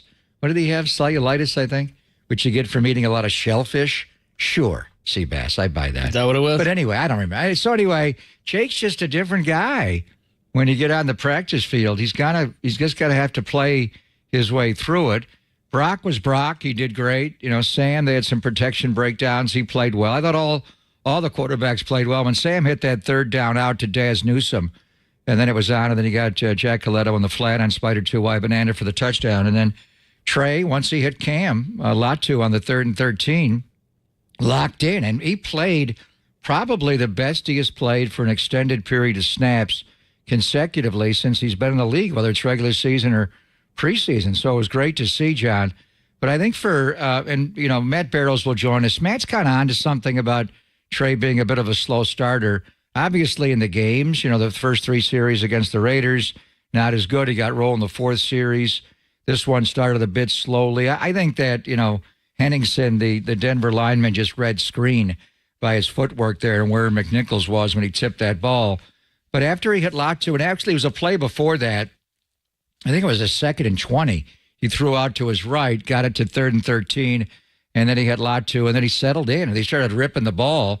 But go back to, his first start in Arizona, started slowly, played a little better later. They didn't score much in that game. The game when he started January the 2nd, his rookie year against Houston, he really started slowly in that game. At halftime, he was struggling, and then he came alive in the second half, and he hit Debo on the corner post over route, the deep one down the field. He wound up playing better. So I don't know how if it was, we talk about baseball and the opener and everything, and you want when pitchers going through a lineup a second time and third time. I'd like to see the breakdown on Trey Lance by series, John. Even in preseason games, he seems to get better the more he plays. A little rough first series, second series, but once he gets a lather and he's kind of into the game as an athlete, he seems to settle down and play better. He does. He was on the touchdown drive. He was 6 of 7 for 85 yards and a touchdown. On the final drive, 2 of 3, and he hit Ronnie Bell on that 43-yarder across the middle, and he was very decisive in the throws he made. I thought the best throw was the Willie Snead bullet that he threw down the middle on that touchdown drive, and he was great. He was 8 of 10 for 142 yards and a touchdown on the last 2 drives, and like you said, it took him a minute. The screen pass. You either got to loft that over or you got to get a different angle on it. There was a couple of plays. Again, there was a couple of wide-ass opens that he missed, but that was early. And then, like you said, I don't know what happened. I don't know who talked to him. I don't know what clicked, what changed. But like you said, in those last 2 drives, it was just boom, boom, boom, boom, boom. And he was very decisive. His footwork was 10 times better. He just clicked in. So, I don't know what Kyle Shanahan's going to say about it after watching the film, but it's got to be maddening because you see the type of things he can do, and then you see the things where you go, what was that? And, and all of it was on display. He's young. Saw it in his college tape. It happened all the time. Saw it with Alex Smith, John, when he was young. And Alex, it was, good play, good play, good play. Go, what the F was that play? What are you doing there? Saw it with Trey in college, North Dakota State. Some throws just were completely uncatchable. Overthrew Christian Watson by 5 yards on a go route, and then the next play, touchdown. And they're not always perfect. They all make mistakes. Even Dan Marino and Joe Montana miss passes. So he's just got to play his way through it. Jeff Deeney from Pro Football Focus sent me the numbers this morning. He probably sent them to you as well. I think the key thing is that Vance Joseph blitzed. We've had 2 games now where the Raiders blitzed a lot. Graham, their defensive coordinator, brought a lot of blitzes. And Vance Joseph, having the time of his life, Saturday night, blitzing everybody, kept bringing those 2 inside linebackers, Singleton and Josie Jewell. The number when Trey was blitzed on Saturday night, John, he was 8 for 10 for 134 yards and the touchdown to Latu. His QB rating was nearly perfect. It was 152.1. So he just needs to play. I think all 3 will play. We'll see if Brandon Allen gets it in the mix Friday against the Chargers. As I said from the outset, we fixate on the quarterback because it's the quarterback. I get it. But they can win with any of these 4 quarterbacks playing. I truly believe that. And the one thing about Sam Darnold, he is so good on play action.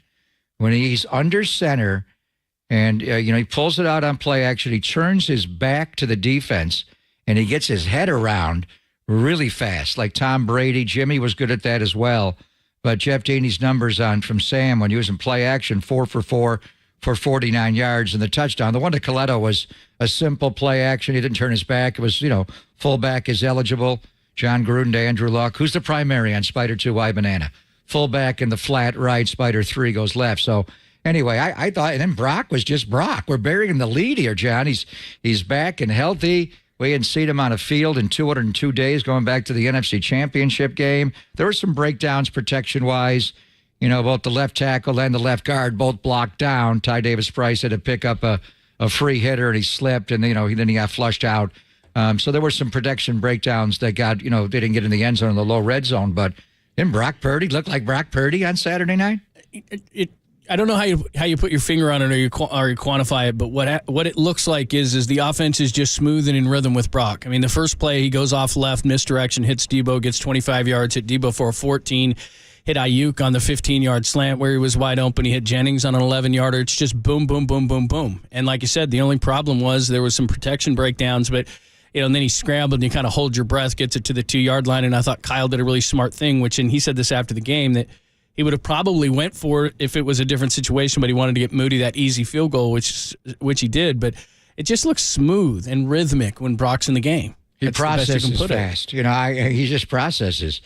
And, Sam's got to relearn the offense. He's not been in this offense since his rookie year with the Jets when Jeremy Bates was the offensive coordinator. And likewise, Trey's been in it longer, obviously, but he just hasn't had the reps. It's just whatever's in that brain of Brock Purdy's. He sees the field.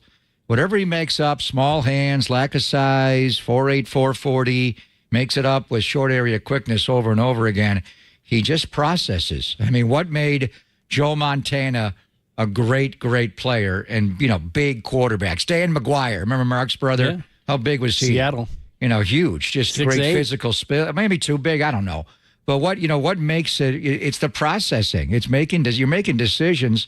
And, Brock did make one. I think he had Juwan Jennings on the goal line, John. So that's why I think he needs to play a little more on Friday. He wasn't perfect last year. He played really well. He got 108 quarterback rating, but the game is just slower for him, I think, and he's able to overcome the physical limitations that he has because his mind is sharp. But even in this game, I mean, Kyle was saying, and I wish he kept his head up. When he broke to run, he gave up looking at the field. He could have hit Juwan Jennings for a touchdown on that play. Yeah, absolutely. And then I thought Darnold's best throw was a ball there was a holding call. There was 2 holding penalties that took away drives for Darnold, but he had Jennings for about a 22-yard deep in that I thought was a really good throw. His best drive was his last. He went 5 of 6, 58 yards. He hit 5 different receivers, and like you said, hit Coletto on that 11-yarder. What I thought was interesting was Trey didn't enter until there was 1:21 left in the third quarter. They wanted to get Sam some extended time. He played 2 series into the third quarter. Well, the plan was honestly, I thought the plan going into this was that Brock was not going to play in this game at all, and Sam was going to play the entire first half. But then Brock felt good after the third day in a row working out last week, so they let him go. And but Kyle wanted them to get just one series. Turned out being 9 snaps, 10 plays with the field goal, a longer drive, and then Denver went off on a 13-play drive. Then they pulled Russ, interestingly. So now the first quarter's almost gone. So the plan was to play Sam the remainder of the half, but the first quarter almost expired. So they let him come out and get 2 more series to start the second half. And I think for both those guys, they came alive after they hit third downs. It was Sam Darnold on the outcut to Daz Newsome. That was going to be his last throw of the game. Had he not hit that, that was going to be it for him. And he played well in Vegas. He played well in this game. There were some breakdowns and penalties, but the team hadn't scored. It's all about scoring. All the stats you want. You got to light up the scoreboard. When Purdy plays, they score. And so Sam needed to hit that third down to keep that drive alive. Otherwise, he would have been pulled. Coletta with the touchdown. And then for Trey, it was the 3rd and 13 to Latu, going to his left. And Latu went down there and breathe out your eyes, boys. We got some guys that are pushing a little bit, and we're going to bring in Joe the Toad Nedney and try to anti-Lund Jake Moody. Whatever curse you and Dante have put on this guy, I want an exorcism. All right, we'll do that. Joe Nedney's going to join us at the bottom of the hour. Still a lot to go over from this game, both offensively, defensively. Ronnie Bell, tons of different stuff going on. The 49ers did sign somebody today, which is probably a bad sign for Danny Gray long-term, or at least the term right now. Matt Barrows is going to give us his thoughts from The Athletic. Does a great job, of course, covering the Niners at 10:50. Our good friend Susan Slesser, 11:30, she's going to join us. A lot of talk about Kyle Harrison. He's going to join and start on Tuesday, so we'll get into that. And Tom McCarthy is going to join us in your noon hour, 12:30. He's the voice of the Phillies, and that's where the Giants are next. By the way, real quick, did you see those bats they used in that Little League Classic? Did you see the pencil bat that Bryson Stott used in the Philly Fanatic bat? I watched the game last bat? night, but I didn't know they used thin bats. They use these. I don't know if this is going to become the rage in baseball. I think it should. But Bryson Stott used a bat that looked like a number 2 pencil. Like it was painted up like a number 2 pencil. It's like a fungo? Yeah, no, just like a regular bat in a game, but it was painted differently. Fungos are real thin. And then, no, it was a regular bat. But it was just painted that way. Oh. And then, the color of it, you mean? Yeah, like the color of it. And then later on, Bryce Harper used a green Philly Fanatic bat. I thought it was cool. And I'm thinking, you want to market the game and all that kind of stuff, and a lot of players don't want to be marketed. Get different bats for different, like the NFL players have their cleats. Yeah. I think I thought it was cool, man. Well, so, Tom McCarthy, the TV voice of the Phillies, is working on the copy. Phillies baseball is brought to you by Home Depot. Exactly. You get a Home Depot bat, make some money. I mean, I'm telling you, they might be onto something. What am I saying? Office Depot. Yeah, whatever it is. Staples. But, yeah. We'll have Staples and Office Depot get into a bidding war. Anyway, he's going to join us at 12:30. We'll get into it. We got a ton of Giants to do too, but we'll finish some conversations about what else we saw. Was there anything else besides the quarterbacks? We'll find out next, only here on the Sports Leader.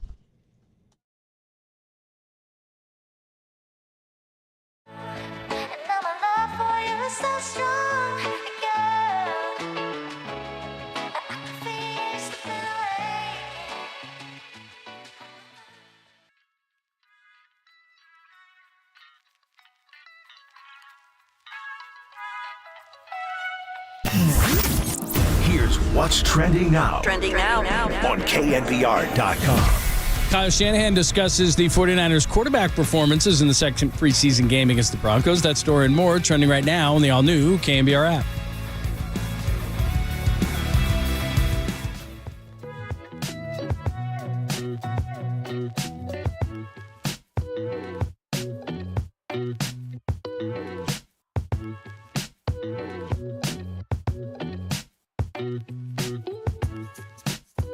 Hey, your old friend John Lund here. Did you know many of the tourneys on the ads that you've seen or heard, they're not even based here in the Bay Area?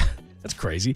And some aren't even based in the entire state of California. Now, Chris Dolan and the Dolan Law Firm, they're based right here in the Bay Area, and they've been that way for more than 25 years. They're award-winning personal injury and employment attorneys fighting for you where you live. Now, that's nice. If you've been discriminated at work, wrongfully terminated, sexually harassed, your rights matter. Go to DolanLawFirm.com and learn more about your rights. And unfortunately, over the past year, Chris and the team, they saw a sharp increase in no-fault injury accidents. Now remember, motorcyclists, pedestrians, cyclists, children playing, they're all around us. So please be careful. Let's work together in making the Bay Area a safer place.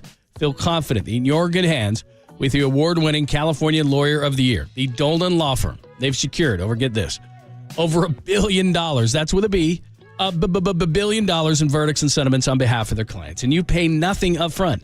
Nothing. No hourly rates, no upfront fees. They get paid when you get paid. They live here. They work here. They win here. DolanLawFirm.com.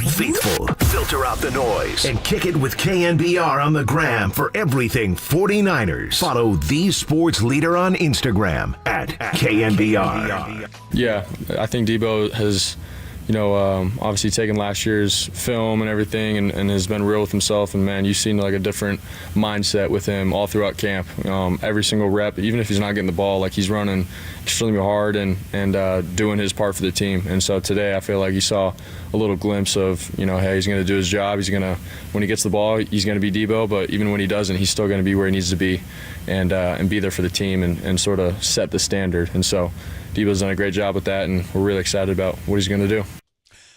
There's Brock Purdy leading us back from the postgame.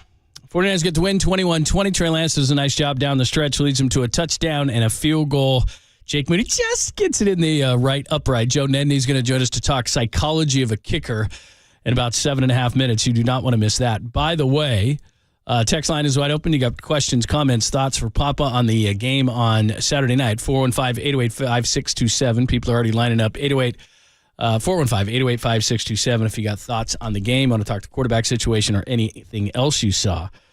Speaking of anything else, Ronnie Bell, 7 for 114, had that 43-yarder.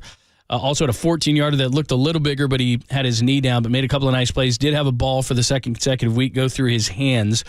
So let's look at that. And then you put on top of that Danny Gray could be out for a while. They did sign Anthony Miller, a former second-round pick of the Bears. I did double-check. He's not much of a punt and kick returner, but he does give you some speed. So where are they in the receiver spot, and what did you think of Ronnie Bell specifically?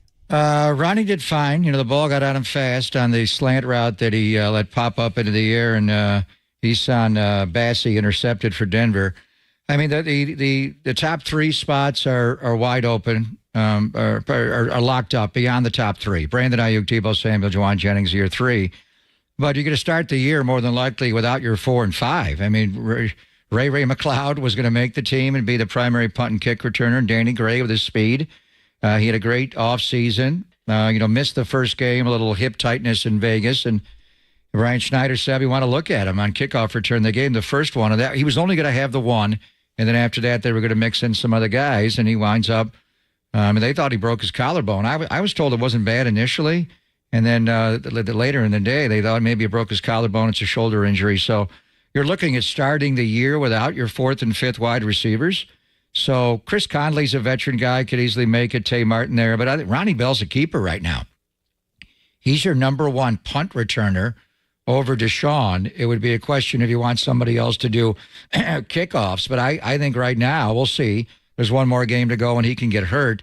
And the way he breaks tackles, he's just a tackle breaker. He just didn't see a lot of that, and he learned. Matt Barrows will join us coming up, and Debo's taking him under his wing. So he's learning to be a yak bro, and that's the big thing. That jet sweep that he ran in Vegas, the 15-yard gain to get Trey going on that 4th series after they went 3-3 and out, John. We were in an interview on TV at the time, I think, with Eric Armstead, and we kind of let it go. He broke 2 different tackles on that play and was able to get 15 yards out of it. I know Kyle was very impressed. So ball security as far as catching the ball, but he fields punts really well. I wanted to play that Brock Purdy soundbite for you there. And I know people on social media and it's just wearing me out with the constant back and forth of the quarterback room. There is no doubt who the starting quarterback is here. And there's no doubt in Kyle's mind. And did you hear what Brock Purdy said there about Deebo Samuel? Do you think Brock would have ever said that last year? First of all, it'd be like, who is Brock Purdy? Nobody else outside of the building knew who he was. But he laid it out. When Deebo gets the ball, he's going to be Deebo. But even when he doesn't, he's still going to be where he needs to be and be there for the team to set the standard. So he's going to run routes the same way if he's the primary, secondary, tertiary, quadriary. What's for, John? I don't know. I mean, he's not going to Randy Moss it. He's going to Jerry Rice it. Jerry, you couldn't tell if Jerry was the primary or not. He ran every right exactly the same. Randy, if he wasn't the primary, he never even got off the ball. He just stood there. Deebo did a little bit of that last year. The stuff that he put on tape last year, the sluggish stuff, he wasn't physically in shape enough to bust his ass on every play. But Debo's fine. Obviously, they fed him the ball early in the game. He looks great. Debo could have his best year in the NFL, and his 2021 was historically good as far as his versatility, catching it and running it. But it's Brock. Brock is taking over ownership of this offense. He just has a different demeanor. Obviously, last year he was Mr. Irrelevant. He was third string behind Trey and Sudfeld, and now he's the guy. But he's saying Debo's going to be there where even when he doesn't get the ball, he's going to be there for the team and set the standard. He mildly, he redirected it in a positive way, but that's not what Debo did last year. And the quarterback, the leader of this offense in that huddle, mildly called it out. I just love everything you're seeing from Brock. I mean, obviously going back to the offseason, John, we didn't know when he'd be cleared. Mayoko's circled this date, August 21st, is the date that he'd first be cleared to throw. It was a month earlier. He was throwing back on Memorial Day. But there's no doubt in this building who the leader of this football team is on offense. And you got nothing but stars all around the place with Williams, McCaffrey, and Kittle, and Debo, and Ayuk, and it goes on and on. But Brock Purdy is taking ownership of this football team, and he's even a guy like Debo, he's going to demand the best of him. And that one line that I heard from Brock, I went, wow. He has come a long way in 1 year, and he's taking ownership of this team now. Joe Nedney's going to join us coming up next. The psychology of a kicker. Jake Moody missed an extra point. He did hit one early from 43. The 32-yarder to win it just trickled through on the right side. So what's going on with Jake Moody? Nobody's panicking or anything like that, but he is a little shaky at this point. Joe Nedney will get us into the mind of a kicker next, only here on the Sports Leader.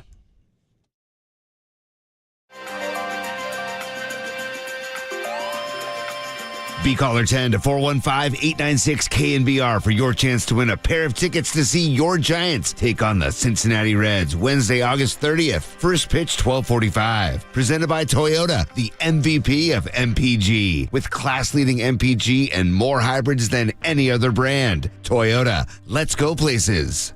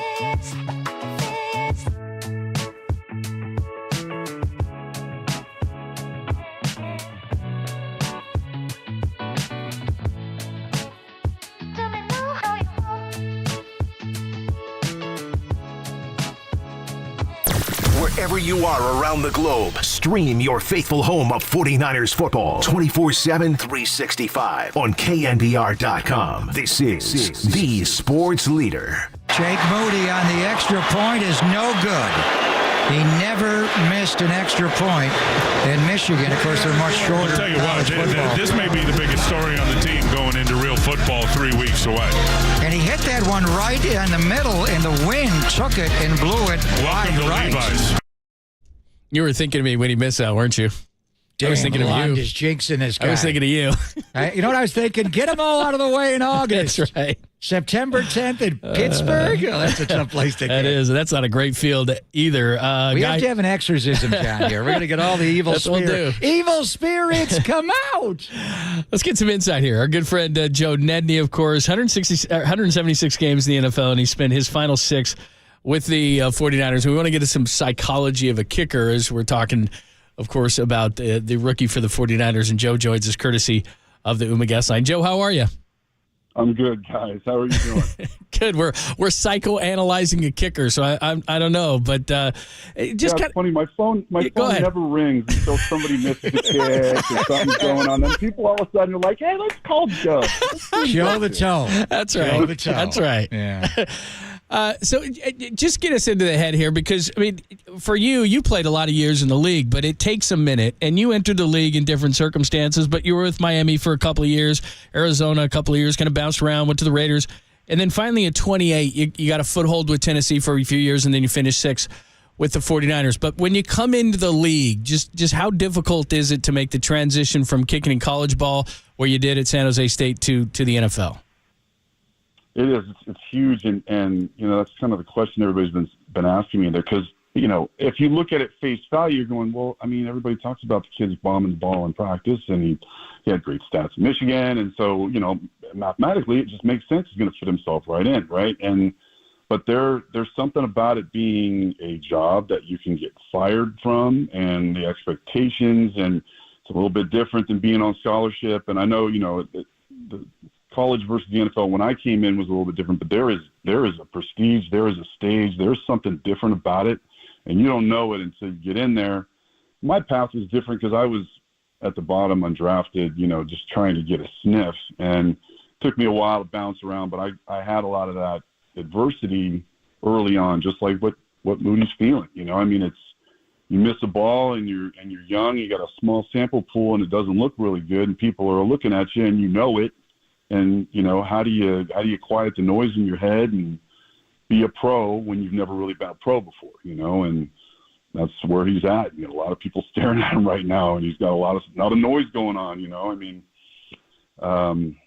greatest reality TV show in the world, man, professional football, right? I mean, here we go, you know, and it's unfortunate because you got the spectrum, right? The Roberto Aguayos and who are brought in and just, you know, you know it from minute one that he's just not really ready. And then you've got somebody like Sebastian Janikowski, who was drafted in the first round and goes on and sets a bunch of records and does this thing for years and years and years. And I've kind of seen it all, done it all, been there, and he's just experiencing it a little earlier, I think, than the normal guy does. And see what happens. And Sebastian took your job. You made a big kick at Arrowhead for the Raiders going back. Good to hear your voice, my friend. So the other problem, Joe, is he's replacing Robbie Gould, and before that it was Phil Dawson, and before that it was David Akers, and before that it was you. So they're going from veteran, you know, kickers going back to the 2000s, mid-2000s, to a rookie on a great team. The problem he's having now on the practice field, Joe, he's bombing them all. Dead center, so high you can't even tell because they're way over the uprights. He's hardly missing a kick. And then he gets into the games, and he's getting tight. So go back to you bopped around. You had to go on a few practice squads to get to Miami. You missed 11 kicks that first year. What do you do? How do you, because you're standing there just like a pinch hitter in baseball. You're not doing a lot all game, and then all of a sudden you got to go in, and the whole thing is on you. How do you calm yourself down, especially when you're a young kicker, to take the practice field success to the field? Well, and to add context to my rookie year, you know, I was in Miami. Don Shula had just retired. Jimmy Johnson was brought in as a head coach. They had a veteran kicker, Pete Stoyanovich, who had it was one of the more recognizable faces outside of Dan Marino as far as the players were concerned on that Miami Dolphins team. And Jimmy Johnson didn't want to pay a kicker that much money, and I was the undrafted, the minimum strong-legged kid, and I had a great camp. And they shipped him off to Kansas City and in a trade, and I got the job. And it was this moment of elation of, oh my gosh, I can't believe I just made an NFL roster, to in the exact same thought, it's, oh my God, I'm a kicker on an NFL team. All eyes are going to be I'm not competing against anybody anymore. It's just me. And there's this spectrum of emotions that occurs immediately. I mean, just this elation and then this fear of, oh my God, like, am I ready for this? And this kid felt it early when there wasn't a whole lot going on. He got drafted, everything's fine, we got a great team and all that, and then the games happen. And you're right, like one kick becomes two, and the noise and the stuff like that. And when you're young, man, it's just such a huge transition. And the one thing that I did that I really am glad that I did was I kind of sought the veterans a little bit, you know, on a humble level, kind of like hey, did you go through anything like this? You know, like where, you know, God, this is crazy, right? You know, it's finding somebody that you can say that to that's not going to think, oh God, this kid's got mental problems, get him out of here. You know, somebody you can trust. But that type of context, that kind of leadership from the vets, you know, and somebody kind of coming up to him and being like, hey man, everybody goes through it. You know, it's all right. It's a good thing these things don't count. Nobody cares about the Baltimore Ravens being undefeated in preseason, right? I mean, it doesn't matter. Just like this, except you know, John Harbaugh, right? As long as the kid ends up kicking a few, you know, makes the kick over 45 yards. I remember that being a big thing for me. Make a long kick, you know, bomb it, hit it dead center. Let your body know what it feels like to hit a nice shot right in the middle of everybody and the fans in the game and all that. And then things start to calm down from that point on. So that's kind of what I wish for him, because he needs it. He needs it bad. You know, it obviously he's capable of it. And as soon as you see it and you feel it in a game, things kind of change. And I remember that happening for me a couple times in the preseason, you know, coming off the field, not hitting the ball well, having a bad week of practice, all up in my head about it, you know, as a young guy. And then all of a sudden you have a couple good shots, a couple ones in a row, and you kind of tell yourself, there we go. Okay. Get back on the bike. We're good, you know, and stop the voices in your head. So we'll see how he does. You know, I don't know what kind of fortitude the kid's got, right? I mean, this is all brand new to him. It's brand new, and you know, this is a good damn team. So, you know, it's an important position. I wish him all the best, but it's one of those things I just feel like, Bob, where, you know, we've been through it, and I got through it. I went through it early. I went through the adversity and the bouncing around, the competing, you know, tooth and nail for the 53rd roster spot. I was even a kickoff specialist back when they had moved the spot back to the 30. I wasn't even considered a kicker. I just was a strong-legged guy trying to find a team that would give an extra roster spot. So, you know, he's in a different situation than I was. There's a lot of eyes on him. This is a really good team. So the business person in me is telling him, figure it out, dude. You know, and then you know, the fan in me is going, you know, you got this, you're all right. But there is definitely a level of, I'm sure in that building there's a level of, all right, like, he's a pro, right? Pros figure this stuff out. Right. Joe Nedney's joining us. He was kicker in the NFL, 96 to 2010, his last 6 with the 49ers. Of course, Jake Moody's situation, rookie kicker out of Michigan. I don't know how to even ask this question so much as just to say, when it's going great, everything looks really easy. And I know you just mentioned the psychology of it. You got, you know, every position in sports is mental, and life is mental, all those kind of things. But how does a kicker go from just railing everything to just losing it? Because you see that, I'm not going to say all the time, but you see that with a guy where it's like all of a sudden he just lost it. Like, what happened? I think we're probably asking ourselves the same question.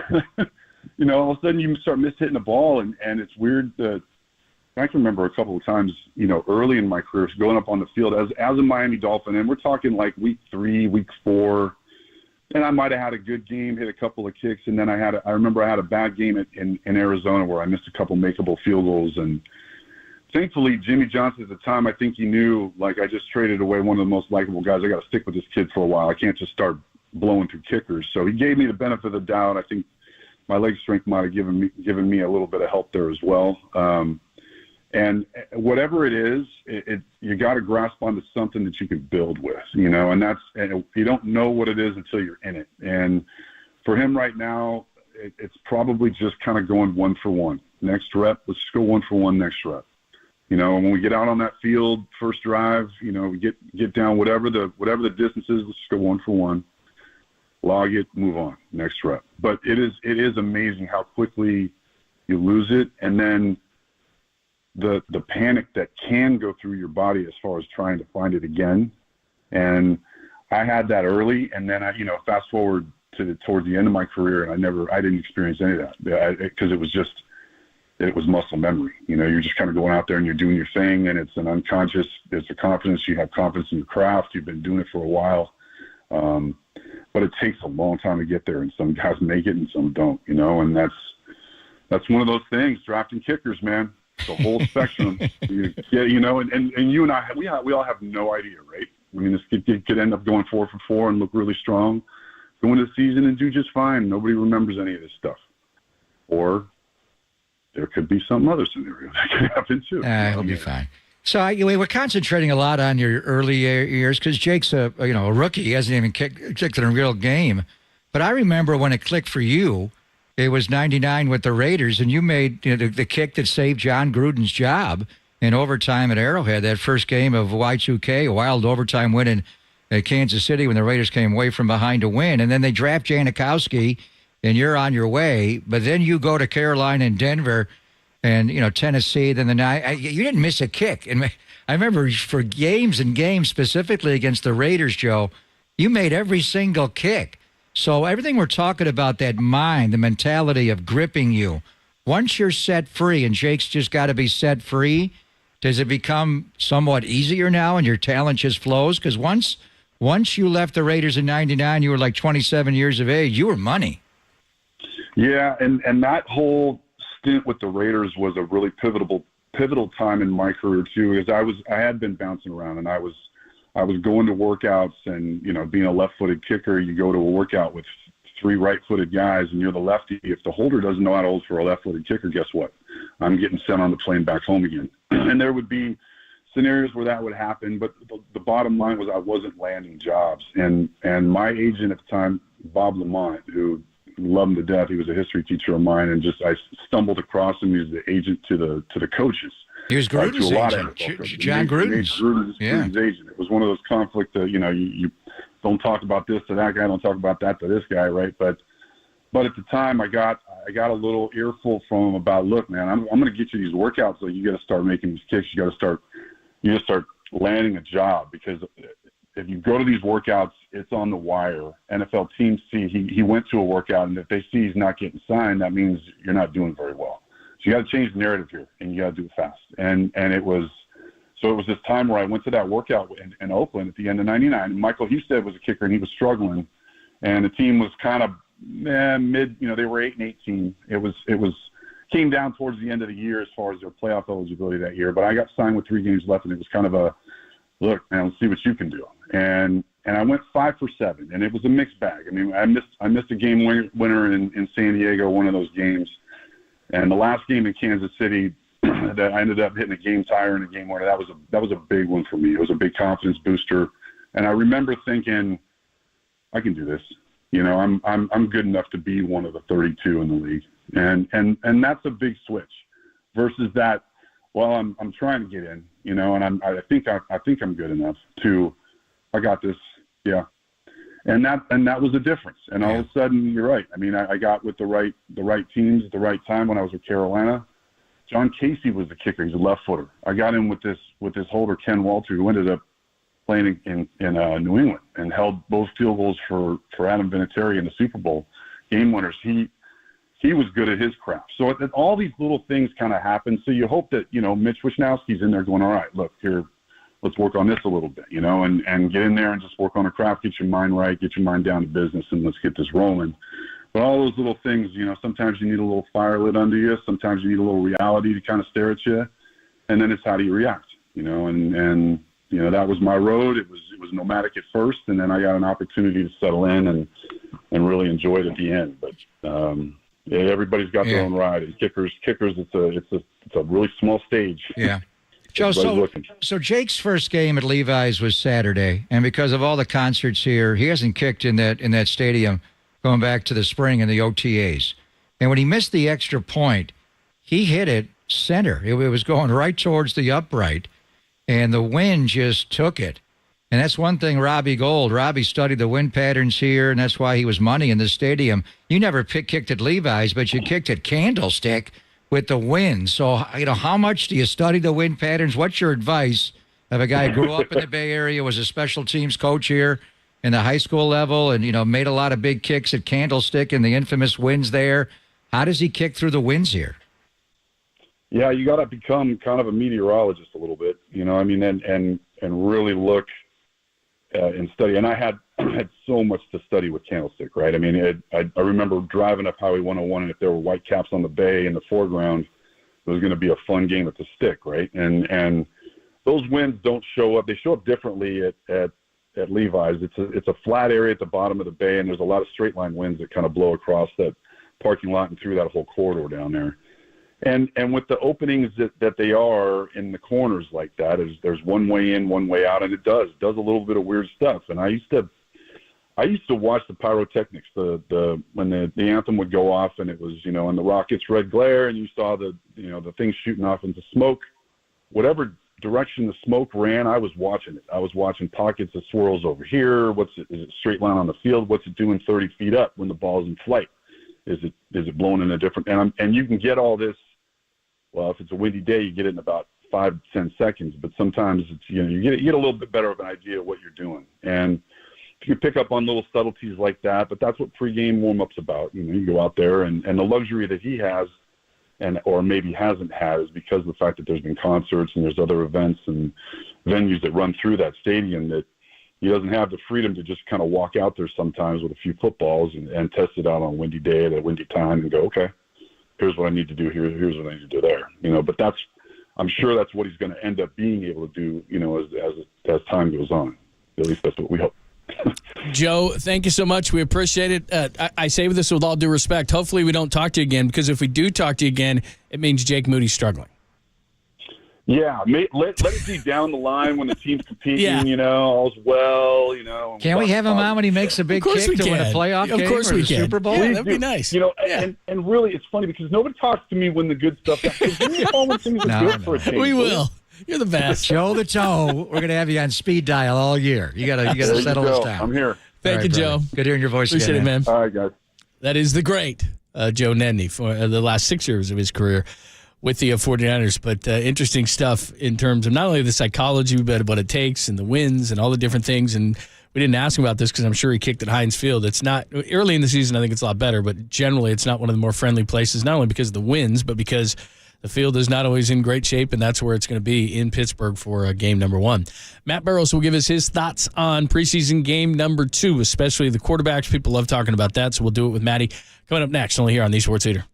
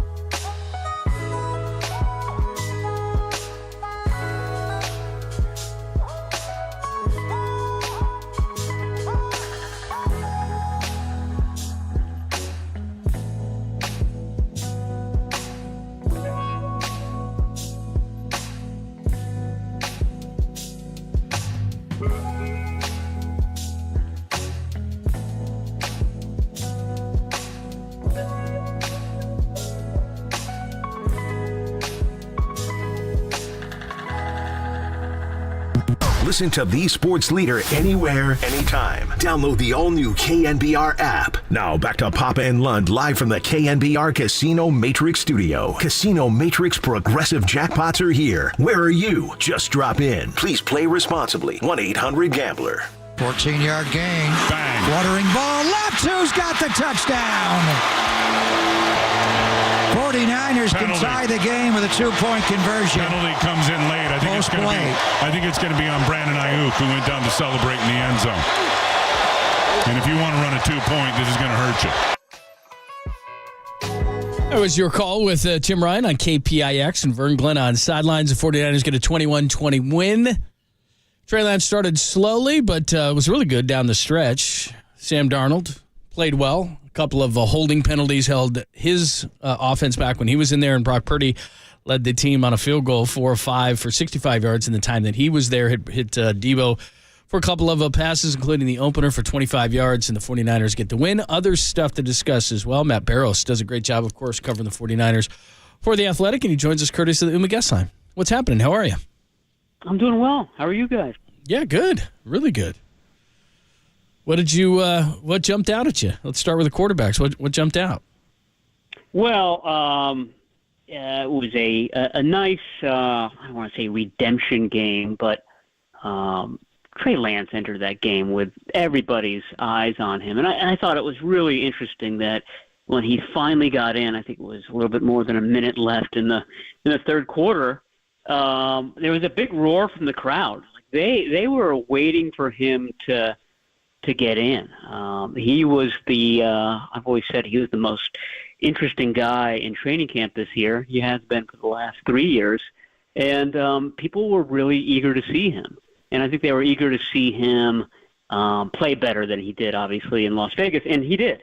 I thought he was really good on those last 2 drives, went to all the right throws, and he played the way that Kyle Shanahan wants him to, which is aggressively, to kind of drop back, plant that foot, and go.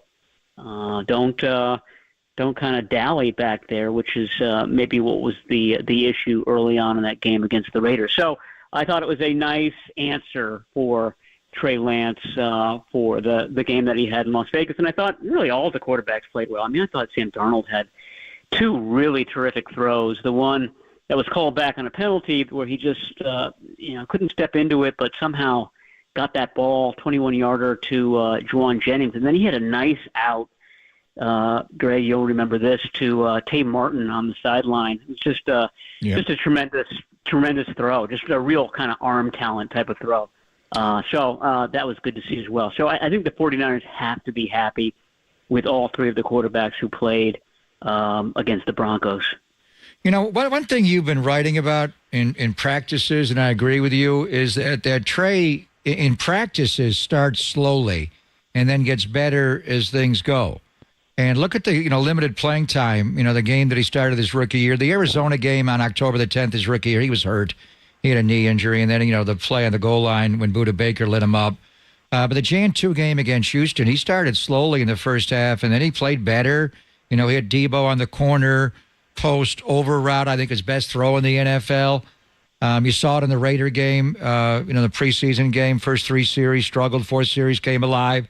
In this game, a little bit of a slow start on the tip screen and the interception, and then he hit Latu on that 3rd and 13. And I thought he played the best he has played for an extended period of time in the NFL, preseason, regular season. He got on a heater for the touchdown drive, the field goal drive. So it's breaking it down more, Matt. I'd love to see, by series, Trey Lance's quarterback rating, because he does play better the more he plays. It's just simply he hasn't played much, college football, high school football, pro. He needs to play. As you analyze this, because you asked him about it after the game on Saturday, and he downplayed it, but it's clear he plays better the more he plays. Yeah, I think so, too. And I've seen quarterbacks like that throughout my career covering them. Alex Smith was certainly like that early on. And I think there's a lot of similarities between those two. But, yeah, Trey Lance pretty much rejected my premise there. And he was saying, going back to the Raiders game, that it was the 3 and outs. I think there was some miscommunication there early on, and it's hard to get into rhythm when you just can't convert those third downs. So I don't know what the answer is. I mean, obviously these guys are all kind of cognizant of that, but it's a pretty strong contrast between him and Brock Purdy, the guy who came in cold against Miami and ran that offense like he was a 10-year veteran. So I don't know if it's how the brain is wired. I do think that Trey Lance is the type of guy who, that as you know, the more that he plays, the more that goes away.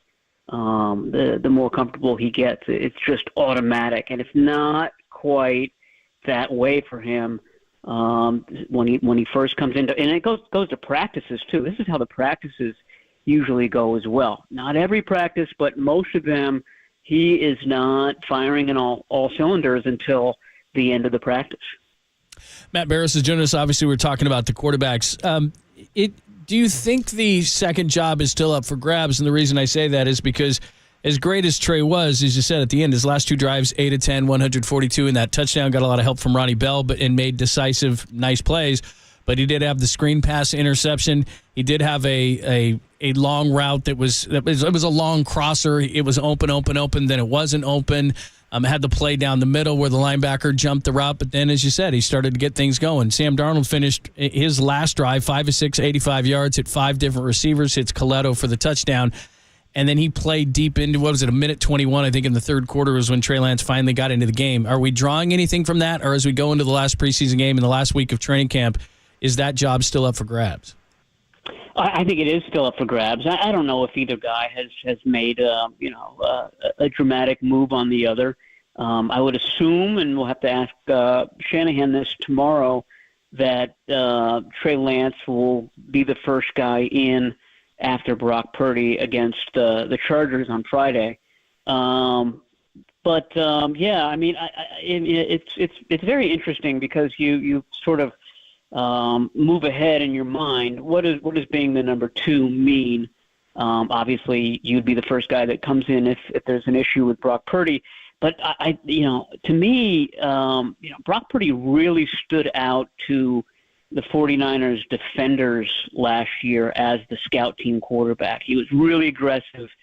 I remember Jimmy Ward speaking very highly about him and sort of the tests that he put the defense through. They were like game-like reps. Aggressive, tried to fit the ball in, et cetera, et cetera. He wasn't trying to be perfect as the scout team rep, as the scout team quarterback, which a lot of young quarterbacks try to do, and which I think Trey Lance tried to do his rookie season.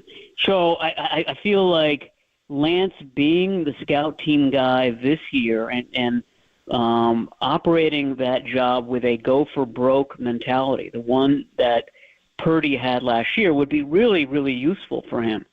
There's a lot that goes in with being number 2. I wonder whether Shanahan could sort of engineer it that way that maybe both quarterbacks get some scout team reps. I don't know, but I think that'll be one of the questions moving forward.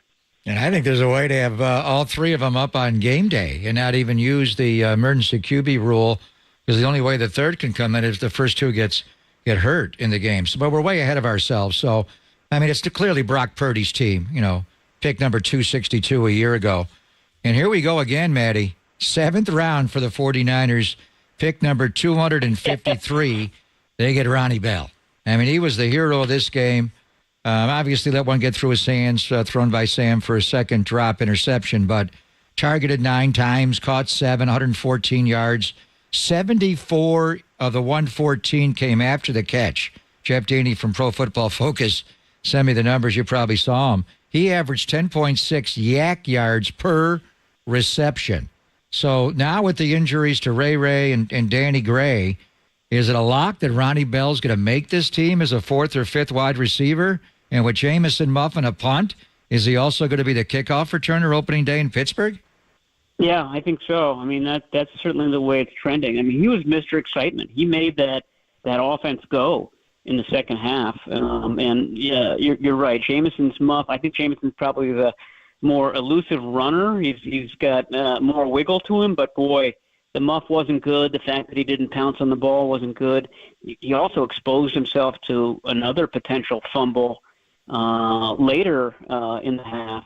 He got hit from behind that easily could have jarred the ball loose. So I really doubt that the 49ers think that he can be their guy early in the season, whereas Bell seems a little bit more secure with the ball.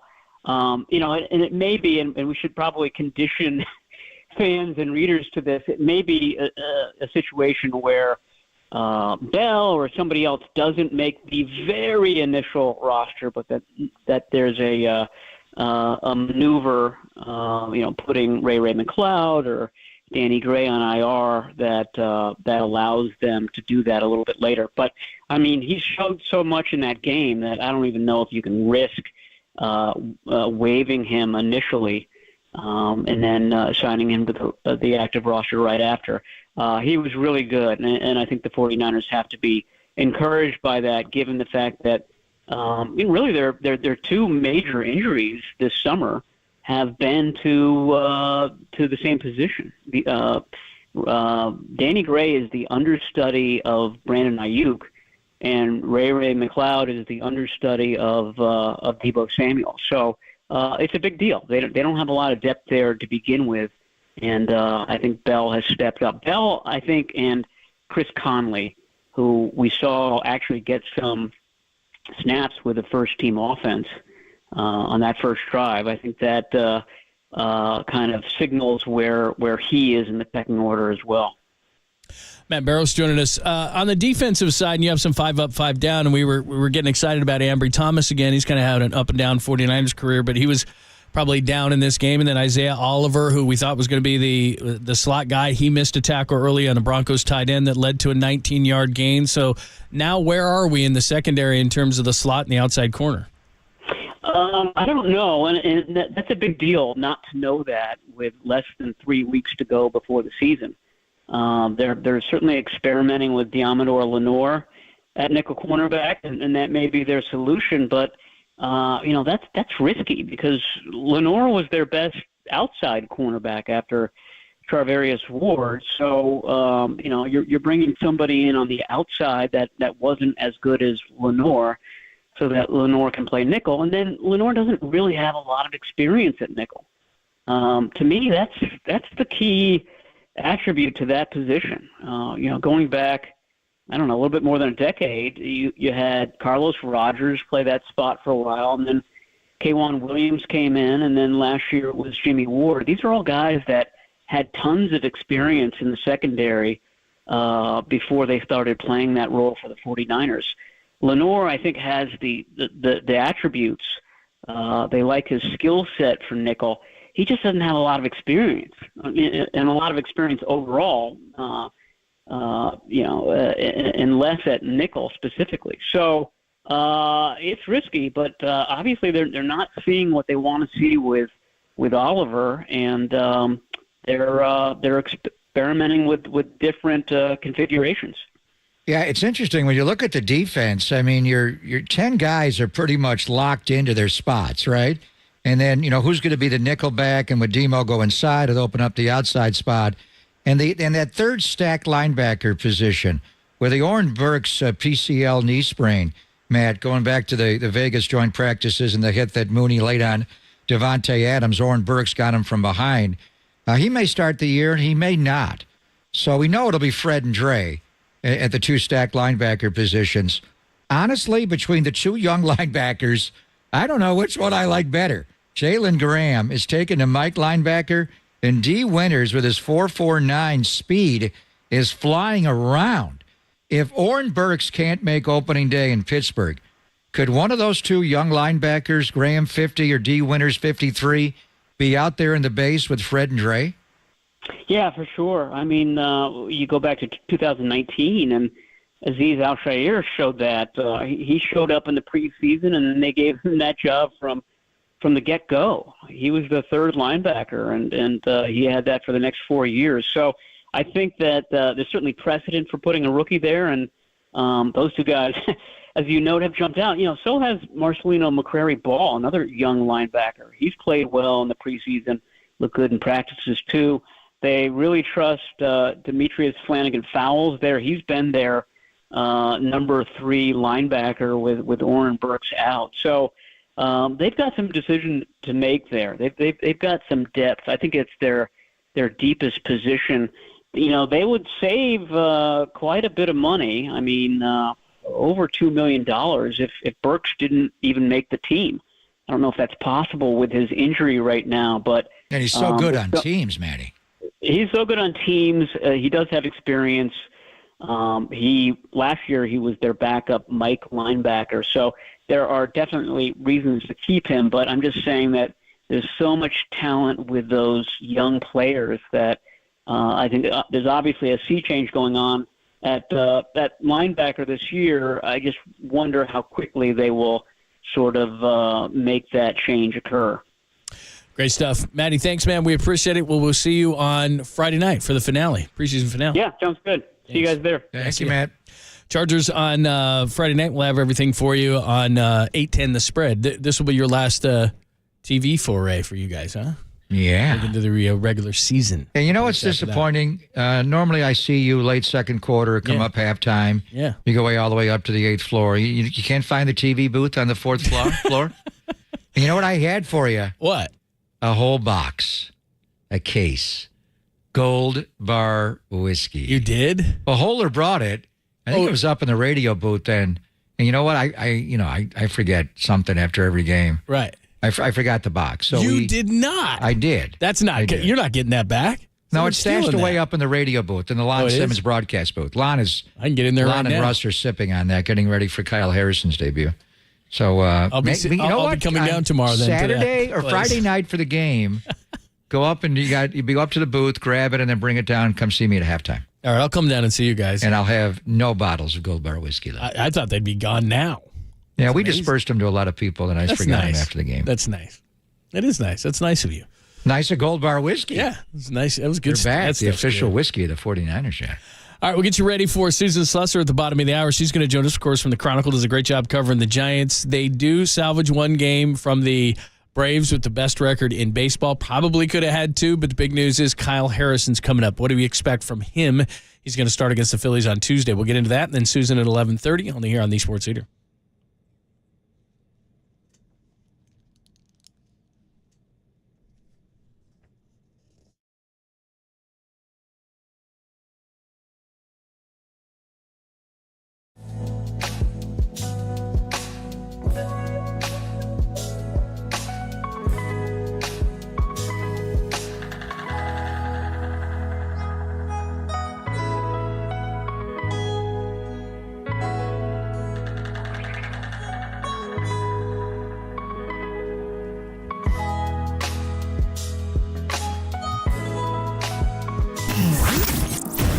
What's trending now? Trending now.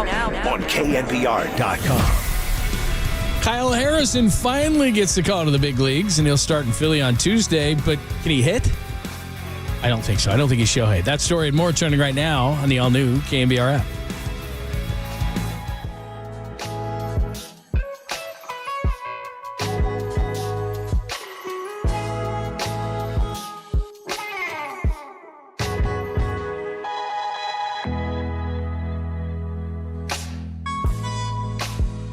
Always great on a Monday to talk to our good friend Steve Moskowitz, Moskowitz LLP. They can help you solve all your tax issues. And today, Steve, we're talking about ERC. Tell us about that.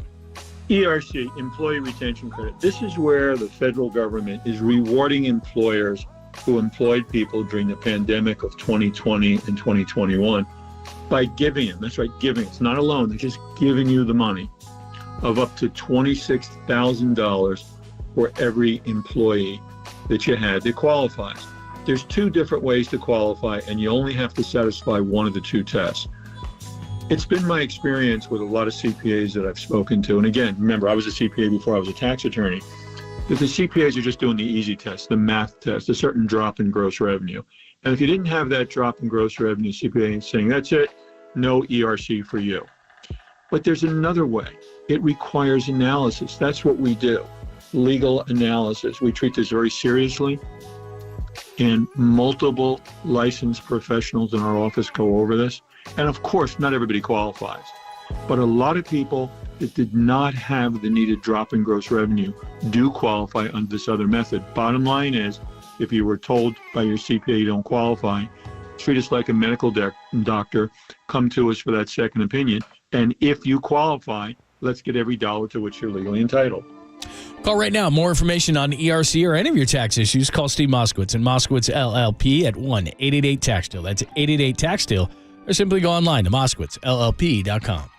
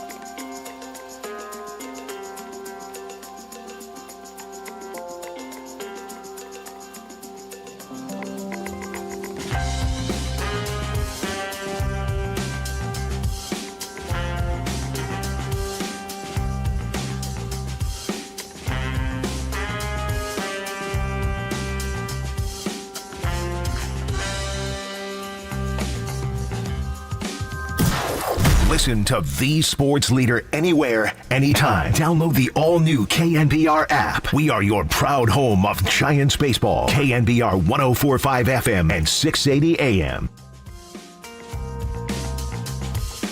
One more note for you guys. I know you guys were asking before the game about Harrison. So you guys, I think you guys already have like a sense of it, but he's going to start for us on Tuesday in Philadelphia. Can you just tell us a little bit about the timing of it and what's behind that decision? Last couple of outings, I think he's taken some real steps forward. We think he's ready to come up and help us win baseball games. That's like the most important thing.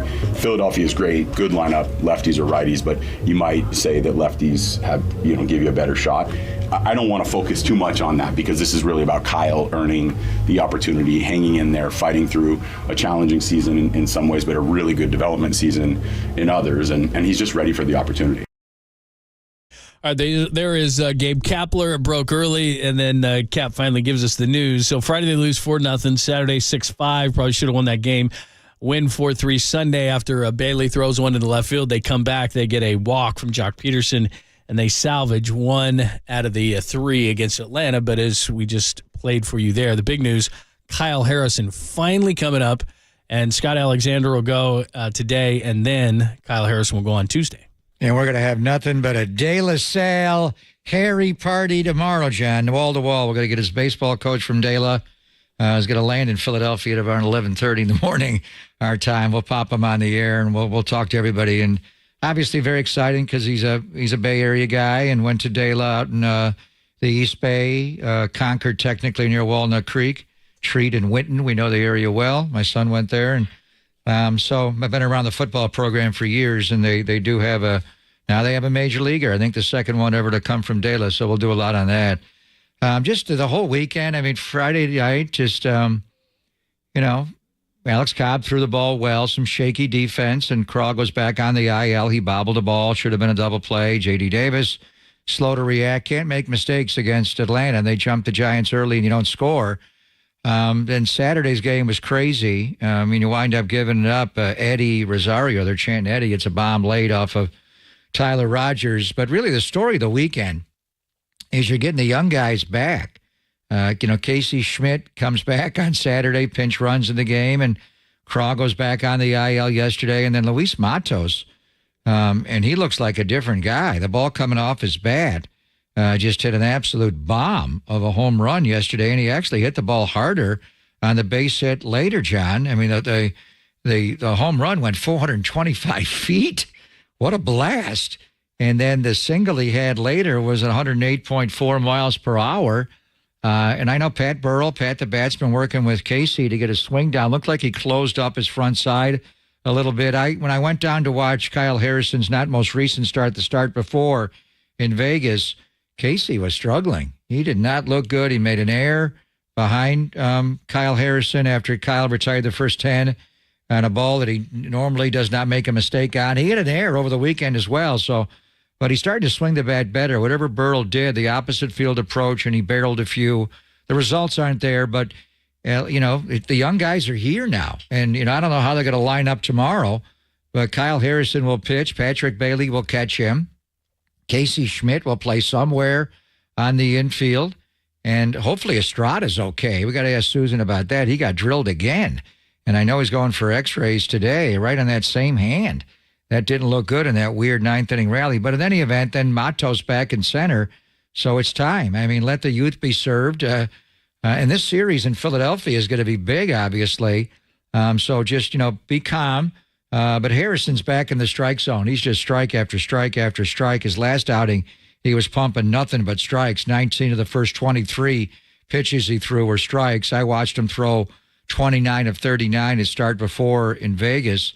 He threw 59 pitches his last outing, so I think he could probably go maybe 79 or 80 where he was when he was maxed out. He was pitching in AAA, but good to have Matos back. Looks like a different guy again after in a funk. Casey's got to get some results there, but wow, here you go right in the middle of your diamond now.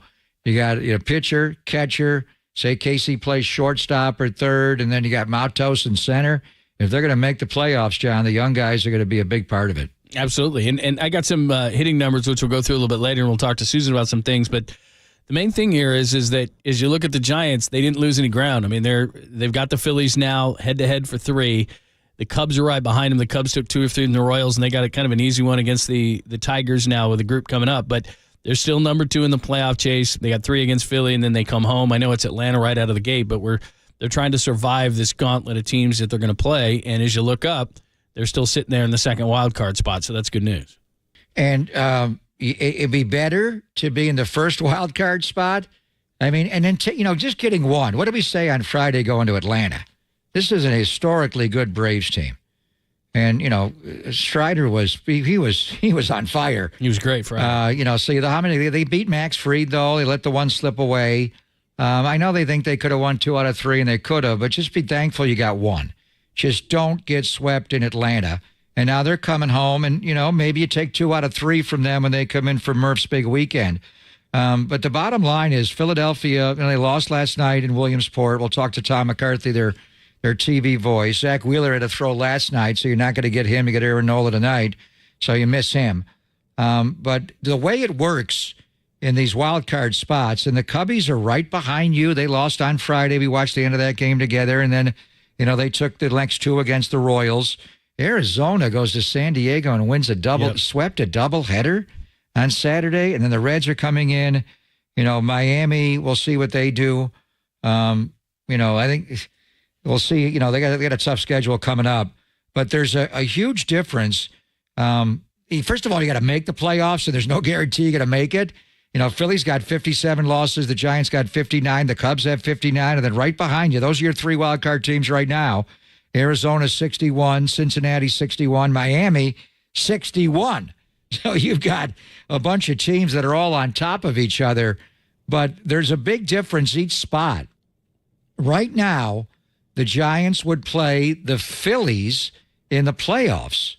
Now, wouldn't that be fascinating? Gabe going back to Philly, and we're thinking we're going to get an Eagles 49ers rematch in the championship game all over again. All of a sudden, Philadelphia is the big nemesis of the Bay Area teams here. But there's a huge difference. The way it works, if the Giants do play the Phillies right now in a 4-5 matchup, John, that is a best 2 out of 3. And since Philadelphia has the better record, all 3 games, if it goes 3, would be played in South Philly. So there's no game 1 in Philly, fly back to say you're not doing that. So whoever gets that 4th spot, the number 1 wild card spot, because the division winner, in the Central right now is Milwaukee, and they're 11 over. They would be the 3 seed. So, and if the way to look at it also would be, would you want to play Philadelphia with them having home field at a 2 out of 3? What if you drop down to the 3rd wild card spot and you play Milwaukee in that first round? Now, they'd all be in Milwaukee. So we'll play that game a little bit. Right now, you just got to win. You got to flip this season around. You're still in a funk, even though you got yesterday. You didn't get swept, but still, you're in one of those down cycles. But there's a big difference in where you line up as a wild card team, whether it's Philadelphia or Milwaukee. And then, if you're against the Phillies, you're also in the Braves side of the bracket, John. Exactly. If you drop down to the 3rd wild card team and you play Milwaukee, then you get the Dodgers. Wouldn't that be fun? And to do it all over again in 2021. So there's I know we're just thinking just get in, but there's a big difference whether you're the 1, 2, or 3 wild card position. No doubt. Let's talk more about it with Susan Slusser, not only the positioning of the Giants right now, going into Philadelphia, reviewing the Braves, and the big story. Kyle Harrison is coming up to the big club, and he's going to pitch on Tuesday. We'll ask her all about it next, only here on the Sports Leader.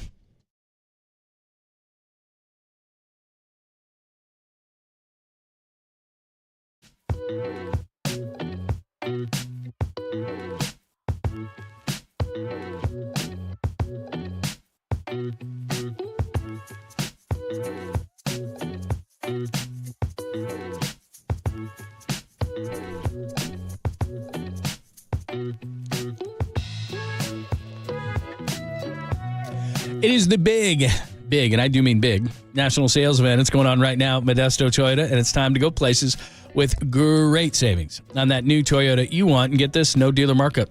So there's new cars, SUVs, and trucks arriving every day. I was out there last Wednesday, actually, picking up a brand new 2023 RAV4 hybrid, so I saw the big trucks arriving every single day. So what you do is do what I did. Check out the incoming vehicles at ModestoToyota.com. You pick out the one you want, you reserve it, and that's all with no dealer markup. It's that simple. Modesto Toyota has been family-owned and operated since 1965, so with me, when I drove off the lot on Wednesday, I knew that they were going to be around because they've been around for over 50 years and family-owned. So you feel great when you go on the lot. Nobody's hassling you. It's a comfortable experience. You're going to love it. You get a great deal with the very best price, and of course, as I just told you, great customer service. So it's a great time. It's the big national sales event. So just go to Modesto Toyota for great savings on that new car, SUV, or truck you want from the vehicles arriving daily. Those big trucks, they are loaded with new Toyotas. So come get yours with no dealer markup. Now is the time to get that great deal on your next Toyota at Modesto Toyota, where I got my Toyota. I get all my Toyotas. Where my son got his Toyota for school right now. And I already told him, your son's getting a car, truck, or SUV from Modesto Toyota, and so on and so on and so on. You get the idea. Anywhere, check it out right now at ModestoToyota.com.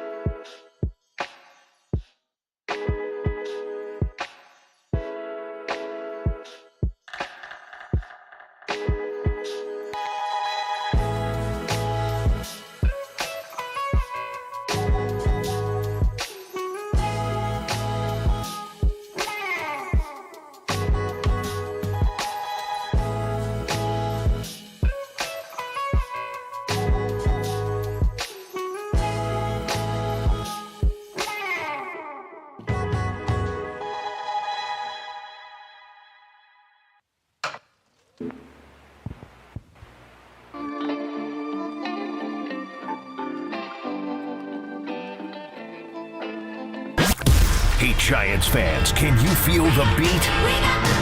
Time for Papa and Lund to talk ball with the Chronicles Giants beat writer Susan Schlosser on KNBR 104.5 FM and 680 AM. The sports leader. Plus now, he's been having that carrot dangled out in front of him for a while. He wants it so bad. He wants to get to the big leagues so bad. When they start talking about your name and he's going to get called up anytime soon, I don't even think that's fair to a young player. So now he's getting the nod. He's finally here, and it's not the September call-up. I know it's close, but they need him against Philly, against this left-handed power. They need him, and they deem him ready. And here he goes tomorrow night. So we're all looking forward to it. And you know what? I hope he never ever puts on another minor league jersey.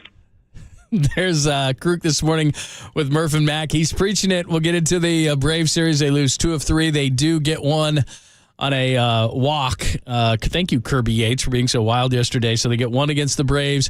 Got the Phillies for 3. Kyle Harrison's going to pitch on Tuesday. That is the big news. We get some injuries and other things to get you caught up on as well. Susan Schlosser joins us, of course. Read her great stuff in the Chronicle and make sure that you're following her on Twitter for all your Giants news or X or whatever. And she joins us courtesy of the Umaga sign. How are you? I'm great. How are you guys? Yeah, we're good. We're just anticipating Kyle Harrison, who I guess on virtue of, right, they'd been talking about it for a long time. As Kruk said, 11 strikeouts, no walks in his last 2 starts, over 7 1/3. So as Mike Krukow just said, they deem him ready. Yeah, that's been the main thing, is basically just throwing strikes. Garvin Austin at Sacramento has done a really good job of kind of almost getting him back to basics, right? Ignore some of the analytics stuff and all the information you get and just focus on pounding the zone, getting the ball inside to right-handers. The things you hear about, but especially for younger pitchers, are so important. And you remember, this is a kid that gets compared to guys like Randy Johnson, Chris Sale, lefty with high strikeout numbers. Those guys early in their career were guys who had some walks, right? And kind of had to learn to use their stuff in the zone to really get to the next level. So the Giants have been preaching all of that. To me, the thing that really jumped out was his last start. 19 of the first 23 pitches he threw were strikes. He can throw strikes at will now, and that is huge. Sandy Koufax as well. You mentioned Randy Johnson. I saw him as a young guy who was so wild. And Tom House, who's now a QB guru in football, with Nolan Ryan's guidance, locked him in. And look what you had there with the big unit. So I know he's there. You're in Philadelphia now, Suze. I know he's there. He's going to spend the day on the taxi squad, and then they'll activate him tomorrow. Are the Giants going to make Kyle Harrison available to you before he pitches tomorrow night? I would think so. They haven't actually said officially, but it would be a little unusual not to. It's already been announced that he's starting. It's not a secret. He certainly has spoken to the media many a time. He knows most of us in the local media that are out at the Giants all the time. So I'd be stunned if he didn't, but I don't think there's any sort of protocol issues with it. But I certainly hope so. I think most of us just want to say, more than anything, congratulations. We've all been kind of on pins and needles waiting. I think Kapler was maybe even getting a little tired of us going like, could Kyle Harrison be an option here for hey, they're the ones that said as soon as the All-Star break is over, we were going to bring him up. So it's going to be soon. And we were counting the days. We assumed it would be before September. And here we are getting him in, and it's still August. Susan Schlosser joining us, of course, the big story. We'll get to some games on the field, but Kyle Harrison's going to pitch tomorrow, Tuesday, in Philadelphia. So in his minor league career, he's averaged about 4 innings to start. This year, he's averaging about 3 1/3 per start. So would they stretch him out a little bit? Obviously, he's not going to be like Logan Webb and go 7. Would he go 5? I guess some of it depends. What do you expect? What do you expect out of that? Well, now that he's throwing more strikes, he is getting earlier outs. So, hey, look, this is a good Phillies team. I'm not saying like he's just going to, whirl through it. If he does somehow get on a nice roll, he could go 5. It's going to be a matter of pitch count, though. I would say they're probably going to be very happy if they get 4. 3 is probably more, especially for a first time out, and the way they've been using their pitchers, right? They're like, they really don't like guys kind of going through, except for the exception of the 2, real starters right now in the rotation. They really aren't letting guys go through the lineup more than once, maybe once in a bit. So I think 3 is probably going to be the thing. But if it's 4 or 5, that's a very, very good thing, and that's going to have been one heck of a start. Yeah, 2 starts ago, he threw 39 pitches, and his last start, 59. So if they bump him up to 79 or 80, he can get deep in the game. We'll see. So Mike Krukow said he hopes he never puts on a minor league jersey again, but the reality is guys do come up and they go down. And Casey Schmidt was the rage. Who was going back to, a few months ago, May 19th. First 20 games, he tore it up, and then the last 50, really struggling. So he's back. I know he had a busy weekend of travel. Pat Burrell's been working with him. Looked like he closed up his front side a little bit. So give me both sides of it. Casey, the new and improved Casey Schmidt, after going back down and being humbled a bit, reworking his swing. And then the other side is Crawl. You wrote about him going on the IL for a third time. I mean, I don't even want to say this, but is it possible his career with the Giants is done? I mean, we are into late August here. Is he going to be able to come off the IL sometime in September? Well, he told me, we'll start with Crawford first, but he told me the other day he thought maybe just through the weekend and he'd be okay. So, I've kind of been looking at this as probably very much a short-term, the minimum 10-day kind of thing. I think that's probably how he's looking at it.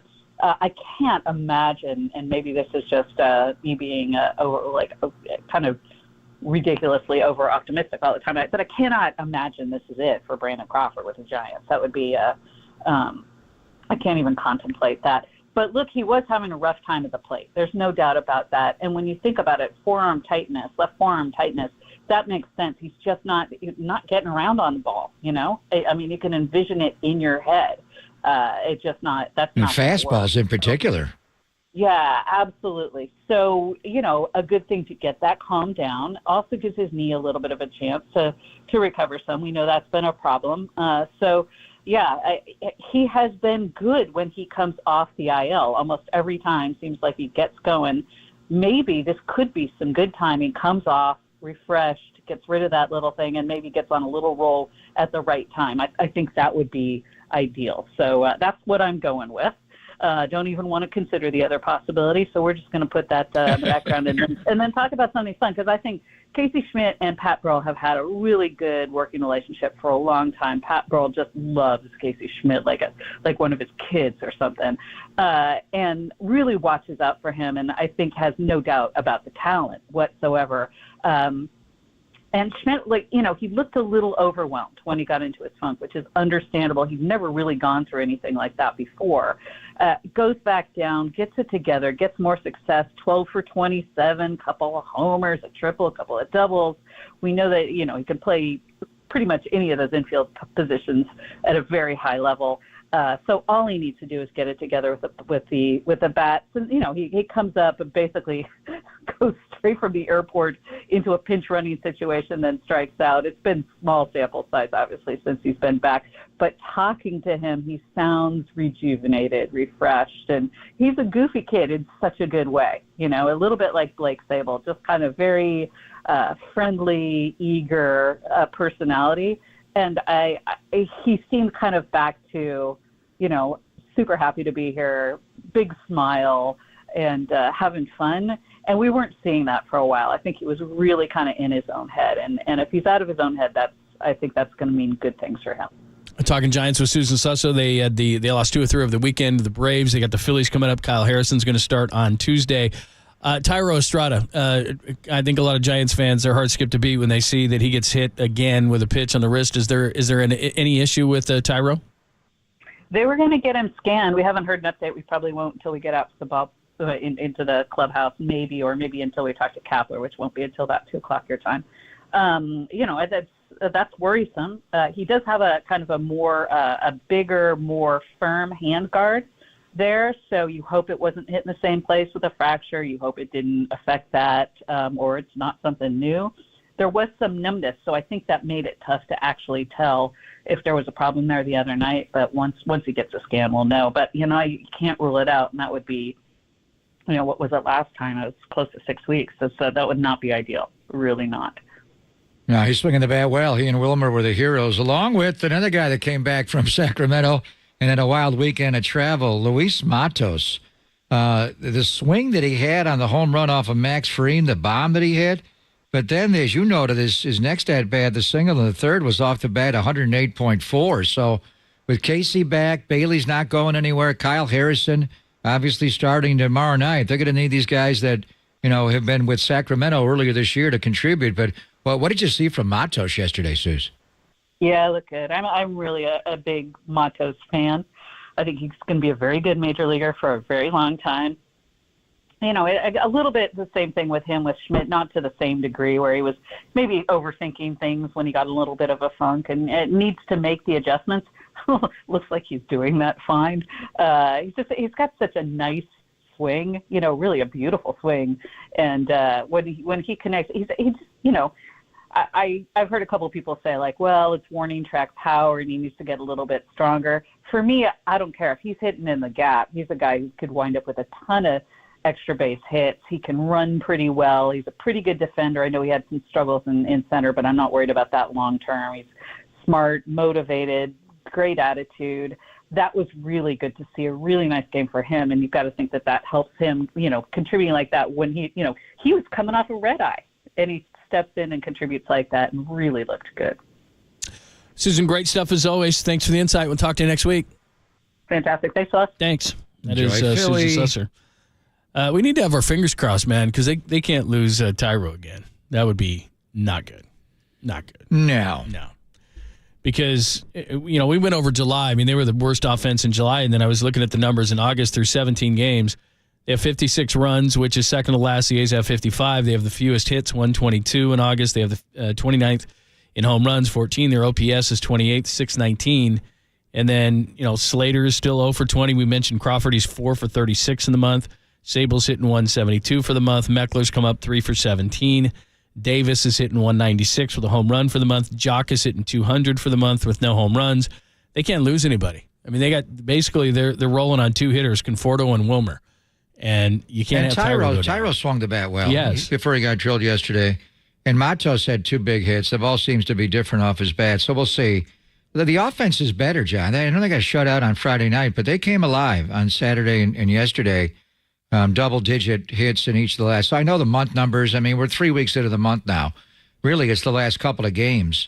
And this park in Philadelphia is a bandbox. I remember, I think it was the first year the park opened. When JT Snow went there on a Friday night, it was a snowstorm in Philly. He had 3 home runs.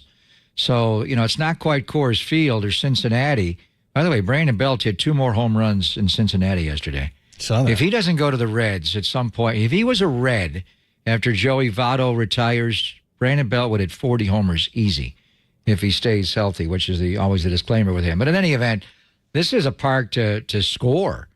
So I see the offense coming alive a little bit, but you can't lose Tyro Estrada. No. Obviously. I mean, that guy's a spark plug. I don't know if I like him in the bottom of the order, to be honest with you. He's too good of a hitter to be batting 9th, but I get it. The 9th spot has been a black hole, and, you could have speed there at the bottom and treat it like, double leadoff guys with Lamont.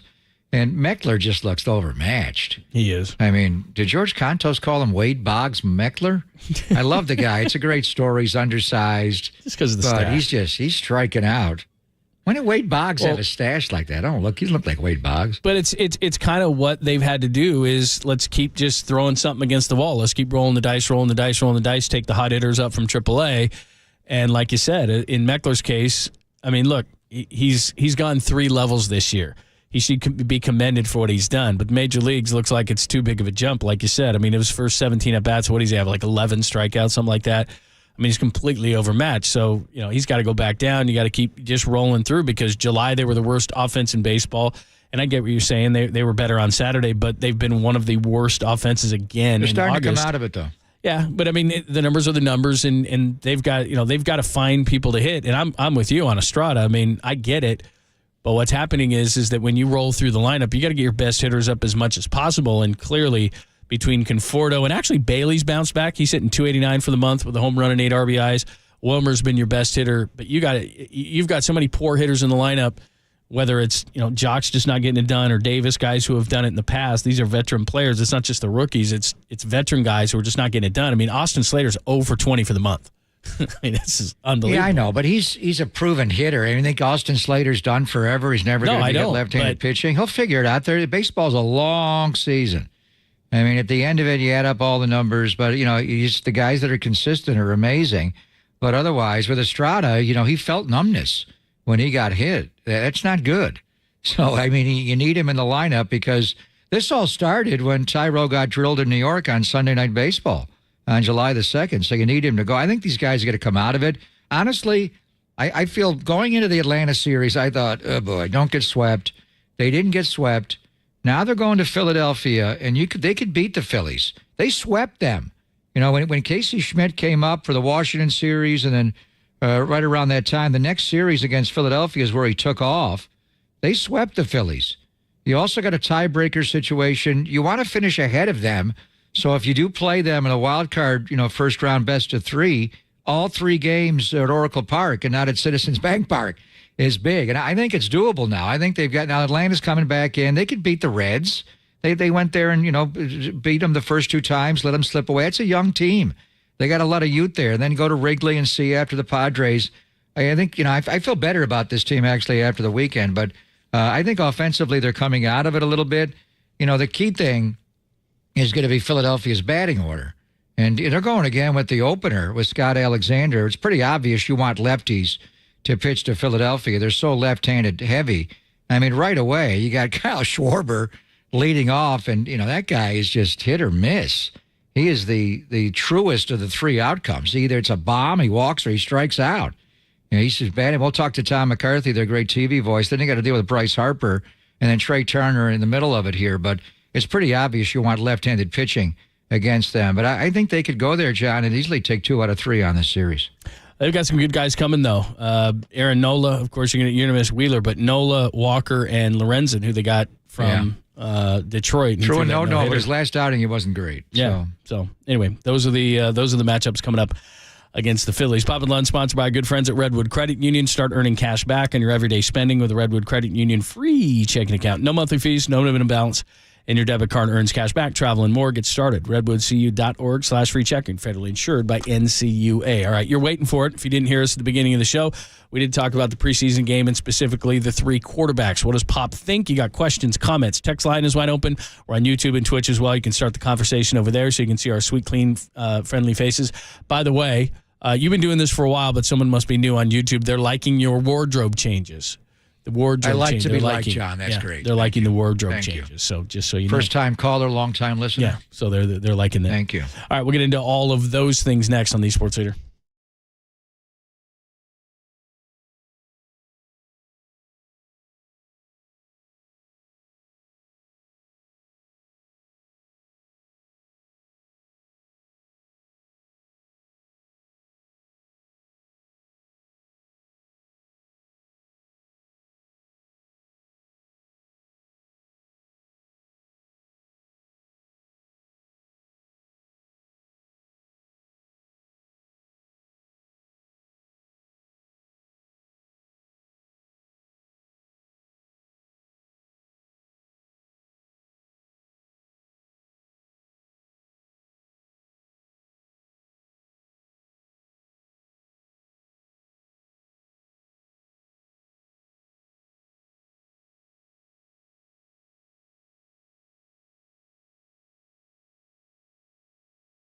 And I'm Greg Papa on KNBR. What's the formula for happy home life? Be on the air constantly. Now the football's going on the weekends. Just never go home.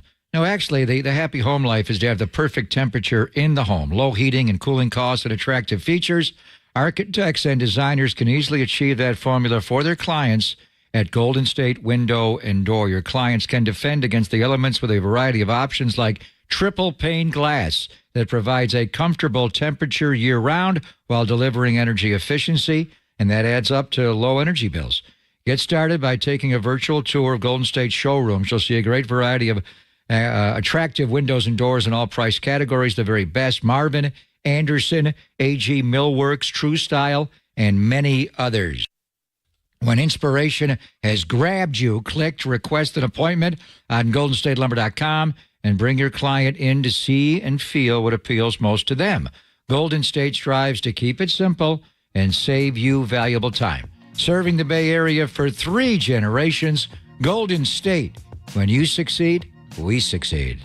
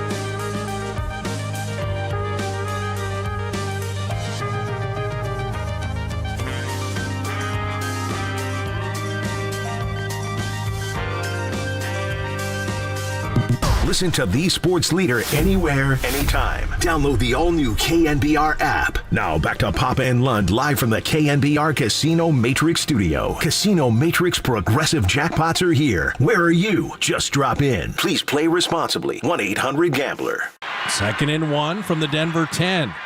Darnold throwing out in the flat. Jack Coletto at the 5, the 3, the 2. Touchdown, 49ers. Sam Darnold to Jack Coletto, the rookie out of Oregon State, into the right flat and then doing the rest with his feet. And the Niners are in the end zone and an opportunity to take the lead. That was a very nice job of Coletto at the 2-yard line. Won't call it a cutback, but it was a slide back to get in the end zone. It's almost like a ballerina. Watch this. Whoop. That was pretty nice. Remember, he played every position in college at Oregon State: quarterback, fullback, running back, wide receiver.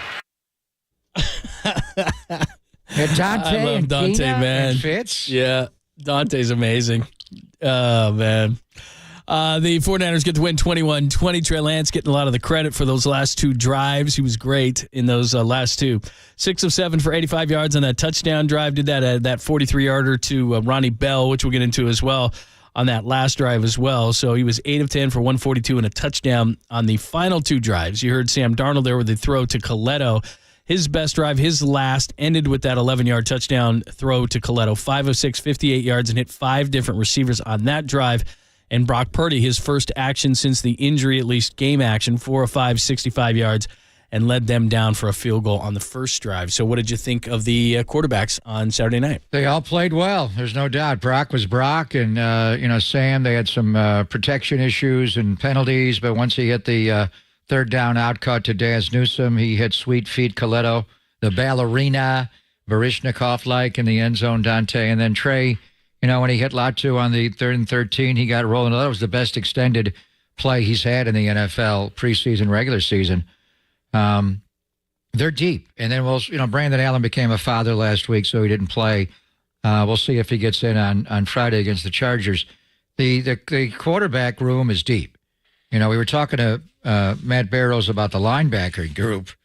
Even if Oren Burks has to start the year, I don't know if they got IR him with the PCL knee sprain.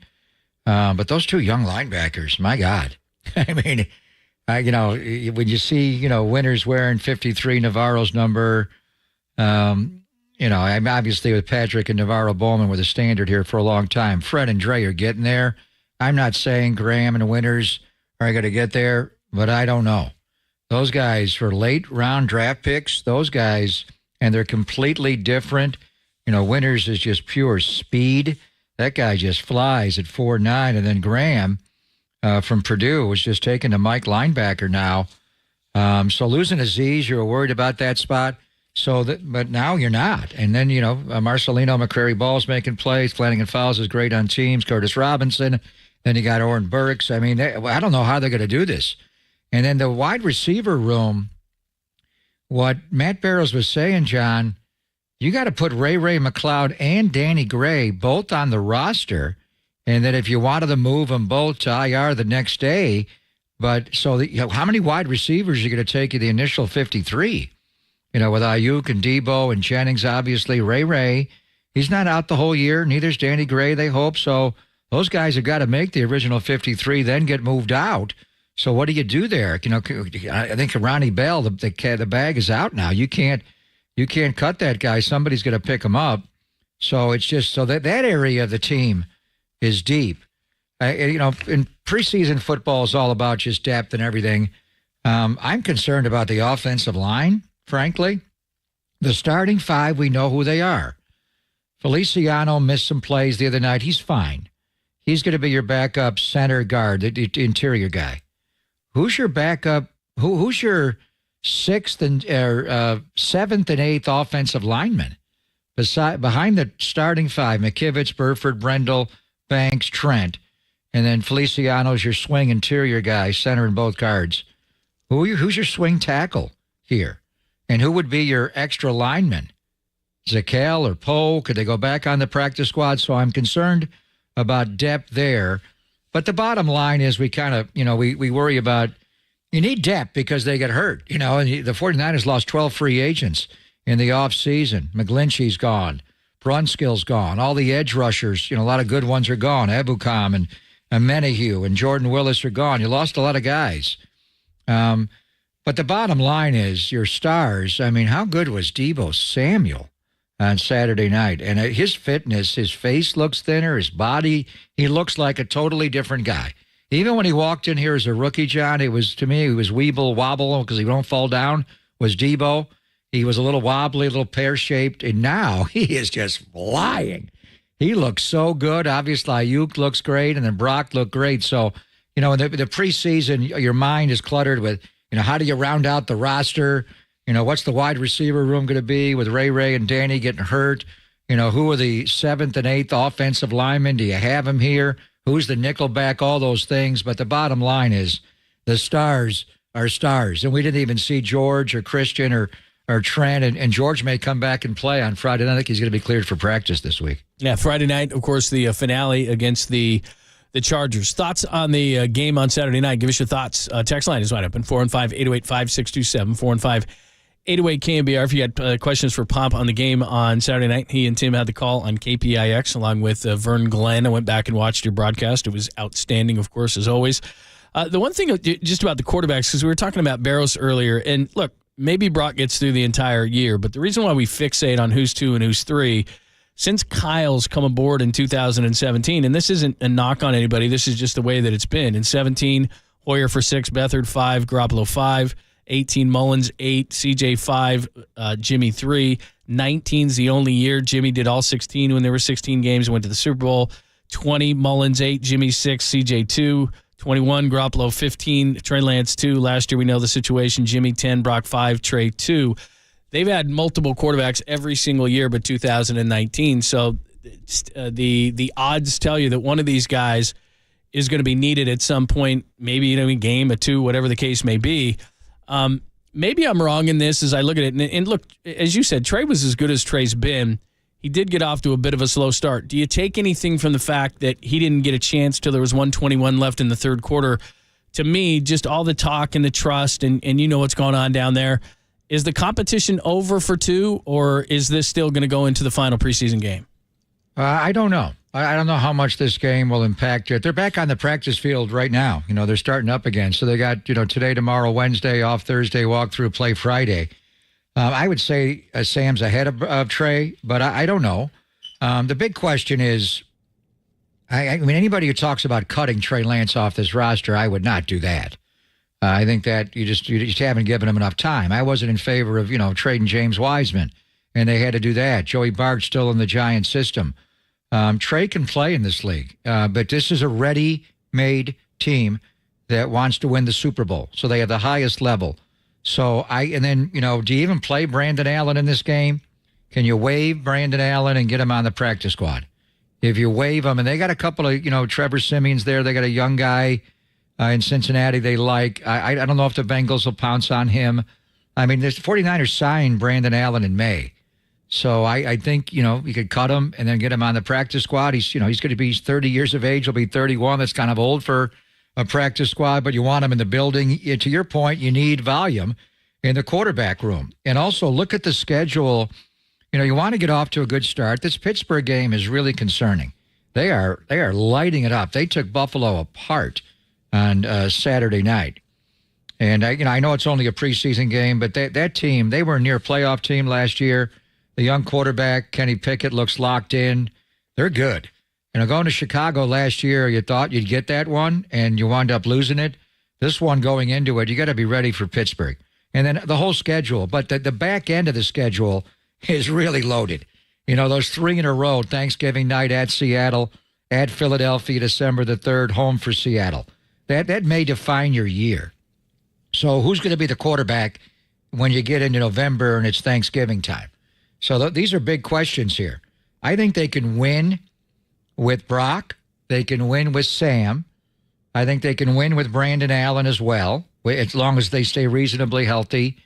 Other spots. The question is with Trey, he started 4 games in the league and they went 2-2. He was able to beat Houston. When he got a shot there, he lost to Arizona when he was playing with a bad knee. And then, he's 2-2, but he didn't finish the home opener. Jimmy came in against Seattle, so really he's 1-2. And it's all about scoring. So I think they can win with any of the four. We'll see. What's going to complicate it is what I'm talking about.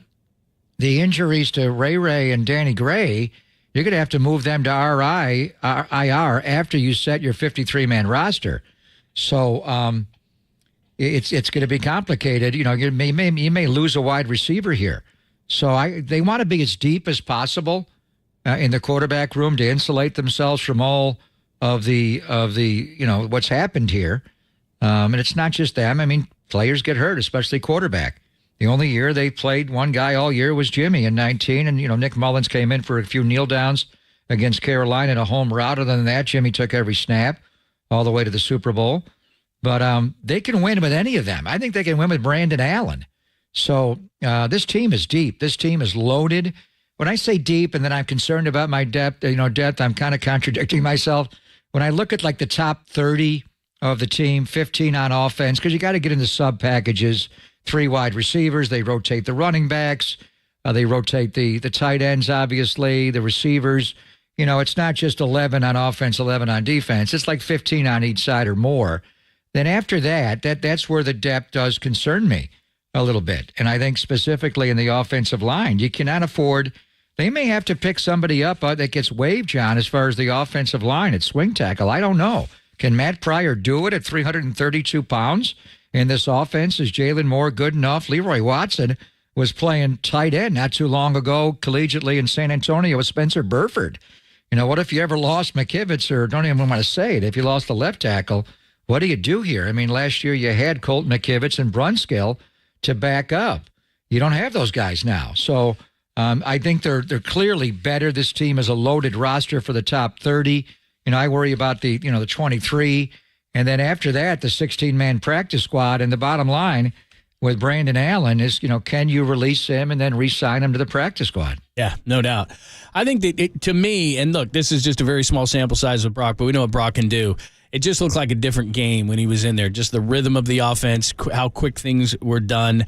It's not that I don't like Sam Darnold. I just want to see him do it on an every down basis in the regular season. Trey is look, I don't want to take anything away from Trey and what he did on Saturday night, but he's wildly inconsistent. And as a coach, and I don't know Kyle Shanahan well enough, but I'm just saying I know coaches, they can't have inconsistency. So I'm with you. I think that I think it's going to be obviously Brock at 1. That's already been established. I think Sam's going to be the 2, and I think that Trey's not going anywhere. I think he's going to be the 3, and I think he's going to be a practice squad guy, and I think that's how he's going to get his reps. I think they can get Brandon Allen back. I'm just simply saying that I think it's important, as you said, to have depth at the position, because it tells us 1 out of 6 seasons for Kyle has he gone through the season with just one quarterback, and that's just the league in general. You're probably going to need a backup quarterback for a couple of games, and as you point out, those couple of games, last year the couple of games were the Bears and the Broncos. Those become very important games if you're trying to win yourself a Super Bowl, because we want everything going through Levi Stadium. I want 4 quarterbacks. I want them to keep, as Cam Inman calls, the quad QBs. I want them all. I don't want to cut Brandon Allen. But you probably have to, right? The worry would be 53. I understand, especially what I said about the injury situation. It's going to be hard. They want 4 in the building, is what John Lynch has said. But Brandon Allen can play, and he can play in this system. He probably knows the system better than any of the other quarterbacks, even though he hasn't worked for Kyle. He was with Scangarello in Denver. He was with the Rams and Sean McVay, and he's with Zach Taylor in Cincinnati. This is Kyle's system. His entire career he's been in Kyle's system. So, I mean, maybe you don't play him at all in this game so you can hide him. But I think the goal here is somehow, whatever the configuration is to keep all 4 in the building. All right, some other things. Again, hit us up on the text line. Anything that you want to talk about beyond quarterbacks, you can do that. I know that's almost sacrilege, but we can go beyond quarterbacks. Some things like Ronnie Bell, some of the quarter situations. You said the backup offensive line, which has struggled in the first 2 games. They played everybody but Trent Williams, which will probably continue against the Chargers. But then you got in the reserves, and a couple of guys got trucked, and some issues, some holding calls when Sam Darnold was in there. Trey Lance had to run for his life a couple times as well. Some struggles, pass protection as well. Jeremy Nichols, for example, had a couple where he whiffed, but some of the issues now. there. He's not. Yeah. He's not going to play anymore. That's not the worst thing in the world. He had a couple of plays where it was like, what are you doing? Anyway, we'll get sure into that those wasn't things. Jameson, John? Well, after a couple of bottles of Jameson, it's hard to differentiate the 22. His muffed punt probably ended his punt return duties, but that's and probably the bad thing was, John, he didn't dive back on it. Yeah, it was not good. Sometimes you got to be a muff diver, John. Shout out to our good friend John Kondo, who definitely is. He's made that dive many a times. In Denver, he did it. That was right. Well. And he got hurt. Remember, he separated his shoulder or something like that. Yeah. All right, we'll get into those. And then our good friend Tom McCarthy is going to join us about in the hour. Of course, he's the voice of the Phillies. He's got the Phillies and the Giants coming up. So at 12:30, he'll preview that for us. We'll do that coming up next on the Sports Leader.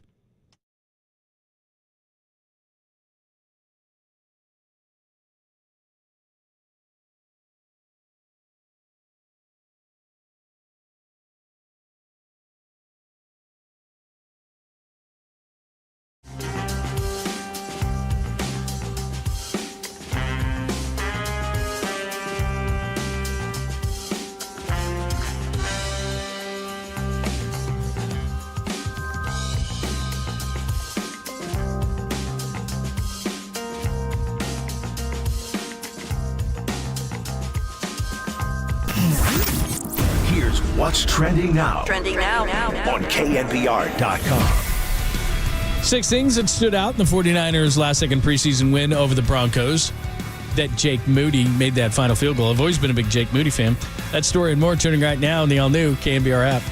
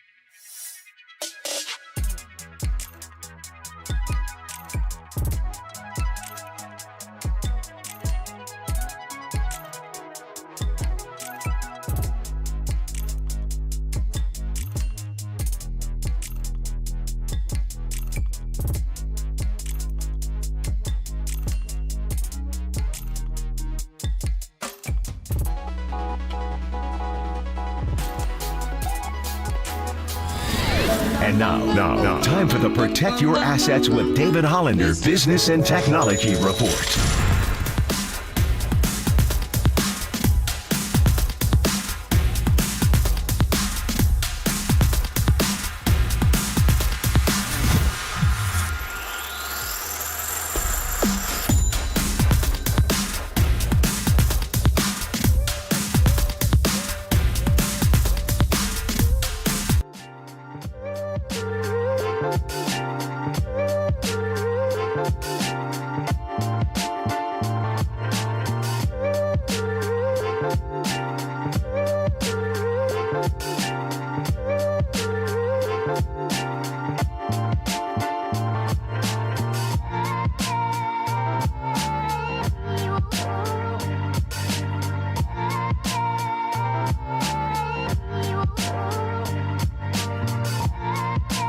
Seam hits, filter out the noise, and kick it with KNBR on the gram for everything Giants. Follow the sports leader on Instagram at KNBR.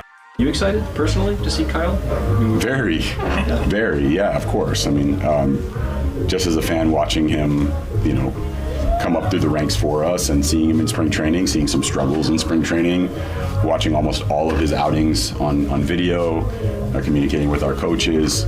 He's a great guy with an incredible work ethic that wants it really bad, and his moment has come. So of course I'm excited for him and us. That is a very measured Gabe Kapler. They've got a game in Philly. I'm sure that they're going to welcome him warmly tonight. Hey, Cap! See you in October! Tom McCarthy's going to join us, the voice of the Phillies, in about 10 minutes. Kyle Harrison is who he's talking about.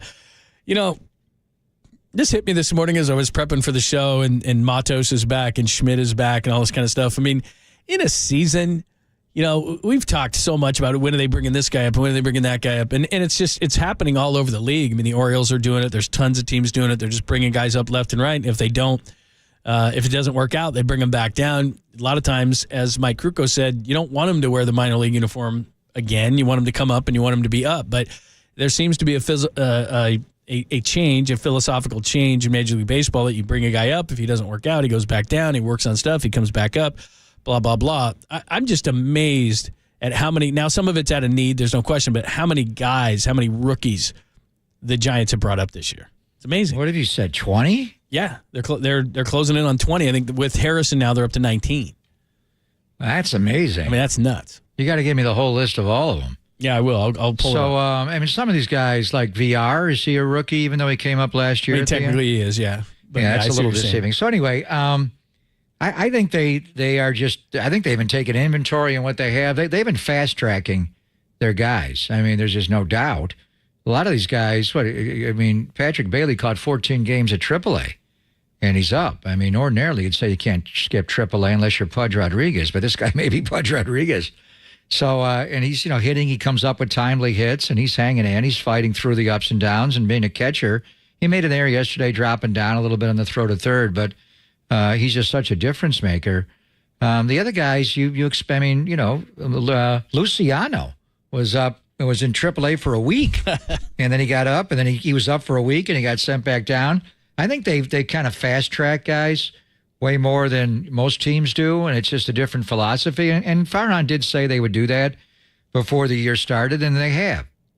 So Casey Schmidt had things to work on, not defensively. He's great defensively, although he's making a few too many errors at shortstop, so you can't let your hitting, take you out to short, third, or second. But he's working on things with Pat Burrell. Matos had things to work on both offensively and defensively, getting bad jumps. But, I mean, the bat speed is there. And he hit a bomb of a home run yesterday off of Fried in the second at-bat. The single, he even hit it harder. So, I mean, it is what it is right now, John. They're going to ride the young guys. But, Philadelphia's got a really experienced team. And look at the way they built their team. They went out and bought these guys, from Kyle Schwarber to Trey Turner to Bryce Harper to Nick Castellanos. I mean, they've done a little bit of a different philosophy. Even Zach Wheeler, Aaron Nola's going to pitch. He's from the system. Tom McCarthy will break it down. So they got a huge payroll. It's a big market, same size as our market, but they are a single team there, baseball, maybe the Giant perspective will change if the A's ever do move to Las Vegas. But as we've been saying, this is your matchup. This would be a 4-5 matchup, Giants and Phillies, and go back to 2010 in that epic National League Championship Series. I mean, that's the one that got the Giants into the World Series to win their first title. And that Philadelphia team was stars all over the place. I mean, look at the right side of their infield with Ryan Howard and Chase Utley, and then, J-Roll. They were so star-laden. The starting staff, they just were Doc Holliday, and it was what a great matchup that was. Probably the best one, hoping for a 49ers-Eagles championship game again or a playoff one. But when you think of the Bay Area and Philadelphia, obviously the Warriors moved from Philadelphia, but that matchup in 2010, that's when you thought the Giants could win the World Series here. They're going to have to go beat Cliff Lee in Arlington, but that matchup was star power. And we may get it again this year, John, and they got stars on their team. And the other side of it is we've been talking about, if right now Philadelphia is the number one wildcard team, the Giants are 2, they would get home field for that. And all 3 games, if it goes 3, all 3 would be played in South Philly. That's what we keep the whole 49ers goal this year is the championship game needs to be in the South Bay this year and not South Philly. If it is the Eagles again. That's the difference in maybe winning or losing that game last year. You could be setting yourself up. So, go in there and win 2 out of 3 or sweep them, and then you're right back in that spot. And then the other juicy side of it is Cap. Cap going back to Philly. And we were on with Murph and Mac this morning, and they were talking about Cap being the most anti-Philadelphia guy. The Philadelphians are smart. They're not all, rocky. It's Society Hill. They're smart people there. But is it worn off a little bit? The reaction that Cap is going to get.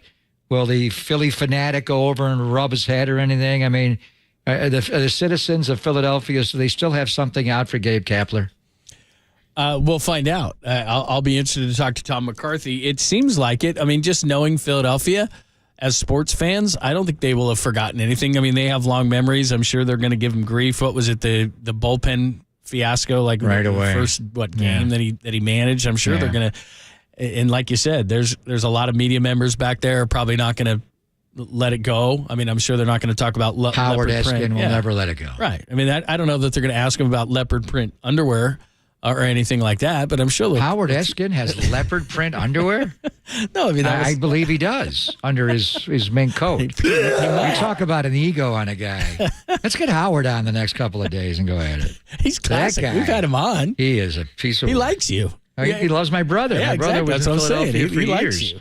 My brother tolerated him. Yeah, tolerated him. Well, it's a different market. He's just a blowhard. Right. He's a blowhard. Well, look, again, one of the big differences between the West Coast and East, and I'm not saying one's better than the other. The West is best, but we got blowhards here, John. I'm Captain Blowhard, but it's different. But if a guy, Howard's a guy look like at me that, guy. It's a look at me. He's a look at me. But if we were in that same situation and there was a manager who wasn't so successful and he came back here, I'm not talking Bruce Bochy, I'm just talking, whatever. He didn't have good success, comes back. He was 500 both years. He did okay there. Yeah, but he wasn't Charlie Manuel. But they just didn't jive. They didn't vibe with Gabe. And I could see that. What'd they think when he won 107 games here and won the National League Manager of the Year 2 years later? What'd they think about him then?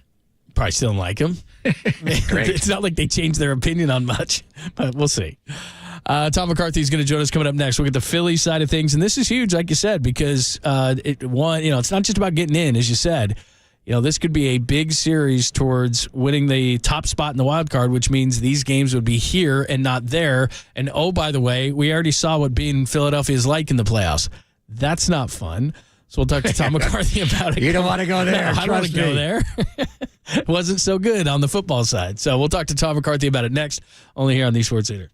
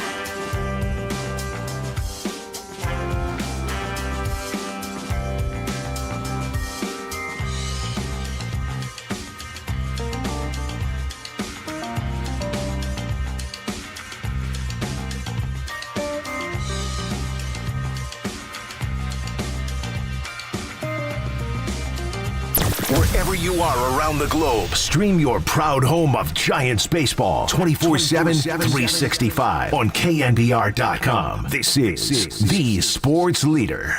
If he ran, Kinsler wouldn't have dropped the ball. Hold on. Yeah. Hold on. You want to go back to every other pitch? Right. What if there was a strike called earlier in the game that should have been a ball that changed the outcome of that at bat? Gabe, you're trying to complicate a very simple issue. He would not have been in a rundown if he didn't run. That's why Kinsler let the ball drop. If he did run, Kinsler would have caught the ball, and McCutchen wouldn't have been in a rundown. True. If there was a ball called earlier in the game, and no, you're just trying to complicate a simple issue, Gabe. It's not okay. Let's go back. He got caught in a rundown and blew his knee out. Let's go back to your issue. Let's say I decide to take him out of the game in that situation. Yeah. Something like that. Okay. It doesn't make Gene Segura better. It doesn't make the Phillies better. And I'm not going to do it just because you are upset. I am very frustrated with you. Okay. And I might have handled the show different. Otherwise, I'd have to go back and look at everything in isolation. But right now, pretty perturbed. I think you didn't handle this show in a fair and reasonable way. Okay. And that's probably the thing I'm most disappointed in, is the way you handled this show. Well, I'm disappointed in some of the answers, so I guess we're equal on that. I'm sure Gabe misses Philly. Gabe Kapler back in Philadelphia tonight. We'll have it for you. First pitch, 3:40 right here on the Sports Center. And, of course, probable pitchers, Scott Alexander, the opener against Aaron Nola tomorrow night. Kyle Harrison, we'll talk about that, versus Taijuan Walker. Alex Cobb, Michael Lorenzen, of course, through the no-hitter when he came over from Detroit in that trade. So that was his first home start. Phillies right now 67 and 57. The Giants a couple of games behind him in the loss column at 65 and 59 as they start this series. And our friend joins us, Tom McCarthy. Not joining us yet. Voice of the Phillies. He'll join us. Let's get Angelo on in a minute. I'm very That's the talk show host that went off on Jonathan Gannon. Yeah. By the way, this year, the Eagles' then defensive coordinator is now the head coach of the Arizona Cardinals. And he didn't have a great Super Bowl, but he was questioning him all year, and the Eagles had a defense that had 70 quarterback sacks, the most in football since the mid-'80 Bears wrecked the league with Buddy's 46. But in any event, that's Philly. So you think Angelo's going to have Cap on when he comes back to go have dinner, South Philly tonight? Yeah. Or have him on the air. Do it on the air. Yeah, maybe have some cheesesteaks, hang out. Maybe Gabe will do a cheesesteak Society review. Hill. Forget cheesesteaks. It's Gabe Kapler. So that's it. I mean, I don't know that they'll forgive, they'll forget, all those kind of things. And, I that think was a that while ago. Philadelphia's gone through a few managers, Joe Girardi, and then, he went on, and now Rob Thompson, and took him to the World Series last year, won a pennant. So Gabe's one of those guys that's obviously polarizing. In the Bay Area, we have a little more tact, and, there's smart people in Philadelphia. But they have certain talk show hosts, Howard Eskin, Angelo being another one, that go at him a little bit. So, when this was a big deal when Cap first took over, and the first year was 2020. You didn't go to the East Coast during the pandemic year. You only played the 60 games. It was all, no travel. But I remember they went there in 21 during the 107 win team, John. I don't even remember if Philadelphia had, full capacity when the Giants went there. Obviously last year. But he'll get a reaction. They'll groan and moan when he's announced. They'll yell at him the entire series. But I mean, this could be now. The Phillies are good and the Giants are good, and we're looking right now as though this is a preview of what could be a wild card matchup, a best of three between the Giants and the Phillies. And how much would Philadelphians love that, to go up against Gabe Kapler in a playoff series? Well, and as you pointed out earlier, this is massive because they're two back in the loss column right now, and we're not down the stretch, but we're getting certainly close to it. We're under 40 games left in the season. And if people don't understand the three-game format, it doesn't go back and forth. So if you get the top spot, those 3 games against the Phillies or any other team that you would play in the first round, those are home games. If Philly stays where they are now and you're in the 2 spot, those are all road games. If you drop down to where the Cubs are and they're tied in the loss column right now, and the National League is, thank goodness they're in the National League, because the American League is really tough as far as the records go and who's going to get in that wild card.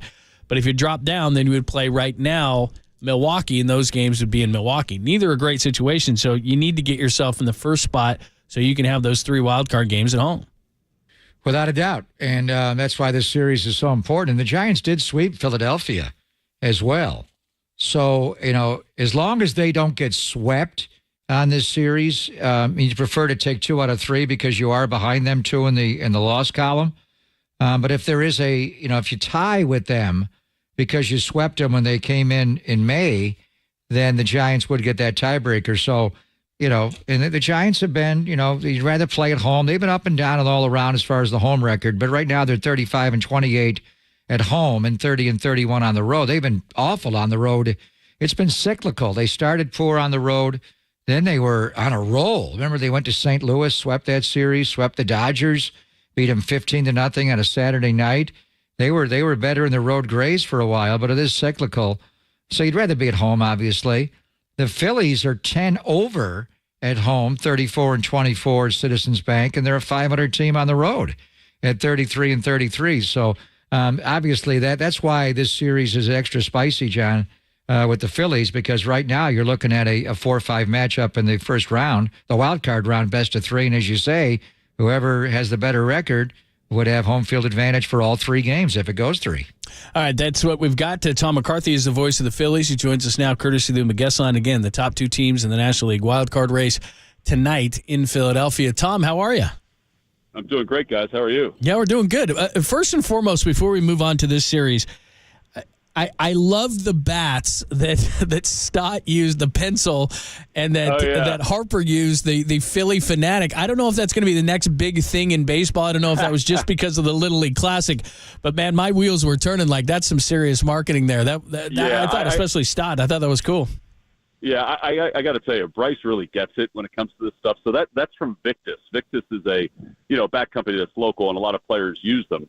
But they actually dropped a few off for us up in the broadcast booth. I have a pencil that I gave my daughter because she's a teacher. So I figured it'd be kind of cool for her to have that in the classroom. And then John Kruk, they made John Kruk one that's kind of like Brandon Marsh's with the beard and stuff like that. It's really cool. But Bryce definitely gets it when it comes to that kind of stuff. Like and so does Bryce. Bryson, I don't know if you saw his spikes, but he had there's this company called Next Level Customs.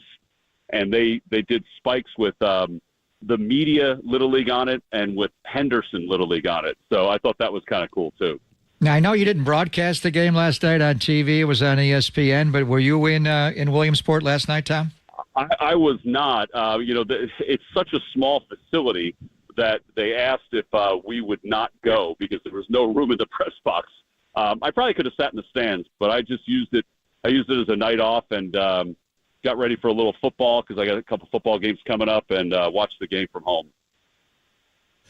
All right, so tell us about this team. We haven't seen you in a while. The Giants swept them away ways back, but this is the team that represented the National League. Obviously, there's a ton of talent on this team. Where exactly are they at this point in the season? Well, I mean, we're kind of up and down. I mean, that's how we've been, and it's weird, to be honest with you, that we're up and down like this. But I still think we're in good shape. We have had some issues against good pitching. Now, the Giants are doing what I think is one of the things that has hurt baseball is doing the opener tonight. I'm not sure what that's going to mean from a Phillies standpoint, if their offense can click. But I will say that they play really well here at home.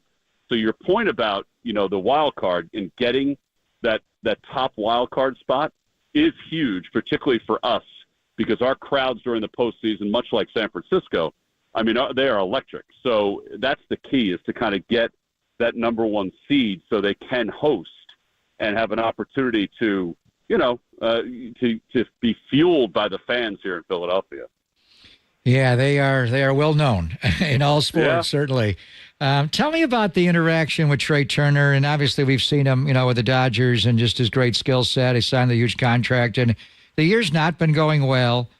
Through August the 3rd, he was hitting just .235 with an ops of .657, and then he had an amazing interaction with the notorious Philadelphia fans, Tom, know as well as anybody. And since that, he's turned his whole year around. So they're actually good Philadelphia sports fans? Why haven't I met any of them? Well, I mean, you know as well as I do, Greg, they kind of get a bad rap. But it was pretty neat. They did it last year with Alec Boehm when Alec had those misplays at third and he said, "I hate this bleeping place," and it was caught on camera. Yeah. And the next time he came home, they gave him a standing ovation. So it kind of changed sort of his focus a little bit too.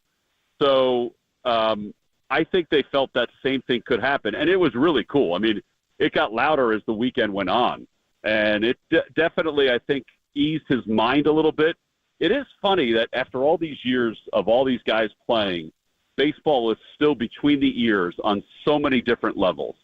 And, the fact that he felt a little bit more relaxed by it, I think it was evident from the first time that he came to the plate. And it was really cool. The moment was really cool. Tom McCarthy is the voice of the Phillies, and Giants. We'll have it here at 340 local on the Sports Leader.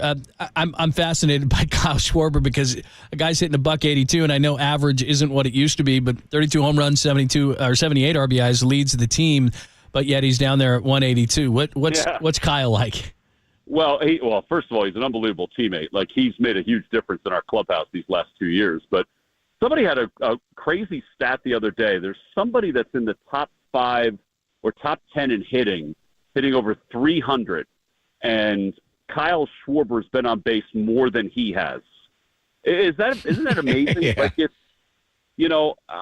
people always say that nobody looks at win-loss record anymore and batting average. I mean, I do. And I still think they're important. But the guy just, he can carry you, and he's done that from time to time. He's unbelievable in the clubhouse. And I know everybody that he's played for has said the same thing, but there's so much positive in him beyond what he does on the field. But then he hits these home runs, like these moonshots. And it's just, he's just a really good guy to have. It is weird that he's hitting under 200. I'm still shocked that he's at that point, even at this point in the year. Yeah, you mentioned the Giants going with the opener, Scott Alexander, a lefty, and then, Kyle Harrison will make his Major League debut tomorrow. He, too, was a lefty because you got that left-handed power, obviously, with Schwarber leading off, Trey Turner bad second. But tell me about Bryce, obviously the Tommy John off-season surgery. It looks like he's made a nice transformation to playing first base. And then the power, early in the year, the power wasn't there. Is he completely healthy now, Tom? Yeah, he's healthy. I mean, the first base thing, I think that he's going to transition there eventually to more of a full-time basis. Now, it may not be next year, but I do think it's going to be, in the very near future. And he looks good there. I mean, there's still some idiosyncrasies that he has to sort of get used to when it comes to playing over there. But he's done a really good job. He's worked his tail off to be good at it. And I think he can definitely do it. And I think he can play, I'm not saying Gold Glove caliber, but he can play above average defensively at first base if he does transition there full time. As far as the starters go, and I'm looking at it, and there's talent. I mean, Aaron Nola, maybe the ERA is a little bit higher than they'd like to see. Zach Wheeler, we're not going to see in this series. Taijuan Walker. And then you pick up Lorenzen, who all he does is throw a no-hitter in his home debut. So where's the rotation at? Well, I think it's still in pretty good shape. I mean, we've got the second best record in baseball since the first week of June, and that's mainly because of the starting rotation. So, Walker's hit a little bit of a hiccup with fatigue. They've stretched out the off days for these guys. They've had a 6-man rotation up until Ranger Suarez going on the injured list, so that sort of benefited them a little bit. I think in some ways you look deeper into the Nola numbers. He has had bad innings. There's no doubt about that. He's not the same pitcher he was for some reason. He's just not finishing the way he used to. But his the defense behind him in this ever-changing world of official scoring where they're giving everything a hit, there have been a lot of misplays behind him, and that's led to some runs that probably should have been unearned runs, but the way they're scoring these days, they were ruled earned runs. So I think that's part of it. But there's no doubt he is not the same pitcher that he has been. He's just not finishing the way he should. So Gabe Kapler comes back to South Philly. You know him well. As 2 years he skippered the Phillies essentially to a pair of 500 years in 18 and 19. No travel in 20, so he's been back the last couple of years. Is this still going to stir a reaction among the citizens of Philadelphia when he's introduced and when he goes out? They'll boo him. It just wasn't a good fit here, guys. It really wasn't. I mean, for one reason or another. And, there's no doubt in my mind that he'll get booed the way he normally gets booed.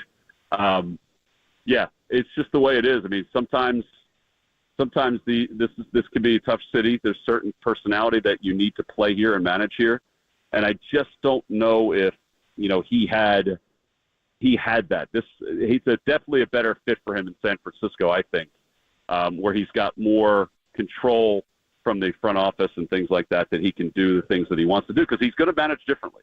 He's just a different cat, and we all know that. But yeah, he'll get booed. I don't think he ever recovered from, right? He didn't have the reliever up. He called the I don't think he did either. Right? Yeah, I don't think he did. Yeah, I think that was a massive mistake on his part. And it wasn't even him. There was probably other reasons, other people that probably could have received the blame for that. But he took it. And they just, it was just a huge blunder. And plus, the fact that opening day, Nola threw 68 pitches and was mowing the Braves down and had a comfortable lead, and they took him out. And that was kind of a weird – that people didn't move on from there either. So what kind of position did that put you in, being the TV voice of the club and dealing with Gabe when he's sitting so much tension from the outside? How did that affect your relationship? Well, I mean, he and I, we still get along. I text him all the time. He's fine. I mean, the one thing about Gabe is that not many things affect him externally. He's got this laser focus that outside the term is minutia. It doesn't really affect him. It really doesn't. But yeah, he and I were fine. I mean, you got to call it the way it is. I mean, you got your ace on the mound. He's mowing down a team. It's opening day. And he throws 68 pitches, and because you're three times through the order, you're taking him out. It just didn't go well. You're exactly right. Absolutely. Tom, thanks for the insight. We appreciate it, man. What's on your football schedule? We're going to see early in the year. What do you got coming up? I've got a college game to start on CBS, and then I've got the Raiders and the Broncos. Ooh, week 1. Wow. And then Jimmy and where Russ? That'll be a good one. Yeah, and who do I have week 2? Week 2, I've got the Titans and the Chargers. Ooh, Justin Herbert. That'll be good. Yeah. So right now we're trying to figure out this playoff series, Giants and Phillies. Where are we going? Eagles, 49ers. Championship Sunday. Where's that game going to be played? South Philly or the South Bay? I believe South Philly is where it's going to be played. I'm not shocked you would say that. But either way, there's going to be a lot of Philly fans that are going to be there because they travel really well for their Eagles. No doubt. Thanks, Tom. We appreciate it. We'll talk to you soon. Thank you, Tom. Have a great call. Yep, there you go. Tom McCarthy, voice of the Phillies. Eagles ground. It better not be there again. They're going to come into this stadium with green on their face? I'm sure they travel well, but when it's an NFC Championship game, that's hard selling those tickets. We're getting ahead of ourselves. Yeah. First, we got them December the 3rd. That's right. That'll be good. Pop and Lund, sponsored by good friends Pacific Coast Termite, the trusted company that is rated A+ by the BBB, the Better Business Bureau. Call Pacific Coast Termite. You got issues? 1-800-PACIFIC. That's 1-800-PACIFIC. Your 4 pieces of sound, we call it the foreplay, that you absolutely positively have to hear. That's 10 minutes away. It's Pop and Lund on the Sports Hitter. I am very frustrated with you.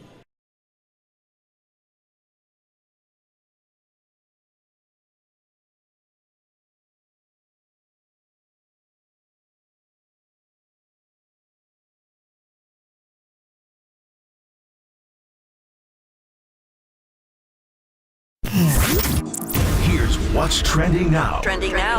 On KNBR.com. Kyle Shanahan discusses the 49ers quarterback performances in the second preseason game against the Broncos. That story and more trending right now on the all-new KNBR app.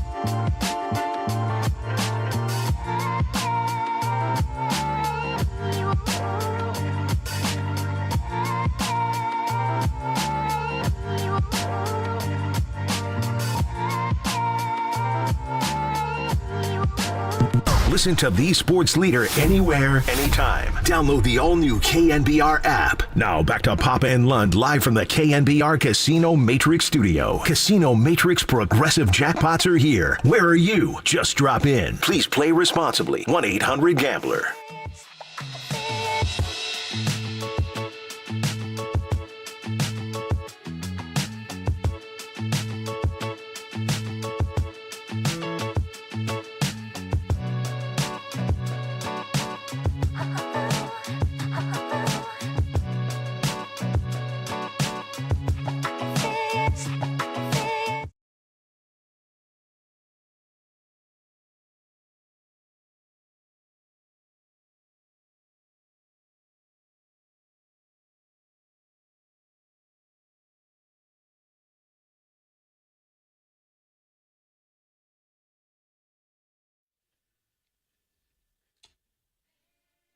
Afternoon delight time. Thank you for joining us. Baby making weather, John. Is it raining in the city? Guy, it was such a beautiful day, and I really wasn't looking out the outside. It's raining. And now it's like in the South Bay. What are we getting? The Hillary. The remnants of Hillary? And an earthquake in Southern California yesterday. Yeah, they're getting. When is the world going to end? My goodness. We have enough signs? You see Dodger Stadium by helicopter yesterday? The thing was like on an island. They had to play a doubleheader on Saturday. Crazy. Looked like it was just like Gilligan's Island there. It's August. What is going on? First tropical storm or hurricane in California since 1937? And then the same time we get an earthquake? What is going on? It's raining here. It's August. I thought it was supposed to be nice all day. I didn't think we were getting that worried. I didn't even look. No. I thought we were supposed to have good weather. Check with Robbie Gold, our meteorologist. I just looked outside. It's supposed to rain because of the hurricane. We're going to get rain. It's raining. We're not going to get this weather on Friday, right? For Jake Moody? We're not going to be gone by then, but they're practicing in the rain. Remember last year in the home opener when Trey got hurt? Yeah. It rained the morning of that game. It rained in Chicago. It rained everywhere. How many rain games do we have last year? Oh, my gosh, it was crazy. We're starting it in the preseason? What's going on? I'm not prepared for the rain. I didn't know it was going to rain today. What the heck's going on? I thought that thing was going to miss us. Jeez. Like everybody else on the right, John, just blame it on Hillary. There was some pretty funny why are we stuff on Hillary? social media. Why are we calling it Hillary? Well, it's like random stuff. Yeah. I did see a lot of... Who named it Hillary? I don't know, but I did think it was pretty funny when people had the graphics of Hillary with like her mouth open and then they had like wind coming out and they had it up and down the coast. That was kind of funny, I will say. I did enjoy that. We'll give you a foreplay in mere moments. About a minute from now, a little Kyle Shanahan for you on the quarterbacks and the kicker. Also, Mike Krukow and Kyle Harrison being called up. And did you see Steph Curry was on with Agent Zero? Gilbert Arenas? Yeah. And he was asked if he's the best point guard of all time. I like his answer. Well, I think he is the best. I think he put himself in a category of 2, honestly, and the other guy won 5, and Steph's got 4. I would take Steph Curry. One other note before we get to foreplay. Can we just get along and not fight in preseason games? You see that big brawl at thanks Levi's? To social media. I would have missed it. Goodness, man. Yeah. It reminded me of Raiders 49ers in 2011. That's what I thought. Yeah. Like, you're all on the same team, man. I saw one jersey, a split Peyton Manning, by the way. And that guy was just standing around like, there's the guy on the other team. Not that you're going to fight him, but it was like. It wasn't one guy in a Brock Purdy jersey, and one guy in a Trey Lance, and one guy in a Sam Darnold. The guy throwing the haymakers was a guy in a Jerry Rice, man. Dude, that guy had some hands. Wow. Anyway, relax. What did we do before the man. days of social media? They just brawl in the crowd, and then we go out and drink beers after. It'd be no big deal. That's probably what they did anyway. Non-stop. That's probably what they did anyway. Because by the end of the time that a brawl does, it kind of dissipates and is done. I mean, well, you probably got thrown in jail or whatever, but it's like you don't even remember what you're fighting about. And you were just drunk. And you're like, I don't even remember what it was. That was nothing compared to Candlestick Park 2011. Oh, my God, no. There was 50 of those going on simultaneously. I just remember having binoculars up there. There's one. There's one. There's one. There's one. That was crazy. I remember doing TV that night and the Raiders hitting the talkback to Vittorio, our producer, and saying, do not take a shot of anybody in the crowd.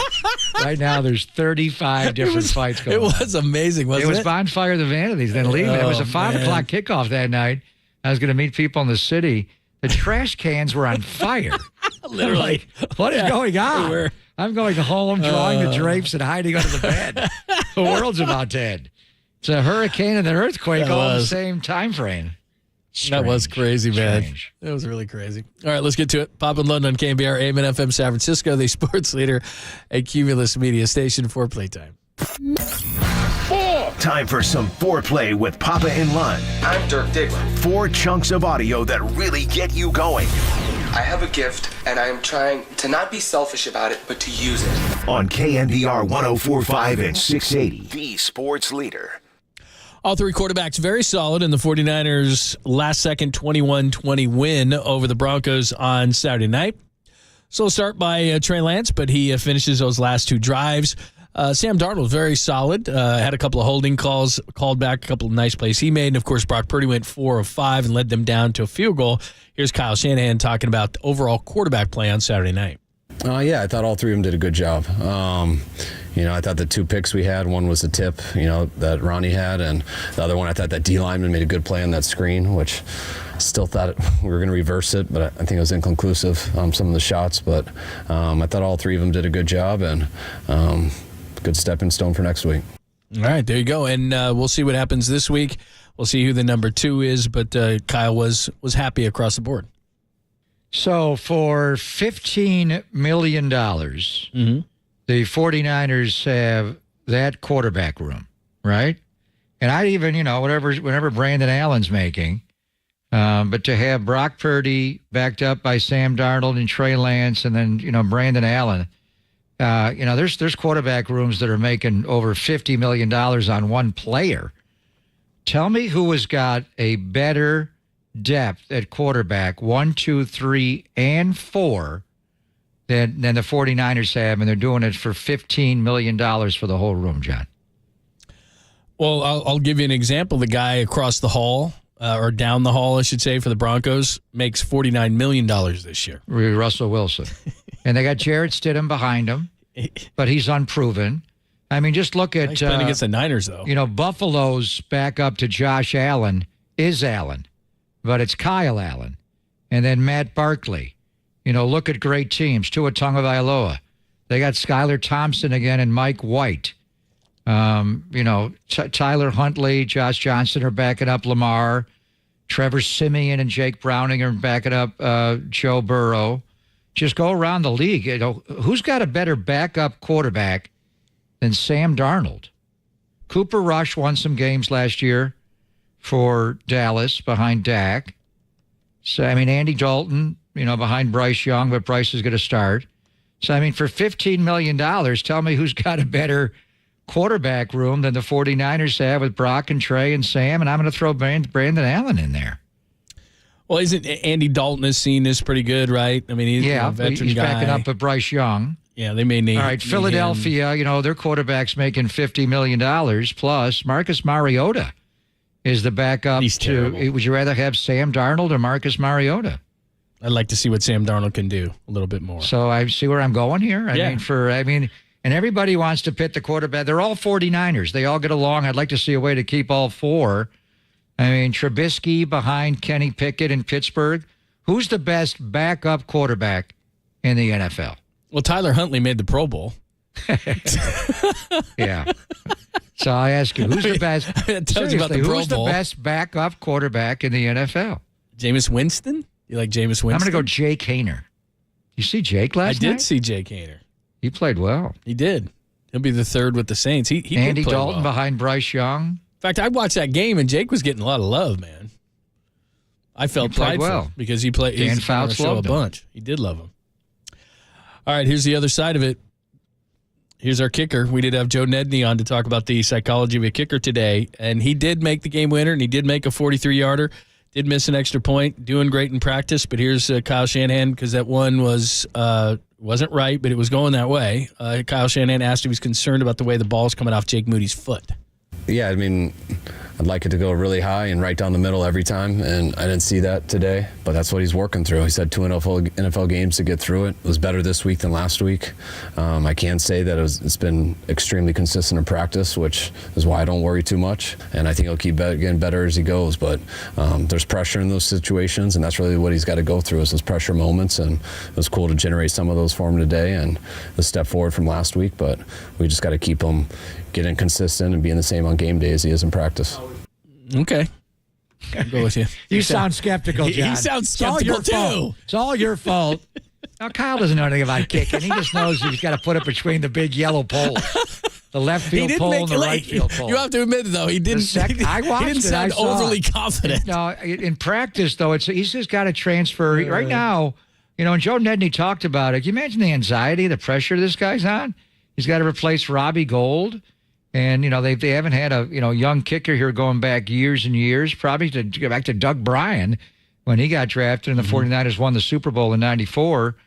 He's under a lot of pressure, but his ability is there. He's just got to let it go. I wonder if he does talk to somebody. Back when Joe was kicking, there was no sports psychologist. The Portland Trailblazers had Harvey Dorfman was one of the first to do it, and they did it with guys on the free throw line trying to relax him, but it was kind of taboo back then. Now that's a big part, his mental health. And I'm not saying he's going there, but he's gripping a little bit. There's no doubt. And I'm blaming it all on you. It's all your fault. I've been propping the guy up. I don't know what you're talking about. I'm blaming it on you. Here's your call. The game-winning field goal? Yeah, take a look. The game-winning field goal? Yeah, you know the call, but let's play this one. How about the extra point he missed? That wasn't good. I was thinking about you. That got blown. That was blown. I was thinking about you. Here, let's take a listen. So here we go. To win the game by a point, Tabor Pepper looks back. Wisnowski's ready. Jake Moody is ready to be the hero. Snap. Hold. Jake Moody. Right for that right upright. It is good! Tim told you. Believe me, I didn't think it was good. Neither did I.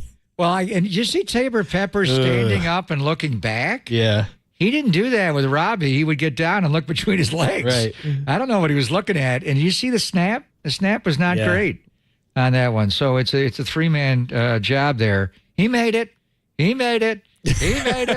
Kind of like my call of Latu catching the touchdown. Right. He caught it. Yeah. I don't know how the hell he caught it. He never catches it. He caught it. Exactly. He caught it. Hey, a little redemption. He made it. Hey, it counts. It's fine. I'm not hoping for the guy. I'm getting this on the text line. I'm not hoping for this guy to fail. I'm not hoping to be right. I'm just saying I don't like third round or sandwich He wasn't a kickers. third rounder. It was a sandwich, third, fourth. He was a sandwich. He would be a Patriot now if they didn't take him in 99. I'm just saying. Move along. It's not my thing, but I'm not your thing? He's going to lead the team in scoring. I'm not wishing him to fail. People are thinking I'm wishing him to fail. I'm not. Of the snaps, and they score 50% of the points. They move the scoreboard. He will be fine. Miss him in August. I just like veterans. But I hope he goes over on Friday night. Miss them all now. Mm-hmm. Then get on a heater. Let's go to Kyle Harrison. He has finally been called up. He is going to pitch in Philadelphia tomorrow night. Here's Mike Krukow this morning with Murph and Mac on what to expect from Kyle Harrison. Yeah, that's a great question. And it's right now they've really safeguarded him. Yeah. It's amazing how different, when you go to college out of high school, how much you throw in college programs compared to how much you throw in professional baseball. I mean, it's night and day. I mean, they've really protected him. I don't know if he's even gone over 80 pitches in his career. If you were in college, I mean, you're throwing 120 to 140 pitches when you're a starter. I mean, they let you go. That doesn't happen when you have a prospect like Harrison. They've really, really safeguarded him. So because of the pitch count and because of what he's done, number one, he's going to start. He hasn't come out of the bullpen, so that's something entirely different where you have to learn. They don't want him coming into an existing game. So they're going to let him start. And then I think realistically, if you can get 4 innings out of him and 75 pitches or so, then that's going to be his outing. So basically, he's going to be an extended opener. Okay. Yeah. But you know what? Having said that, if his pitch count is low through 4 innings, if it's around 60, they'll let him go into the 5th inning. It's all going to be about pitch count. And but I think right now, if he could go back in with this bullpen they have and give him 4 solid and get through that lineup, And remember, and this is a very, very experienced Phillies team. They got a lot of old hitters, a lot of guys who are veterans. Who's the guy that they don't want to face? The guy that they don't know? Well, they don't know Kyle Harrison, and he's got great stuff. So I think he's got a very, very good chance to succeed and get four solid innings out of his appearance. All right, there's an extended version of Mike Krukow breaking it down. I thought there was an interesting point about a college pitcher, which they throw you out there, and if you're the Friday night starter, you're going to throw 100 pitches in a night or more. Yeah, exactly. I mean, they work you, so it's a good point. And he hasn't gone 80 pitches. Yes, he has. I thought 71 was his top. No, he's gone. I'm looking at his log from Vegas. I stole their game notes here. I got Kyle Harrison right here. He threw 83 pitches. He's thrown 80 a few times. 2 starts ago when I was there to watch, he threw 39 pitches, 29 number strikes. His last outing, he threw 59. So he jumped 20, which surprised me. But he's not like he went to spring training all over again after the hamstring. So he is built up. I think he could probably go 80 pitches tomorrow night, probably around there. And the reason they're being careful is they don't want to shut him down in September. They thought maybe he could come up at the end of the year, and I'm not saying he's going to be, Francisco Rodriguez. Remember K-Rod came up in 2002? Somehow, I don't know how that technicality, it used to be he had to be on the roster by August 31st, but he came up September the 15th. I remember him pitching against the A's, and you're like, who's this guy with a slider? What is this guy? And he wound up just mowing everybody down, and they won the World Series that year because people hadn't seen him. I'm not saying Kyle's going to be that, but maybe, who knows? He's got sneaky good stuff. So, these veteran hitters that Mike's talking about, Schwarber and Turner and Castellanos and Harper, they haven't seen him. By the way, Philadelphia's flipped their lineup tonight. They are smart. This is smart. Rob Thompson is going to bat Castellanos third and Bryce Harper fourth. So with Scott Alexander going lefty, you got Schwarber, the leadoff hitter, is a lefty, and then they go right. Normally it's Turner, Harper, Castellanos. So now looking ahead to tomorrow night, obviously you want Harrison to go left on left. So, I was thinking to get through Schwarber and Harper, but if they're going to hit Harper fourth and slip Castellanos in the third hole, that changes things. So he could go tomorrow night. He could probably go 80 pitches if he went 59 his last outing and 39 the one before there. So, but Philadelphia is smart. Reminds me of Charlie Manuel, years ago when he broke up Chase Utley and Ryan Howard, the two lefties against Javi Lopez. They're gonna drop Harper down to slip a righty in there, Castellanos. So the Giants wanted left-handed pitching against them, but they're going to go left, right, left, and then they got Bohm and Real Muto's back in, righty, and then Stott, Sosa. They go left, right, all the way through the lineup. So interesting call by the Phillies. Yeah, and again, like you said, you want to neutralize some of those left-handed bats. Harper's a lefty, Schwarber's a lefty, so that'll be interesting tomorrow night. And obviously, you didn't want to have him go against the Braves. Thank you very much. So that is tomorrow night for Kyle Harrison. So interesting. They're going to drop Harper down. Just this is what the opener does. They were talking to Tom McCarthy, the TV voice of the Phils. Because of the opener, they changed their lineup tonight. They're going to drop Harper down to 4 and hit Castellanos third. And finally, like I said, Agent Zero, Steph Curry. He asked him if he was Gilbert the best. Arenas? Yeah, Gilbert Arenas. They asked him if he was they asked Steph if he was the best point guard of all time. This is what Steph said. Are you the best point guard ever? Yes. Yes. It's me and Magic. That's the conversation. Because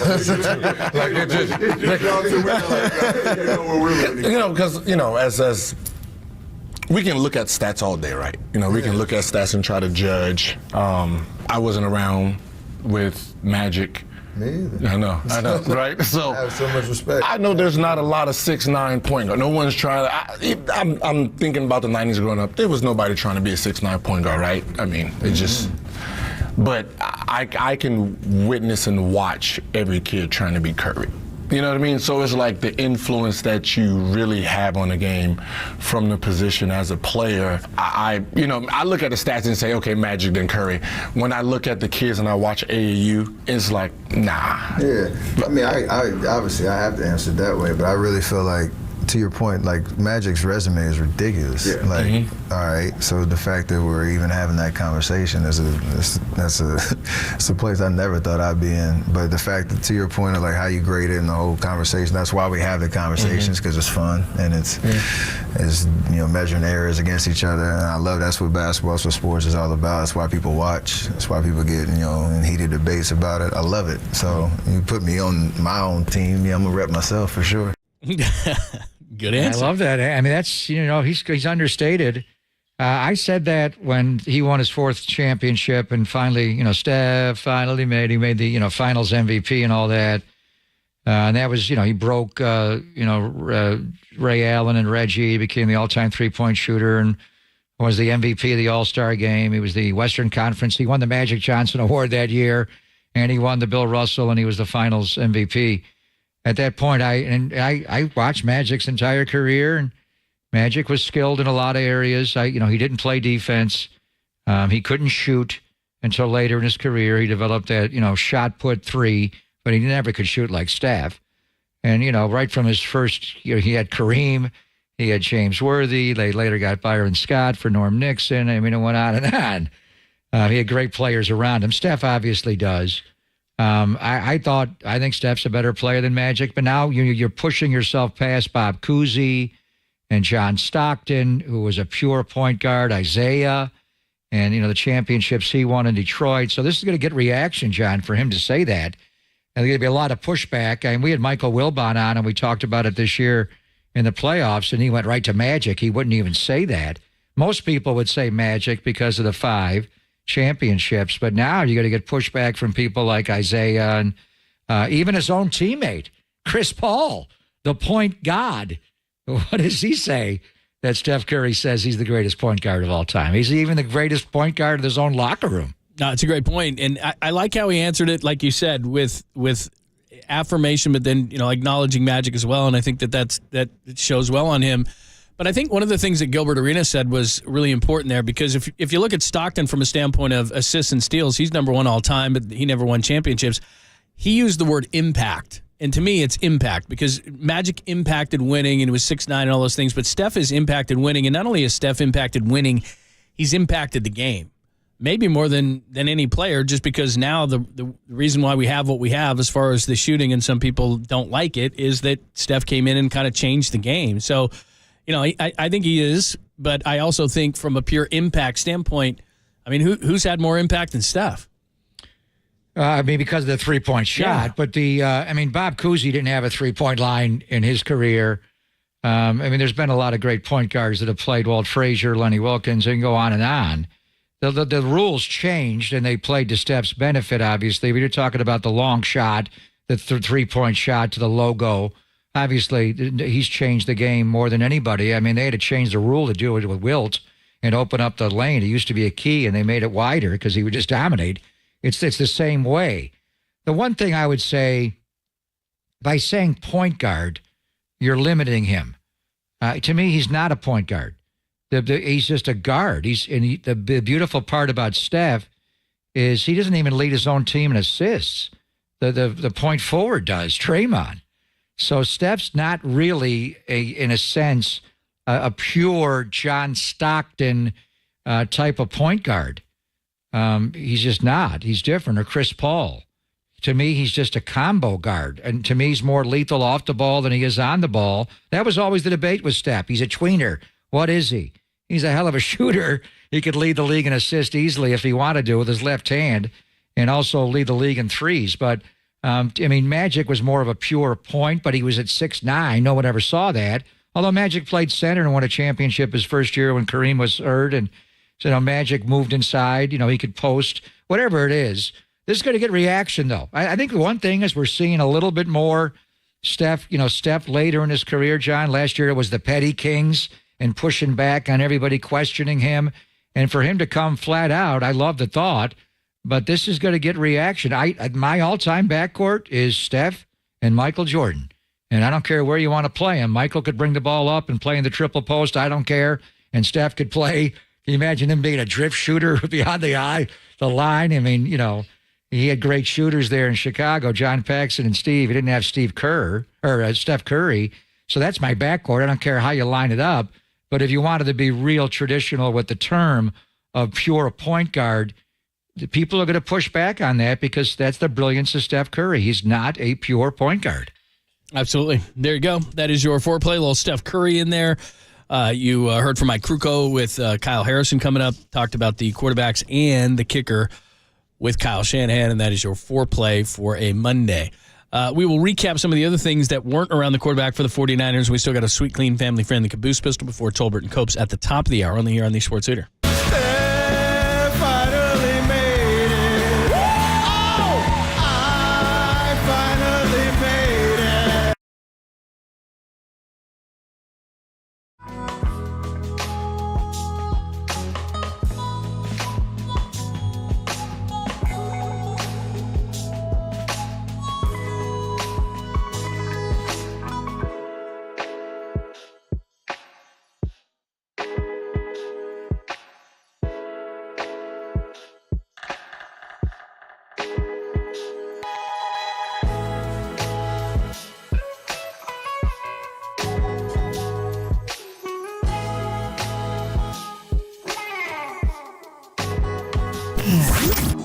Here's what's trending now. Trending now.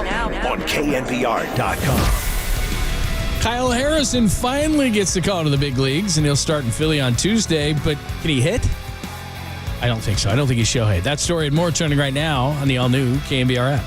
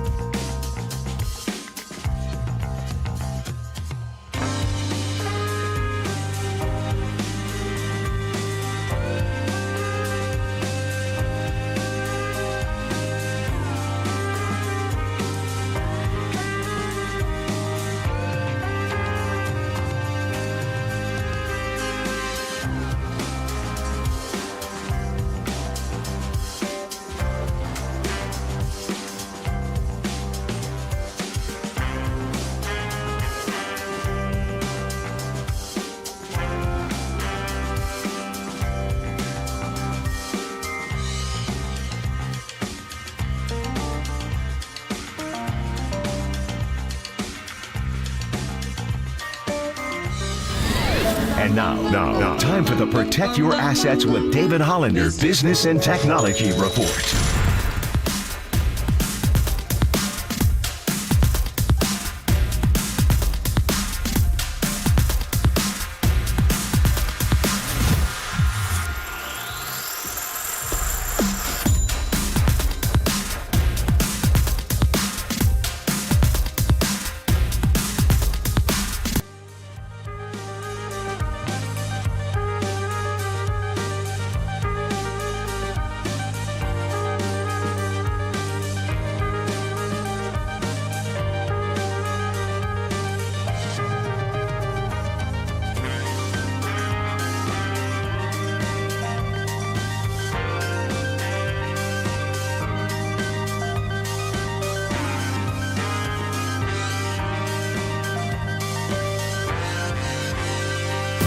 Do yourself a favor. Download the KNBR app on your smartphone. You'll be glad you did. This is KNBR 104.5 FM and 680 AM.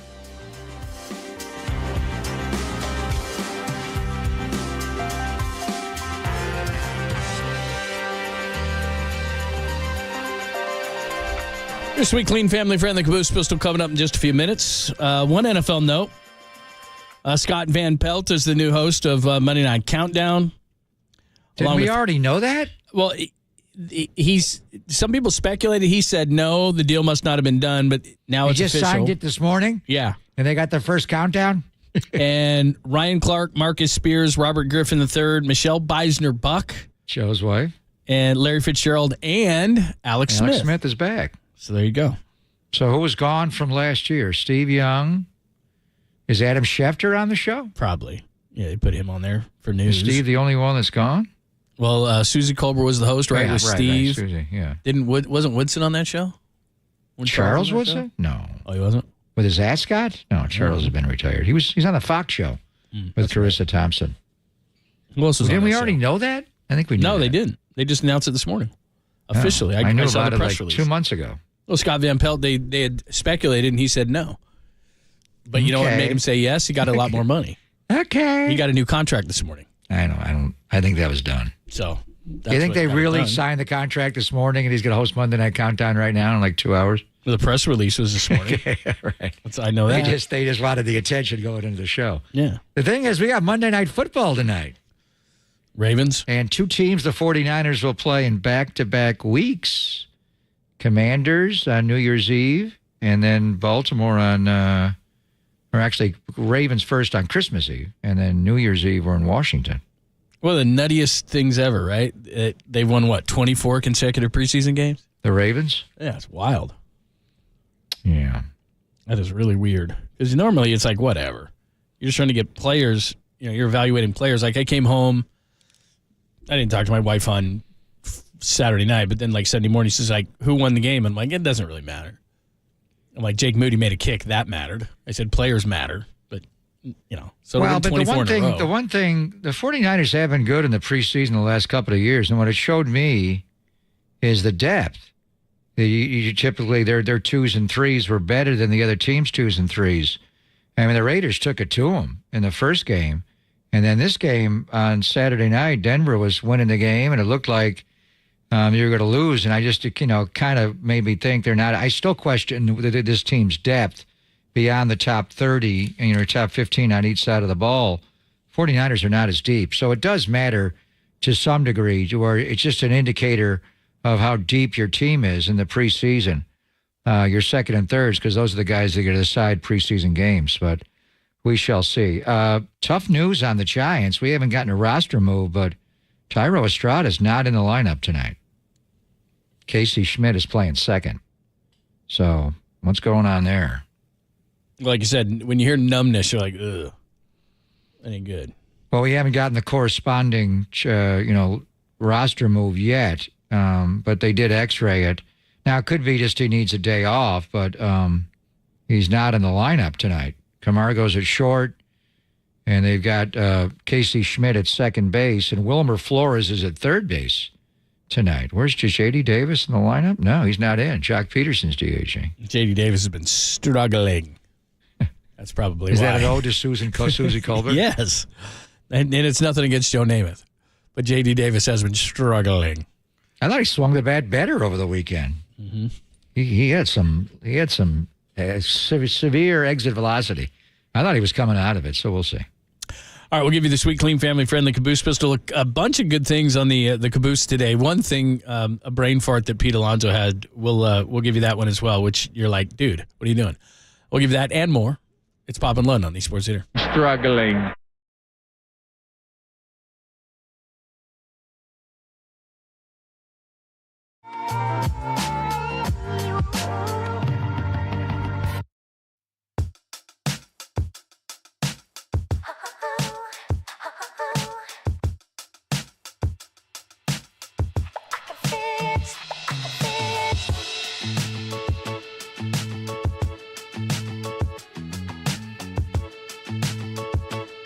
Hey, John Lund here. I want to tell you about my eyes because now they are awesome. It is a life-changing experience. That's what I had done. It's called CLR, Custom Lens Replacement.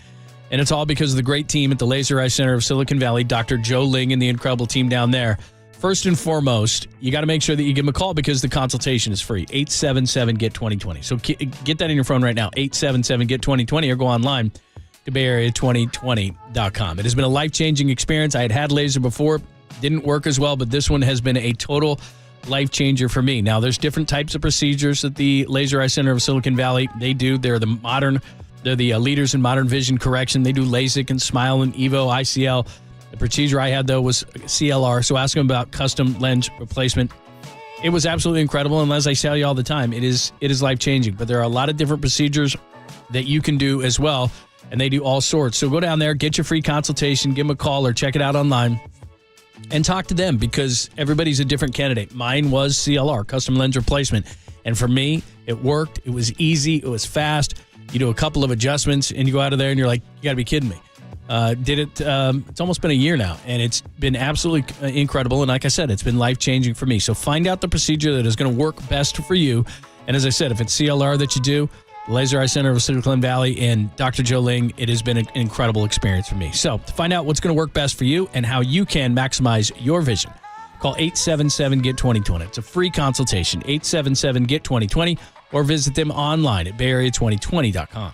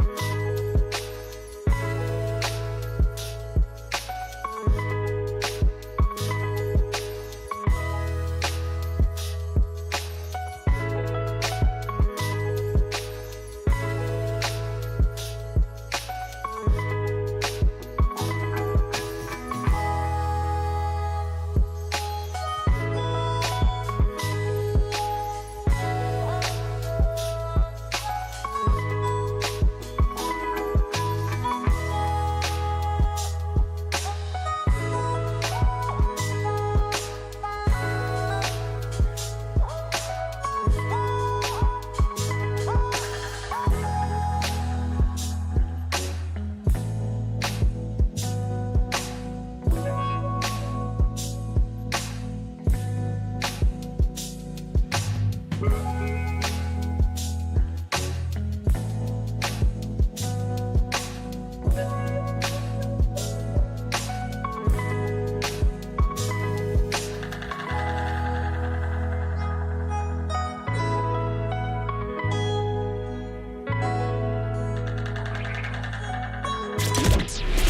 was a 5-shot revolver. It was loaded, wedged in the crack of her buttocks. Papa and Lund presents the Caboose Pistol. The old caboose pistol, everybody has one. A few stories that slipped through the cracks. Did you say caboose? I know some women who could hide a machine gun in there. Yeah. I'm sorry, we're getting off track. On KNBR 104.5 and 680, the sports leader. No, you're just trying to complicate a simple issue, Gabe. It's not, okay, let's go back. He got caught in a rundown and blew his knee out. Let's go back. Let's go back to your issue. Let's say I decide to take him out of the game in that situation. Yeah, something like that.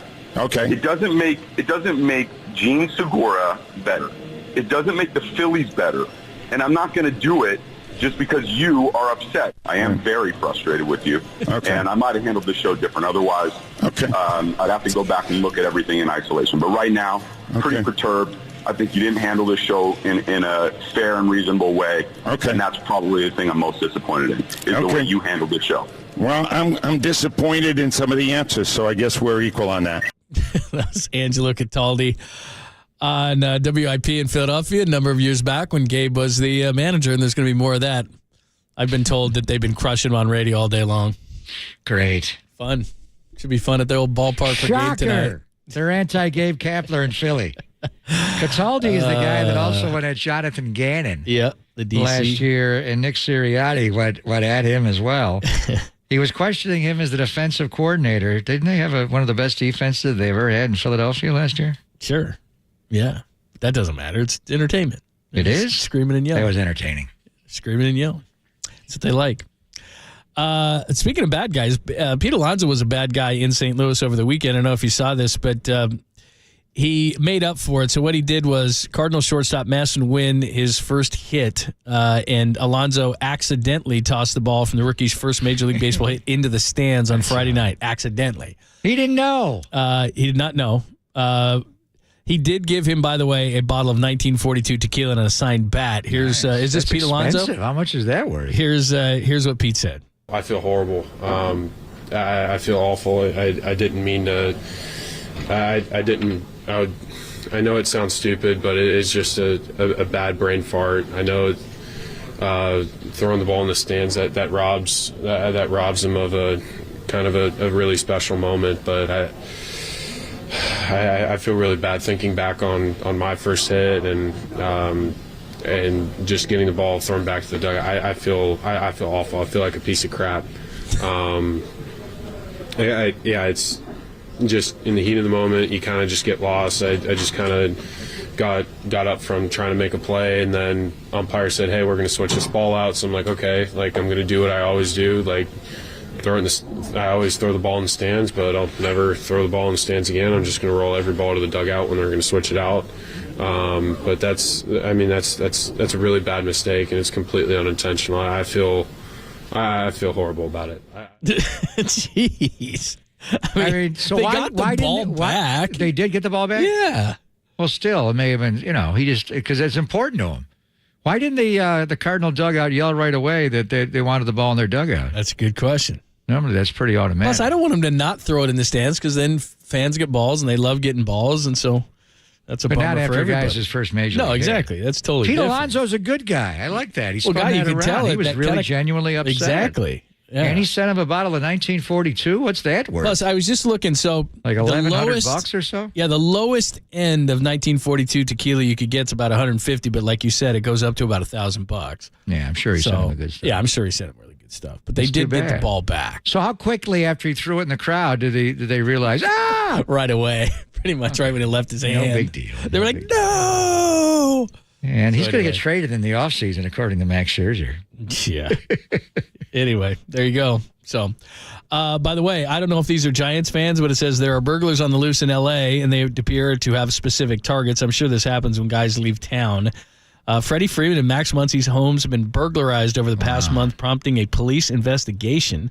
Last week, Muncy's home was broken into, and his alarm company alerted him of the break-in, but obviously he's gone. And then the same thing happened to Freddie Freeman last month.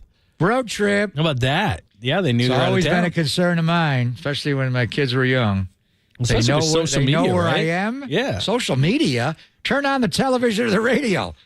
The Dodgers are on a road trip. Freddie Freeman's not home. Yeah, but maybe Mookie there's Betts people is not home. Wouldn't you think? Maybe. I mean, that makes you a little nervous, doesn't it? What are you saying? It makes you a little nervous because you're not home, but maybe your family is. I worried about it my whole life when the kids were young. Yeah. Not just steal my stuff. They want to. What if they kidnap them?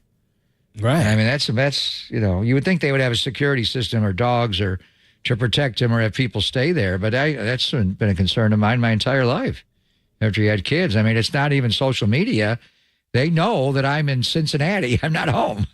So that's always been a concern. You wouldn't think that would happen more often because they know where these players are, obviously, when they go on a long road trip. I've always wondered this. It says workers at many Pennsylvania businesses, speaking of Philadelphia, could be looking at a 4-day work week as the state legislature says she'll introduce a bill to shorten the work week without reducing workers' pay. Talked about it for years in this country. They do it in Europe. It makes a big difference. Just that extra day is a big difference in a weekend. I thought at some point we as a country would go to a 4-day work week. How do you do it by state? And then you're dealing with people out of state. I mean, it's not like just the people in Pennsylvania deal with Pennsylvanians. So I don't know what that's going to accomplish. I mean, it would with, public servants and things like that. But I thought at some point in this country we'd adopt more of a European work week. Would be four on and 3 off. You move the 5 anyway. Like 4-3 sounds fine. Who went 5-2 at work? I mean 4-3 we're still working more. Or 3-4. I say we switch up the defense. Yeah, 3-4 we jump would be nice. into an Okie front and go to a 3-4. But I mean, I can understand a 4-3. Who came up with the old? Who's to blame for the 5-2? Like I don't even start getting Buddy Ryan. Right. I mean, seriously, I don't even start relaxing until like Sunday night, and then I go, oh man, I got to go to work. I need that extra day. At long weekends, it's such a big difference, isn't it? Oh, my God. When you get that third day, you're like, oh. Well, now our weekends are gone. Well, yeah. I don't have a week. You have one day maybe on Saturday. Yeah. I don't have any. It's over. Labor Day weekend will be the last weekend. Well, plus, I watch college football all day, so I tell my wife this is work. Don't tell her it's not. Yeah. I mean, Saturday's a big prep day for me for Sunday. So now I'm going with the 7 on and no off week. Right. Not good. No. But 4-3 would be good, But how do you do it just by a state? That's a good point. We're not going to deal with New Yorkers. We're off today. Where are you? It's Friday. Sorry. This is my Friday. This is Gabe Kapler Day. That would be nice. Who's proposing this? The governor? This the legislature in Pennsylvania? Yeah, in Pennsylvania. I mean, who the hell's going to vote against it, by the way? No. What do you mean, no? No, I'd like to work an extra day. Get out of here. Gabe Kapler would vote against Crazy? This is in England. Suffolk police made the recommendation that they've suggested to measures to stop sexual activity on tombstones. Ooh. Do you really have to do that? Like, is that a thing? Is that a fetish that I did not know about? I miss Aunt Bessie. Apparently in this I'm town. gonna go hump her tombstone? Apparently what's happening is people, it's a thing to have sex on tombstones in this town. Tombstone pizza? No. No, go to a graveyard and have sex on a tombstone. Going to Paris and doing it on Morrison's. Beyond that, does it have to be a famous person's tombstone or just anybody? No, it says the police say it's disrespectful. It says in these secluded locations, it is sadly common to find raised tombstones being used as tables to consume alcohol and drugs. They are also used for the site of sexual activity. Can't say I've ever done that. Now, graveyards are different, John. I am not a graveyard person, Graveyards man. are different. I don't like graveyards. But actually on someone's tombstone? Yeah, that's disrespectful. Yeah. Plus, it's just like, I don't know. I don't know. You always think to yourself, boy, it'd be cool to have sex here, have here, there. I can't be choosy. Beggars can't be choosers. But, I mean, if I had a choice, tombstone would be low on the list. Would not be up there high. Well, I've never had a tombstone fantasy. They're also uncomfortable. Exactly. They're hard rock, as a tombstone. Cement. They're going to hurt. But if you had to do it on a famous person's tombstone, who would you pick? Oh, man, that's a good Raquel question. Welch just died recently, did she? She probably has a soft one. See, that might do something for you. That's a little different. I never thought of that. Who else would it be? Oh, man. JFK Jr., JFK. Well, like you said, I mean, you'd have Jim to be, Morrison. Yeah, it'd be like a rock star or something, right? He's in Paris. He'd be well known. Because then they would approve, like, I Yeah. get you. I can see Except rock stars never die. They keep living forever. David Bowie, who would you go? Ooh, that's a Who good would one, be too. Text line is open. Wow. Wow, I never knew this. No, me neither. I didn't think that was a deal. And then What finally, if it's your own family member? Is that that illegal? that wouldn't be good. That wouldn't be good at all. Grandma, Papa. Yeah. Man, Sorry, that wouldn't be good. No. That would spoil it all. Yeah, because you feel like a family member's watching you somehow, some weird way. I didn't know that was a thing. No, apparently it is. Wow. And finally, this is pretty funny. A driver was arrested during a traffic stop. This is in Polk County, Florida, where more than 562 grams of drugs were found in his car. Everything from weed to coke to pills. Florida, you say? Yeah. And Shocker. so there's a great picture here of all these drugs and all this weed and all this stuff and mushrooms and stuff. And it's laid out on the front of the car. And rather than in fighting the cops on this whole thing, they asked him, they said, "Why do you have all the drugs in the car?" And the guy just said, "Take me to jail." He didn't even try to fight it or give an explanation. Well, what's he going to say? He just said, "Take I'm me using to them jail." for myself recreationally. You always like, I'm sure the cops find it funny when somebody tries to, I'm sure they all say something like, "Well, it was this, it was this, it was this." He just said, "Take me to jail." What the cops do with it all in Florida. Yeah, exactly. Some of it probably made it back. Much of it probably did not. Let's go right to a tombstone. There you go. That's what they said. It's these flat tombstones, apparently, that people will drink, do drugs, and then have sex. Like they do the whole, the trifecta. Let's drink a little, smoke a little, and then put you up on this tombstone. Wow. Like, what is wrong with you? I don't know. That's weird, man. That's going to get you stopped at the pearly gates. I'll tell you that right now. Hey, you'd get in, but God, that thing you did on that tombstone? I never Wow. thought of it, honestly. That was disrespectful, So man. now I'm very conflicted, John. Do I jump in the back of a cruise self-driving automobile and say, "Take me to a cemetery"? Oh, that's another thing we need to talk about. More cruise accidents. That patch, I doubt it's going to be on the Giants uniform very long. Those guys still in business? Why My do the Giants goodness. keep running out of the baseline? Those things might need a little. We might want to put those back in the oven. I don't think those are finished yet. My goodness. Ever since they put the patch on, Patrick Bailey, the GPS down to second and third, he's throwing the ball in the Yeah, it was outfield way off. more ever since they It did was that. off What's yesterday going for on? sure. All right, that is your sweet, clean, family-friendly Caboose Pistol. We have a couple of remnants, and then Tolbert and Copes at the top for a shorty before the Phillies and the Giants right here on the Sports Leader.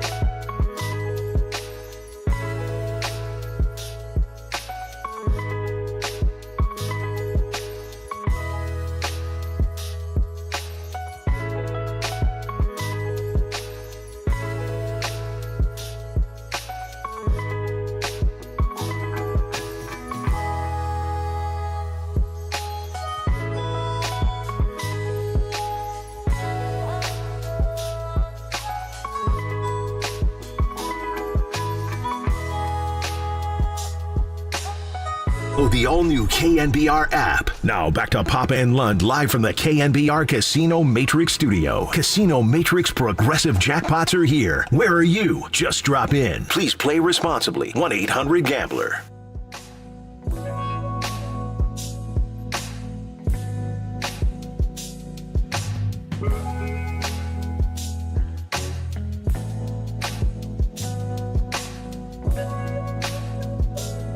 A lot of things I can't read about tombstones coming across on the text line, but I just want to acknowledge that we have your text, and thank you very much.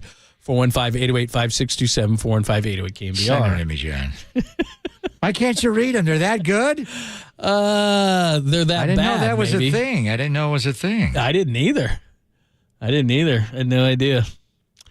Just to recap today, Kyle Harrison is going to come up tomorrow. That has been confirmed, which is very, very good. I'm trying to see if we missed anything. We got his high school baseball coach from Dale it's gonna be coming cool. on tomorrow, David Jeans. I'm looking forward to He's landing in Philadelphia at 11:30 to watch his guy pitch tomorrow night. He's going to join us at 12:30 from Philly. I'm looking forward to that one. That's going to be good. We didn't mention a ton on the injury front for the 49ers. Kerry Hyder, stinger. Jeremy Nichols, hamstrings out for a few weeks. Danny Gray, that's not good because they signed Anthony Miller today and then expected back this week. Dre Greenlaw, Drake Jackson, Javon Kinlaw, who had the illness, George Kittle, Elijah Mitchell. That's a big one right there. So, and Danny Gray we'll see if they play this weekend. Danny Gray is a right SC joint sprain, and I normally like the joint, but not the sprain. So, and not USC, just SC. Yeah. They thought he broke his collarbone. Yeah, that's. So they got a lot of guys back. Greenlaw, Drake Jackson back today. He intercepted Brock Purdy and had a pick 6 today in practice. Wow. Do we care about practice stats anymore, John? Are we moving on from quarterback practice stats? By the way, Brock was 15 of 18 today, but he threw a pick six. He pretty much answered that question, too. I hung around for the press conferences before running down to do postgame, and Brock did explain pretty much exactly how we talked about it last week on the 10 camp interceptions. He basically said, I don't care about camp interceptions. He said, I'm trying to, fit the ball in there. I'm trying to see what I can get away with. I'm still learning. So he didn't sound concerned in the slightest, and he kind of did chuckle a bit at camp stats and camp interceptions, but he's not concerned. I barely even give numbers during a preseason game, let alone a practice. Right. So you were talking about the Ravens' 24-game preseason winning streak. The Commander's Sam Cosme says it is a stupid record, and we're going to beat it tonight. I mean, does he mean end it? If they win tonight, they're not going to have a 25-game winning streak, Sam. So the Ravens find a way. It's pretty amazing. So we're in the third year of playing 3 preseason games. 2020, we didn't have any, and before that, it was 4. It used to be 6. Hell, some teams, when you played the Hall of Fame game, would play 7 some years, but it's been 4 for a number of years. So when was the last time the Ravens lost a preseason game? How far back are we going? Yeah, like that's a long 6, time. 7 years? Yeah. Wow. I mean, you're talking, that's crazy. Does it end tonight on the Scott Van Pelt watch, the SVP? Well, the thing New era, Monday Night Countdown, huh? The thing I find funny is Cosby said it doesn't matter, but he's like acknowledging it. Like, it's weird. Like, well, you're saying it doesn't matter, and you're saying you want to end it. Well, then clearly it does matter because it's kind of a big deal to you. You're like, I'm just glad we got Monday Night Football back, John. Yeah. Plus, Joe and Troy. I'm pretty much football's back because college football is week Notre Dame's 0. playing Saturday. Yeah, week 0 starts in college football this week, so college football's back officially. And we've only got one more preseason game. Although that's going to be a long day on Friday. Love of God, man. I think you're already gearing up. Well, it's like we start at 10 a.m. and I'll probably be pulling out of that place at like 1 a.m. Game's not till 7 o'clock What's at night. with that? What time's your pregame show start? It's a midnight. night game. I don't know. Everything's long. What time are you on? Like 4? You could do the show from home and come in after that. I think I'm on at 3. I don't think I can pull that off because we get off at 2. Pregame's at 3. 4 hours before for a preseason game? Yeah. Gear up. I'm telling you, get a bottle man. of 1942 from the Polar Bear. There ain't 3 hours of content for a preseason game, but we'll figure something out. Yeah. Man. Giant lineup is out with no Tyro Estrada. That's concerning. Have they made a roster move with him? What's going on there? Maybe it's just not in the lineup. It's a day off. Let's hope. So Lamonte at first base. He could open the game first pitch with a home run. Jock DHing. Wilmer at third. Conforto in right. Bailey catching. Johan Camargo at shortstop. Blake Sable in left. Wade Meckler in center. And Casey Schmidt at second. Interesting lineup. No Luis Matos after yesterday? You hit a home run, you should be in the lineup. Well, Meckler's in the lineup. That's weird. What's Aaron Nola's splits against lefties and righties? That's why. I'm sure the computer said. And now managing the San Francisco Giants. Boo! Exactly. Not be able to get the name out of his mouth. You can boo him. Unbelievable. All right, Pop. I will be down your way tomorrow. So, are you coming tomorrow? Yes, I will see you in person tomorrow. 2015, the last time the Ravens lost a preseason game. My God. September the 3rd of 2015. I wonder what the line is and what kind of odds you could get at them losing a game. Maybe. Well, I was in Vegas last week. I saw the lines posted for preseason games. I'm like, what are you guys doing?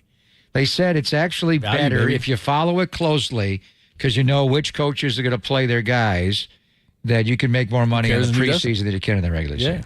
Who cares? And who does? I said, I can't go in a sports book. I don't know what you're talking about. I just like Power Slap. That's what I'm here for. Absolutely. Power Slap's awesome. All right, thanks as always to our guys, Danny and Walter, doing a tremendous job as always. Joe Nedney today to talk about the kicking situation. Matt Barrows, Susan Slusser, Tom McCarthy. Had a great time as always on a Monday. Tolbert and Cope's coming up right now on KNBR AM and FM San Francisco, the sports leader, our Cumulus media station. But right now, pretty perturbed. I think you didn't handle this show in a fair and reasonable way. Okay. And that's probably the thing I'm most disappointed in, is the way you handled this show.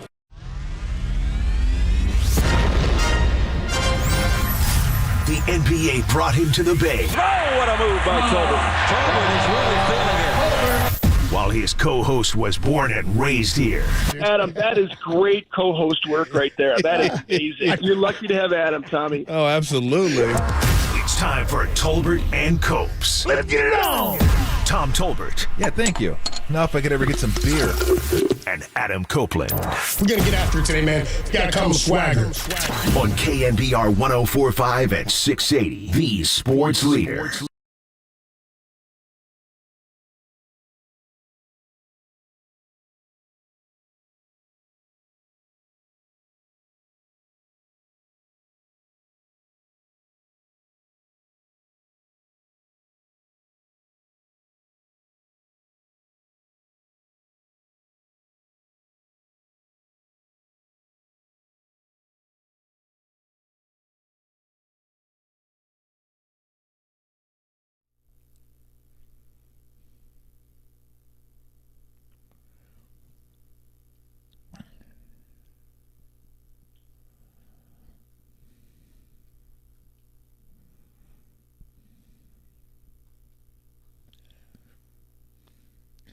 What is shaking? Take it away, Dirk. That's pretty much the extent of the show. A power pack 40 minutes for you. About 37 now. We're going to take you right up there. We'll hit the Niners, we'll hit the Giants, and then we'll hit pregame, and then it'll be Phillies and the Gigantes. What's going on? What's going on with that hat? What do you got going on, dude? I don't know. Kid I'm not Rock? sure. What are you, Yeah. little I'm definitely not Kid Rock. Little Timbuk Tom, huh? What are we doing? I don't know what we're doing, to be honest with you. I got this. I kind of like it, dude. I like us mixing it up, though. I like going with a different look. I don't know how I feel about it yet. I think I like it, but I'm not positive. The only reason I got it because I got this stupid mustache that I've been toting around for about a month now. Well, they've been calling you Captain Tom on our YouTube stream. The Suckles have nicknamed you Captain Tom. Oh, okay. Well, damn, I got the wrong hat then, apparently. That's all right, dude. I should have got the big hat with the big feather coming out of it, the big pirate. Like Johnny Depp. Yeah, I can go to Disneyland and get one of those. Huh? Yeah. Oh, yeah, you could. You could. Yeah, I definitely get one. Although I don't know if you can get one. They have my size out of Disneyland. It's always kind of weird buying kid stuff when you're an adult at Disneyland. It's a little creepy. Plus, Tom walking up to Disneyland going, ticket for one. Yeah, exactly. You're like, sir, I don't think we can let you in here. Hey, kid. I'm just looking to buy a hat. Hey, kid, want a sucker? I got suckers for you. That's just so creepy. Can I come in for one at Disneyland, sir? It looks good on you, though. Oh, you get a bowl of soup with that hat? You check out the live stream of our show on KNBR.com and on the YouTube page and also on Twitch. Buy a hat like this, I bet you get a free bowl of soup, huh? It looks good on you, though. Yeah. Oh, man, dude, anything dangerous. Hey, whoa. Yeah. Kills me, So man. where should we start? Let's start Giants, and then let's jump into some Niners. Giants, Niners. No, that's fine. Let's start Giants. Let's start Giants because we got some stuff to get to with that. One, the news, and we'll get more into this tomorrow. We're going to talk to Andrew Baggerly tomorrow. We normally would do it Monday, but some weird scheduling, of course, with the short show. Pre-game coming up at 2:40. We found out Kyle Harrison is going to come up tomorrow and start. So we'll get into that more tomorrow.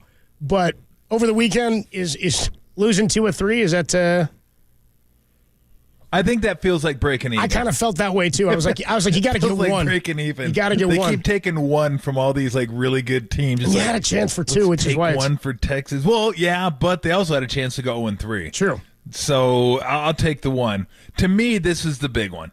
If they could find a way to get 2 or 3 from Philly, because they're the ones that are right above them in the wild card spot. So these are more important than the other ones because they're battling with Philly. So if you could get if they could get 2 or 3 here, and then just take 1 of 3 from Atlanta at home. I mean, you'd like to get 2 or 3 because you're at home, but it's Atlanta. I don't think you go into any series expecting to take the series from Atlanta, unless maybe you're the Dodgers or the Orioles or the Astros, Rangers. There's a few teams that probably would expect to win a home series against anybody at home. Giants ain't one of them. So if you can get 2 or 3 and then 1 of 3, that puts you at 6-9 for this 15-game stretch. And I said before the stretch, that's like 59. I knew it. If you can get to 6-9, I missed it too. I missed your 6-9. That's good. If you can get to it, that's fine. That's fine. You want more? Of course you want more. You'd like to be 9-6. You'd like to win. I mean, these guys aren't thinking of it in these terms, nor would I expect them to. I'd be disappointed if they were. But from the outside looking in, that's what I thought. Get to 6 wins over this 15-game stretch. And if they could get 2 in Philly and then 1 at home, that gives them 6. They can take a little bit of a breath because this has been a brutal schedule. I mean, I can't imagine a harder 15 games unless you wanted to like jam the Orioles in there somewhere. This is about as tough as it gets. So, yeah, if they can get 2 here, I feel good because then you're only 1 behind Philly leaving there. And It's the biggest series of the year. I mean, this is the biggest series of the season to this point. I think it is. Yeah. Anytime they're going to play, and then look, there's going to be another huge series after Atlanta. They got Cincinnati. There's a lot of teams now that are crowded into the wild card mix. I mean, there's Cincy, there's Arizona, there's Miami. I think they're 1.5 games behind the Giants. The Cubs are half a game behind the Giants. So it's crowded. Now the Cubs have. You still get the Cubs. That's going to be a huge series in a couple of weeks. They do. They have the Cubs because the Cubs have like a crazy easy schedule. They do. They're one of the easiest in baseball. I'll get you the schedule in just they got a bunch of pirate games. It's like I looked at the schedule and it's baseball, so you hate to say, oh, that's a win, that's a loss, that's a win. But man, when you're looking at the Cubs, but it's strength of schedule and tough opponents are a thing. I mean, that's how you can look at it. They play the Pirates, and I mean, come on. Giants get the Rockies 7. You know, they do get the Rockies 7, but they counterbalance that with the Dodgers for 7. So again, these are going to be really, really important. The one after Atlanta, the one before Atlanta. Just take care of this one. If you can get this one, is so massive tonight. It's so massive because if you win this one, you can't get swept. The most you can lose is 1 game in this series. Now, if you get 1 of the next 2, you win the series. So this one, to me, just seems like it's a really about as big as a game third week of August can get. By the way, the Dodgers, 9 of their last 10. They're like the quietest 76-win team that I can remember. It's unbelievable how hot they've been. Yeah, they're going to end up getting 105 wins again. Yeah, it's like no big deal. And they did it with 3 starting pitchers, too, for most of the year. Giants right now still sitting in the number 2 wild card. They're a half game clear of the Cubs, like you were saying. The Cubs are 2 games up in the loss column on Arizona. So are the Giants. So Arizona's sitting a game back, and the Giants are 2 games back of the Phillies, like you said. Phillies coming in, having they're gone 5-5 in their last 10. Giants 3-7. Cubs are 6-4. D-backs have turned it around a bit. They have a tough opponent. I feel like they've got they play Texas at home. So Texas goes into Arizona starting tonight. Cincinnati is going to be at the Angels. Miami is playing at San Diego. The other thing about the strength of schedule is for the Giants, it lists San Diego as one of the easiest opponents at 7 times. I don't know if I consider that a super easy opponent. That's not like a pushover team. That's a team that has not succeeded to this point. So we will get more into the Giants. And I talked to my buddy who's out in Philadelphia, works for the Eagles. He's a big Giants fan. He said, dude, Philly radio is crushing Gabe all morning. They're licking their chops. They're they're just trashing Kapler, and the Giants are they cannot wait for him to come to town. This is a huge series and could be a big deal for Gabe and the boys to come out with 2 or 3 here and come on back home and get ready to face the Braves. So we got to get into what happened on Saturday at Levi Stadium. I was down there. It was a good game, I think, in terms of storylines and things to pull on. There were some injuries in the game we got to talk about. We got to talk about what we saw from Trey Lance there at the end, who started really rocky and then caught a little bit of a good stretch. But does Sam Darnold playing from the second series all the way to the 112 mark in the third quarter tell you that he's the number 2 guy? I mean, Trey really just got the fourth quarter there. We'll talk about that when we come on back. Tolbert and Copes with you until 2:40 today when the Giants and the Phillies start a 3-game set. But we'll talk some Niners next on the Sports Leader. Alameda. Shout out to you for supporting KNBR, Alameda's sports leader.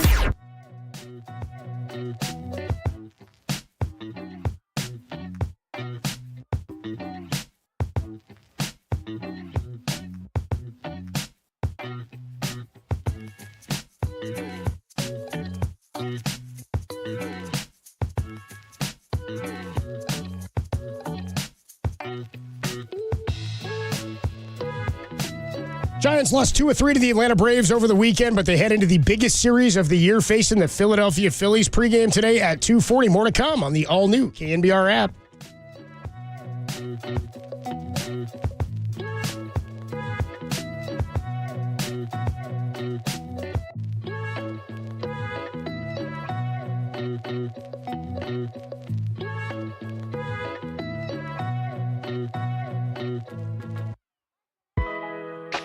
Hey, what's going on, everybody? Adam Copeland here for Underdog Fantasy. New football season, new chance for you to get into some Underdog Fantasy. I've been telling you about this for a couple of years. Every time the season starts, we get back into it. So brand new ways to play. Underdog Fantasy is a new way to play alongside your favorite fantasy football team or your favorite football team all year long. We've all been in that situation. You're in your cousin's league, your uncle's league. You're playing with your buddies. You draft, I don't know, David Johnson, first pick overall, and then your season's tanked like an hour into week one. Not with Underdog Fantasy. They've got brand new ways to play. You can play the season-long pick-em game where you pick between 2 to 5 players. You select whether they'll have higher or lower stat totals. Then you can make up to, well, depending on how many guys you pick, how many higher or lowers you hit, you can make up to 5 times or 20 times your money in a single game by going 5 for 5. Build your dream team today. Head on over to the easy-to-use mobile app or go to UnderdogFantasy.com. Sign up with promo code KNBR. Again, promo code KNBR, and they will double your first deposit up to $100. That's Underdog Fantasy, promo code KNBR. You must be 18 or older and present in a state where Underdog Fantasy operates. Terms apply. Concerned with your play? Call 1-800-GAMBLER or visit www.ncpgambling.org.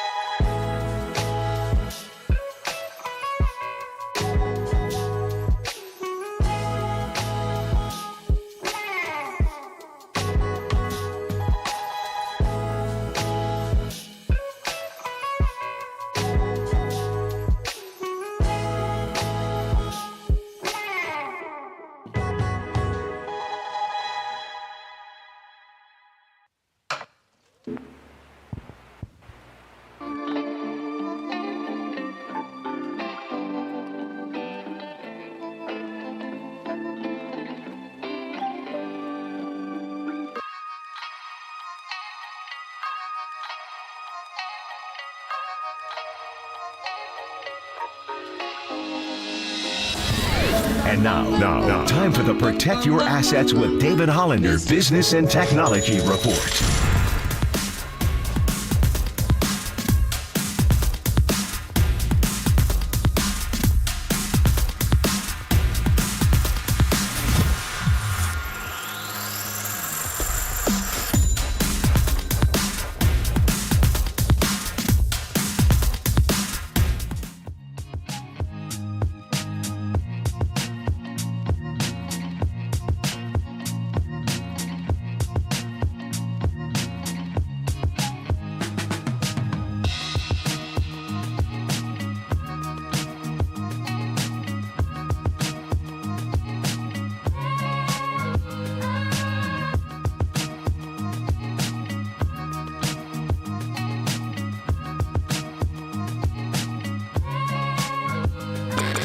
Listen to the sports leader anywhere, anytime. Download the all-new KNBR app. Now, Tolbert and Copes continue live from the KNBR Casino Matrix Studio. Casino Matrix Progressive Jackpots are here. Where are you? Just drop in. Please play responsibly. 1-800-GAMBLER.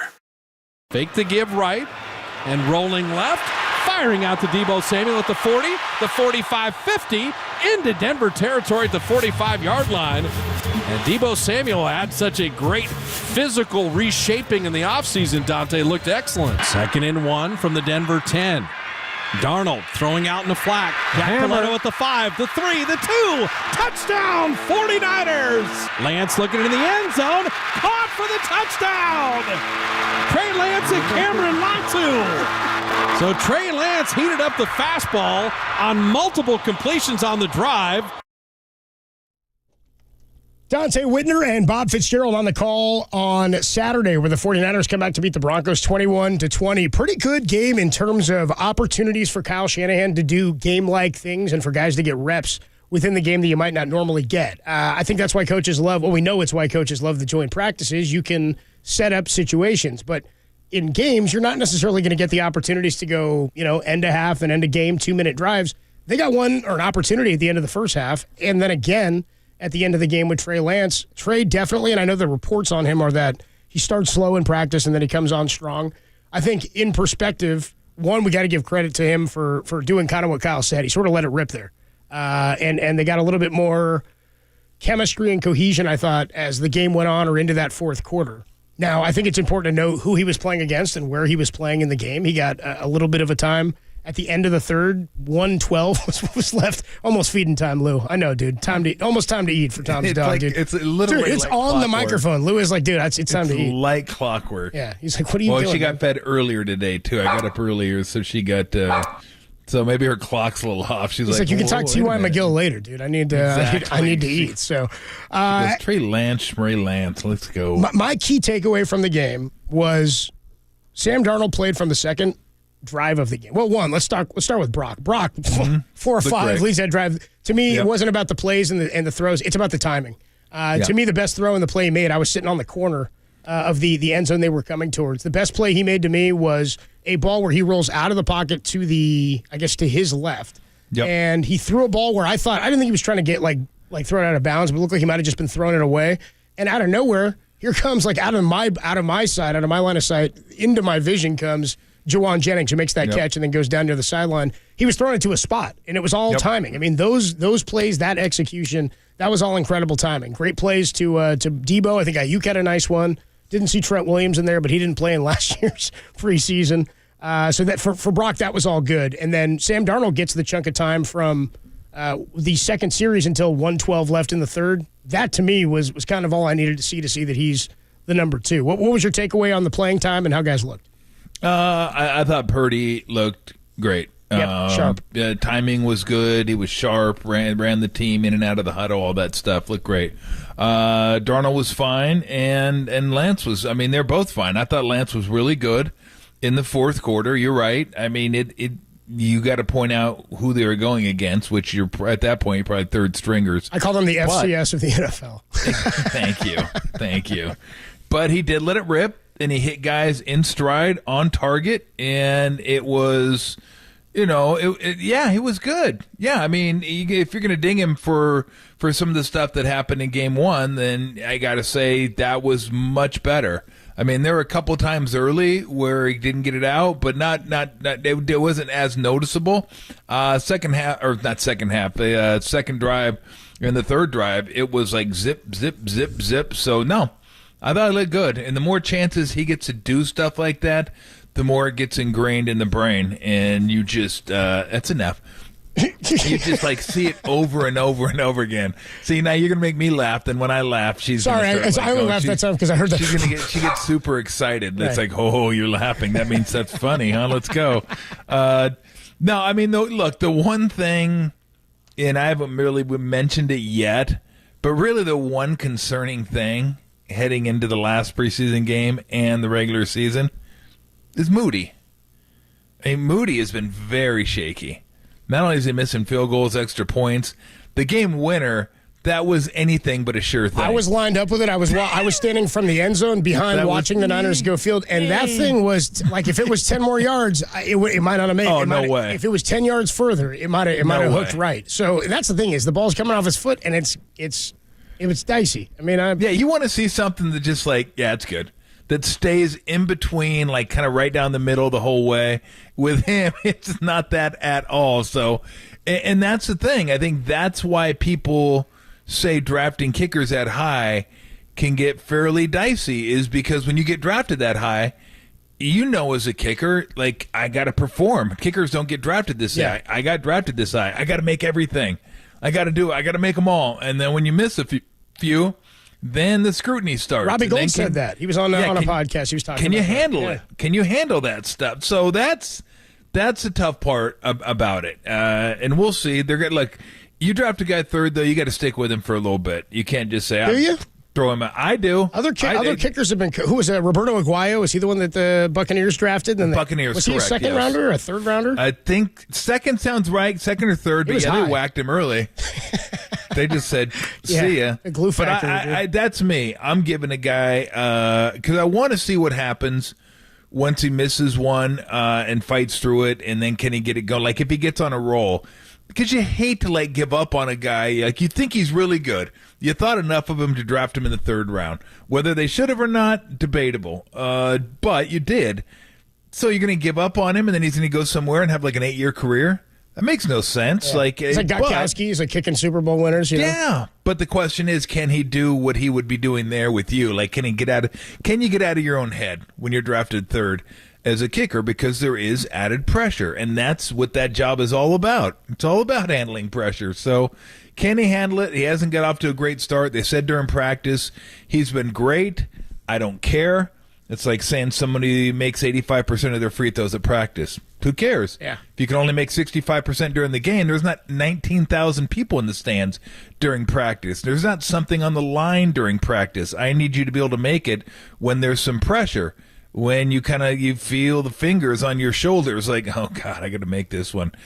I need to see it during the game. So hopefully he gets 2 or 3 shots, 2 or 3 cracks at it next week. In fact, they had to get the ball to like the 30 and then just throw it out of bounds 3 times in a row and let him kick a 47. I mean, kick it on first down just for the hell of it, because I would like to see him get 2 or 3 cracks at some decent field goals, 47, 48, 45. That are long enough where there's going to be a little pressure on him. But, hey, if you're a kicker worth his salt, you're banging those home. I mean, you're banging those 47. Boom, boom, boom. You got to make 4. I need 47s at like a 95% clip. I don't know if that's normal, but I'd like to feel like those are. They're not automatic, but I'd like to feel like my guy is going to make that one every time out. Yeah, you want to feel 44. I need like 99%. You know? Steve Young says it best. You can miss a field goal, you can't miss a net. You just can't miss the net. No, you can't miss the net. Just like, whew, and I think that one in Vegas missed the net. But he's the biggest issue. Well, I guess that and is Bosa going to be back before the first game? I have no doubt he'll be back at some point. Yeah. But will he be back before? I still say he will, but longer it waits, the more you think, God dang, there's only like 2 weeks left. And could he show up? Could he sign 2 days before the first game in play? Yes. Yeah, I think you're probably right. If McCaffrey can fly cross country without a playbook and play 22 snaps, I think Bosa can get out there and hit some QBs, Yeah, I think you're probably right. He's probably on an hour before the game. That's what I'm saying, dude. He's probably grown a beard or something. He's like up in the mountains somewhere, the Florida mountains. The Florida mountains? Yeah, getting work done, you know what I mean? Yeah, what is that, like a 2-foot vertical? Yeah, something like that. He did bunch jobs on that 2-foot vertical mountain. Anything for you change in terms of the, my question going into the game was, can the number 2 battle be won or lost? And it's funny, John Lund said after Sam left the game, and his final drive, he was fantastic. 5 of 6 for Darnold, hit 5 different receivers, 9 plays. It was a 63-yard touchdown drive. And again, he played a huge chunk of time, way bigger than I even anticipated he would play.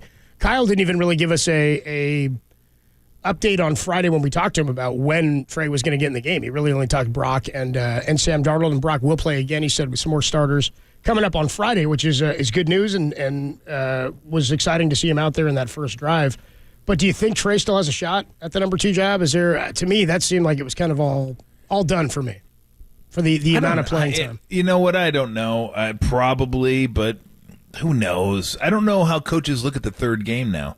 Like I said, the third game used to be the dress rehearsal, and then the fourth game would be friends and family. But the third game is the fourth game now, in that it's the last game, but it's still 2 weeks removed from the first game. So you can still play some guys if you want. I don't know. I have no idea. Maybe that'll give us a little bit more of a clue, but I would suspect you're right. I would suspect that Darnold's probably number 2, and Lance is number 3.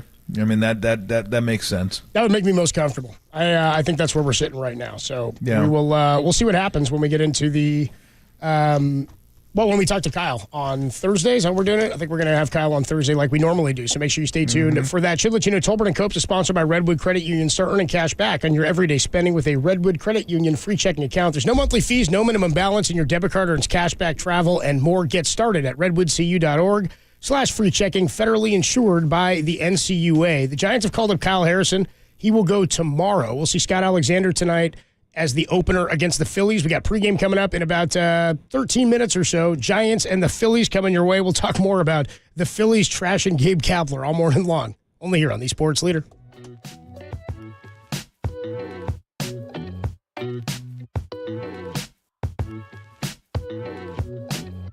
Be caller 10 to 415-896-KNBR for your chance to win a pair of tickets to see your Giants take on the Cincinnati Reds Wednesday, August 30th. First pitch 12:45. Presented by Toyota, the MVP of MPG. With class-leading MPG and more hybrids than any other brand. Toyota, let's go places.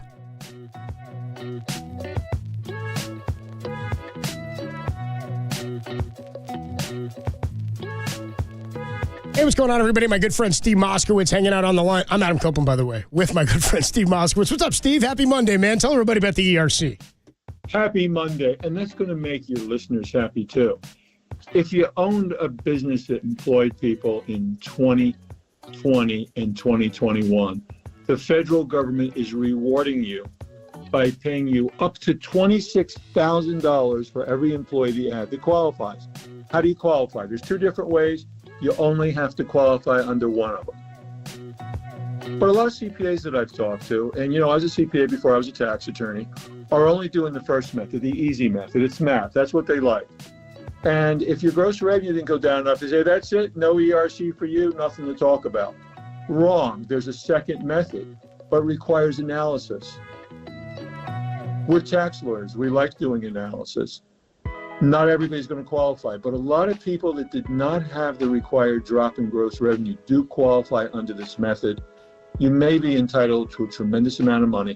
What do you have to lose by getting a second opinion from us, just like you would with a medical doctor? We have a free consultation. Multiple licensed professionals go over this in the office, and if you qualify, and a lot of people do, let's get every dollar to which you're legally entitled. And for some people, it can be quite substantial. Thanks so much, Steve. Make sure you get your second opinion from Steve Moskowitz. Give him a call, 1-888-TAX-STEAL, or find him online at moskowitzllp.com.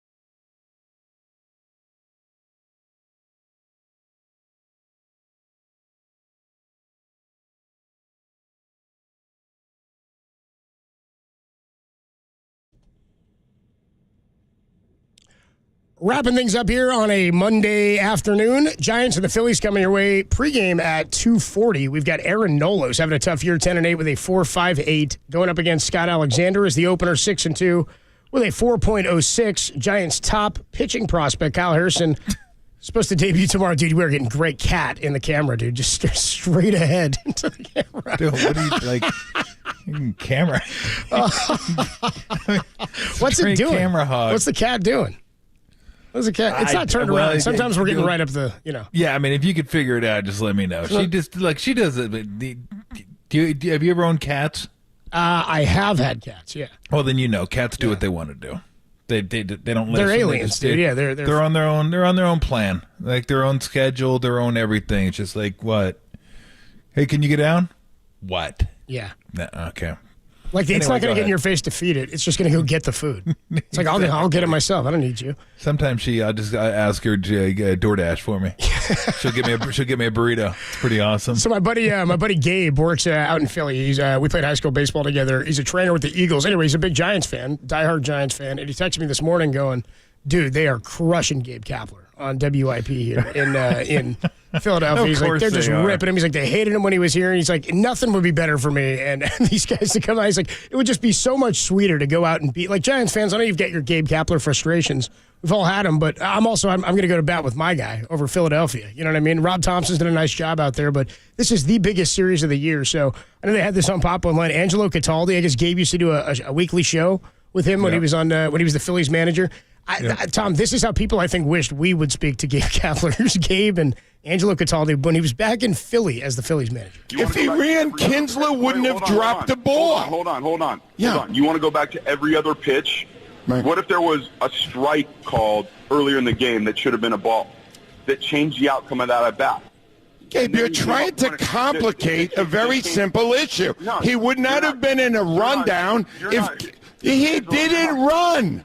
That's why Kinsler let the ball drop. If he did run, Kinsler would have caught the ball, and McCutchen wouldn't have been in a rundown.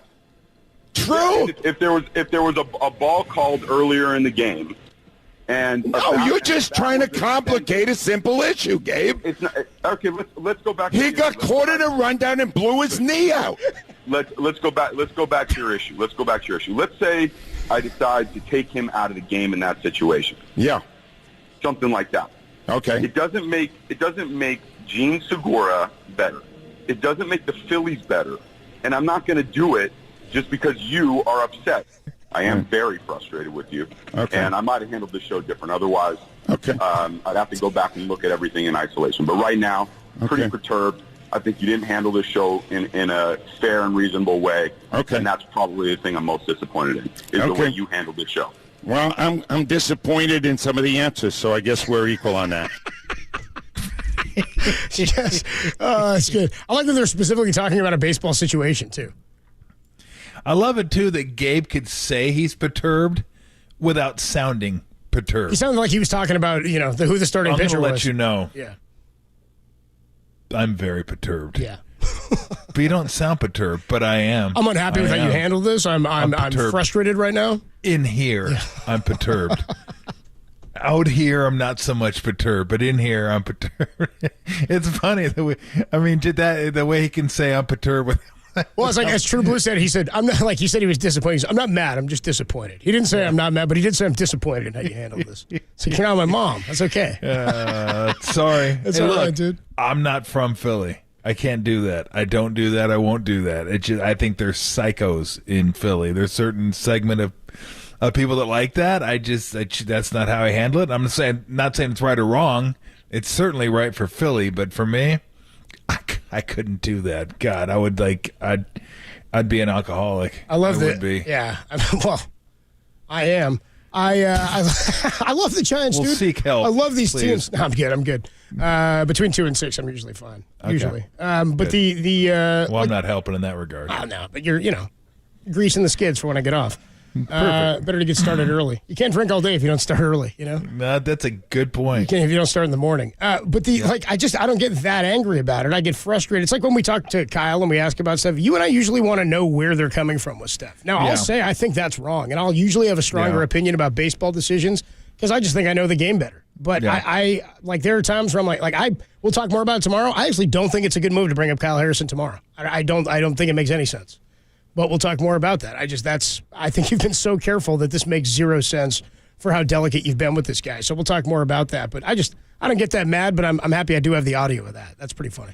That was good stuff. Yeah. That was really good stuff. Again, I mean, big. This is big. This is a big game tonight, and the Giants send their opener to the Hill.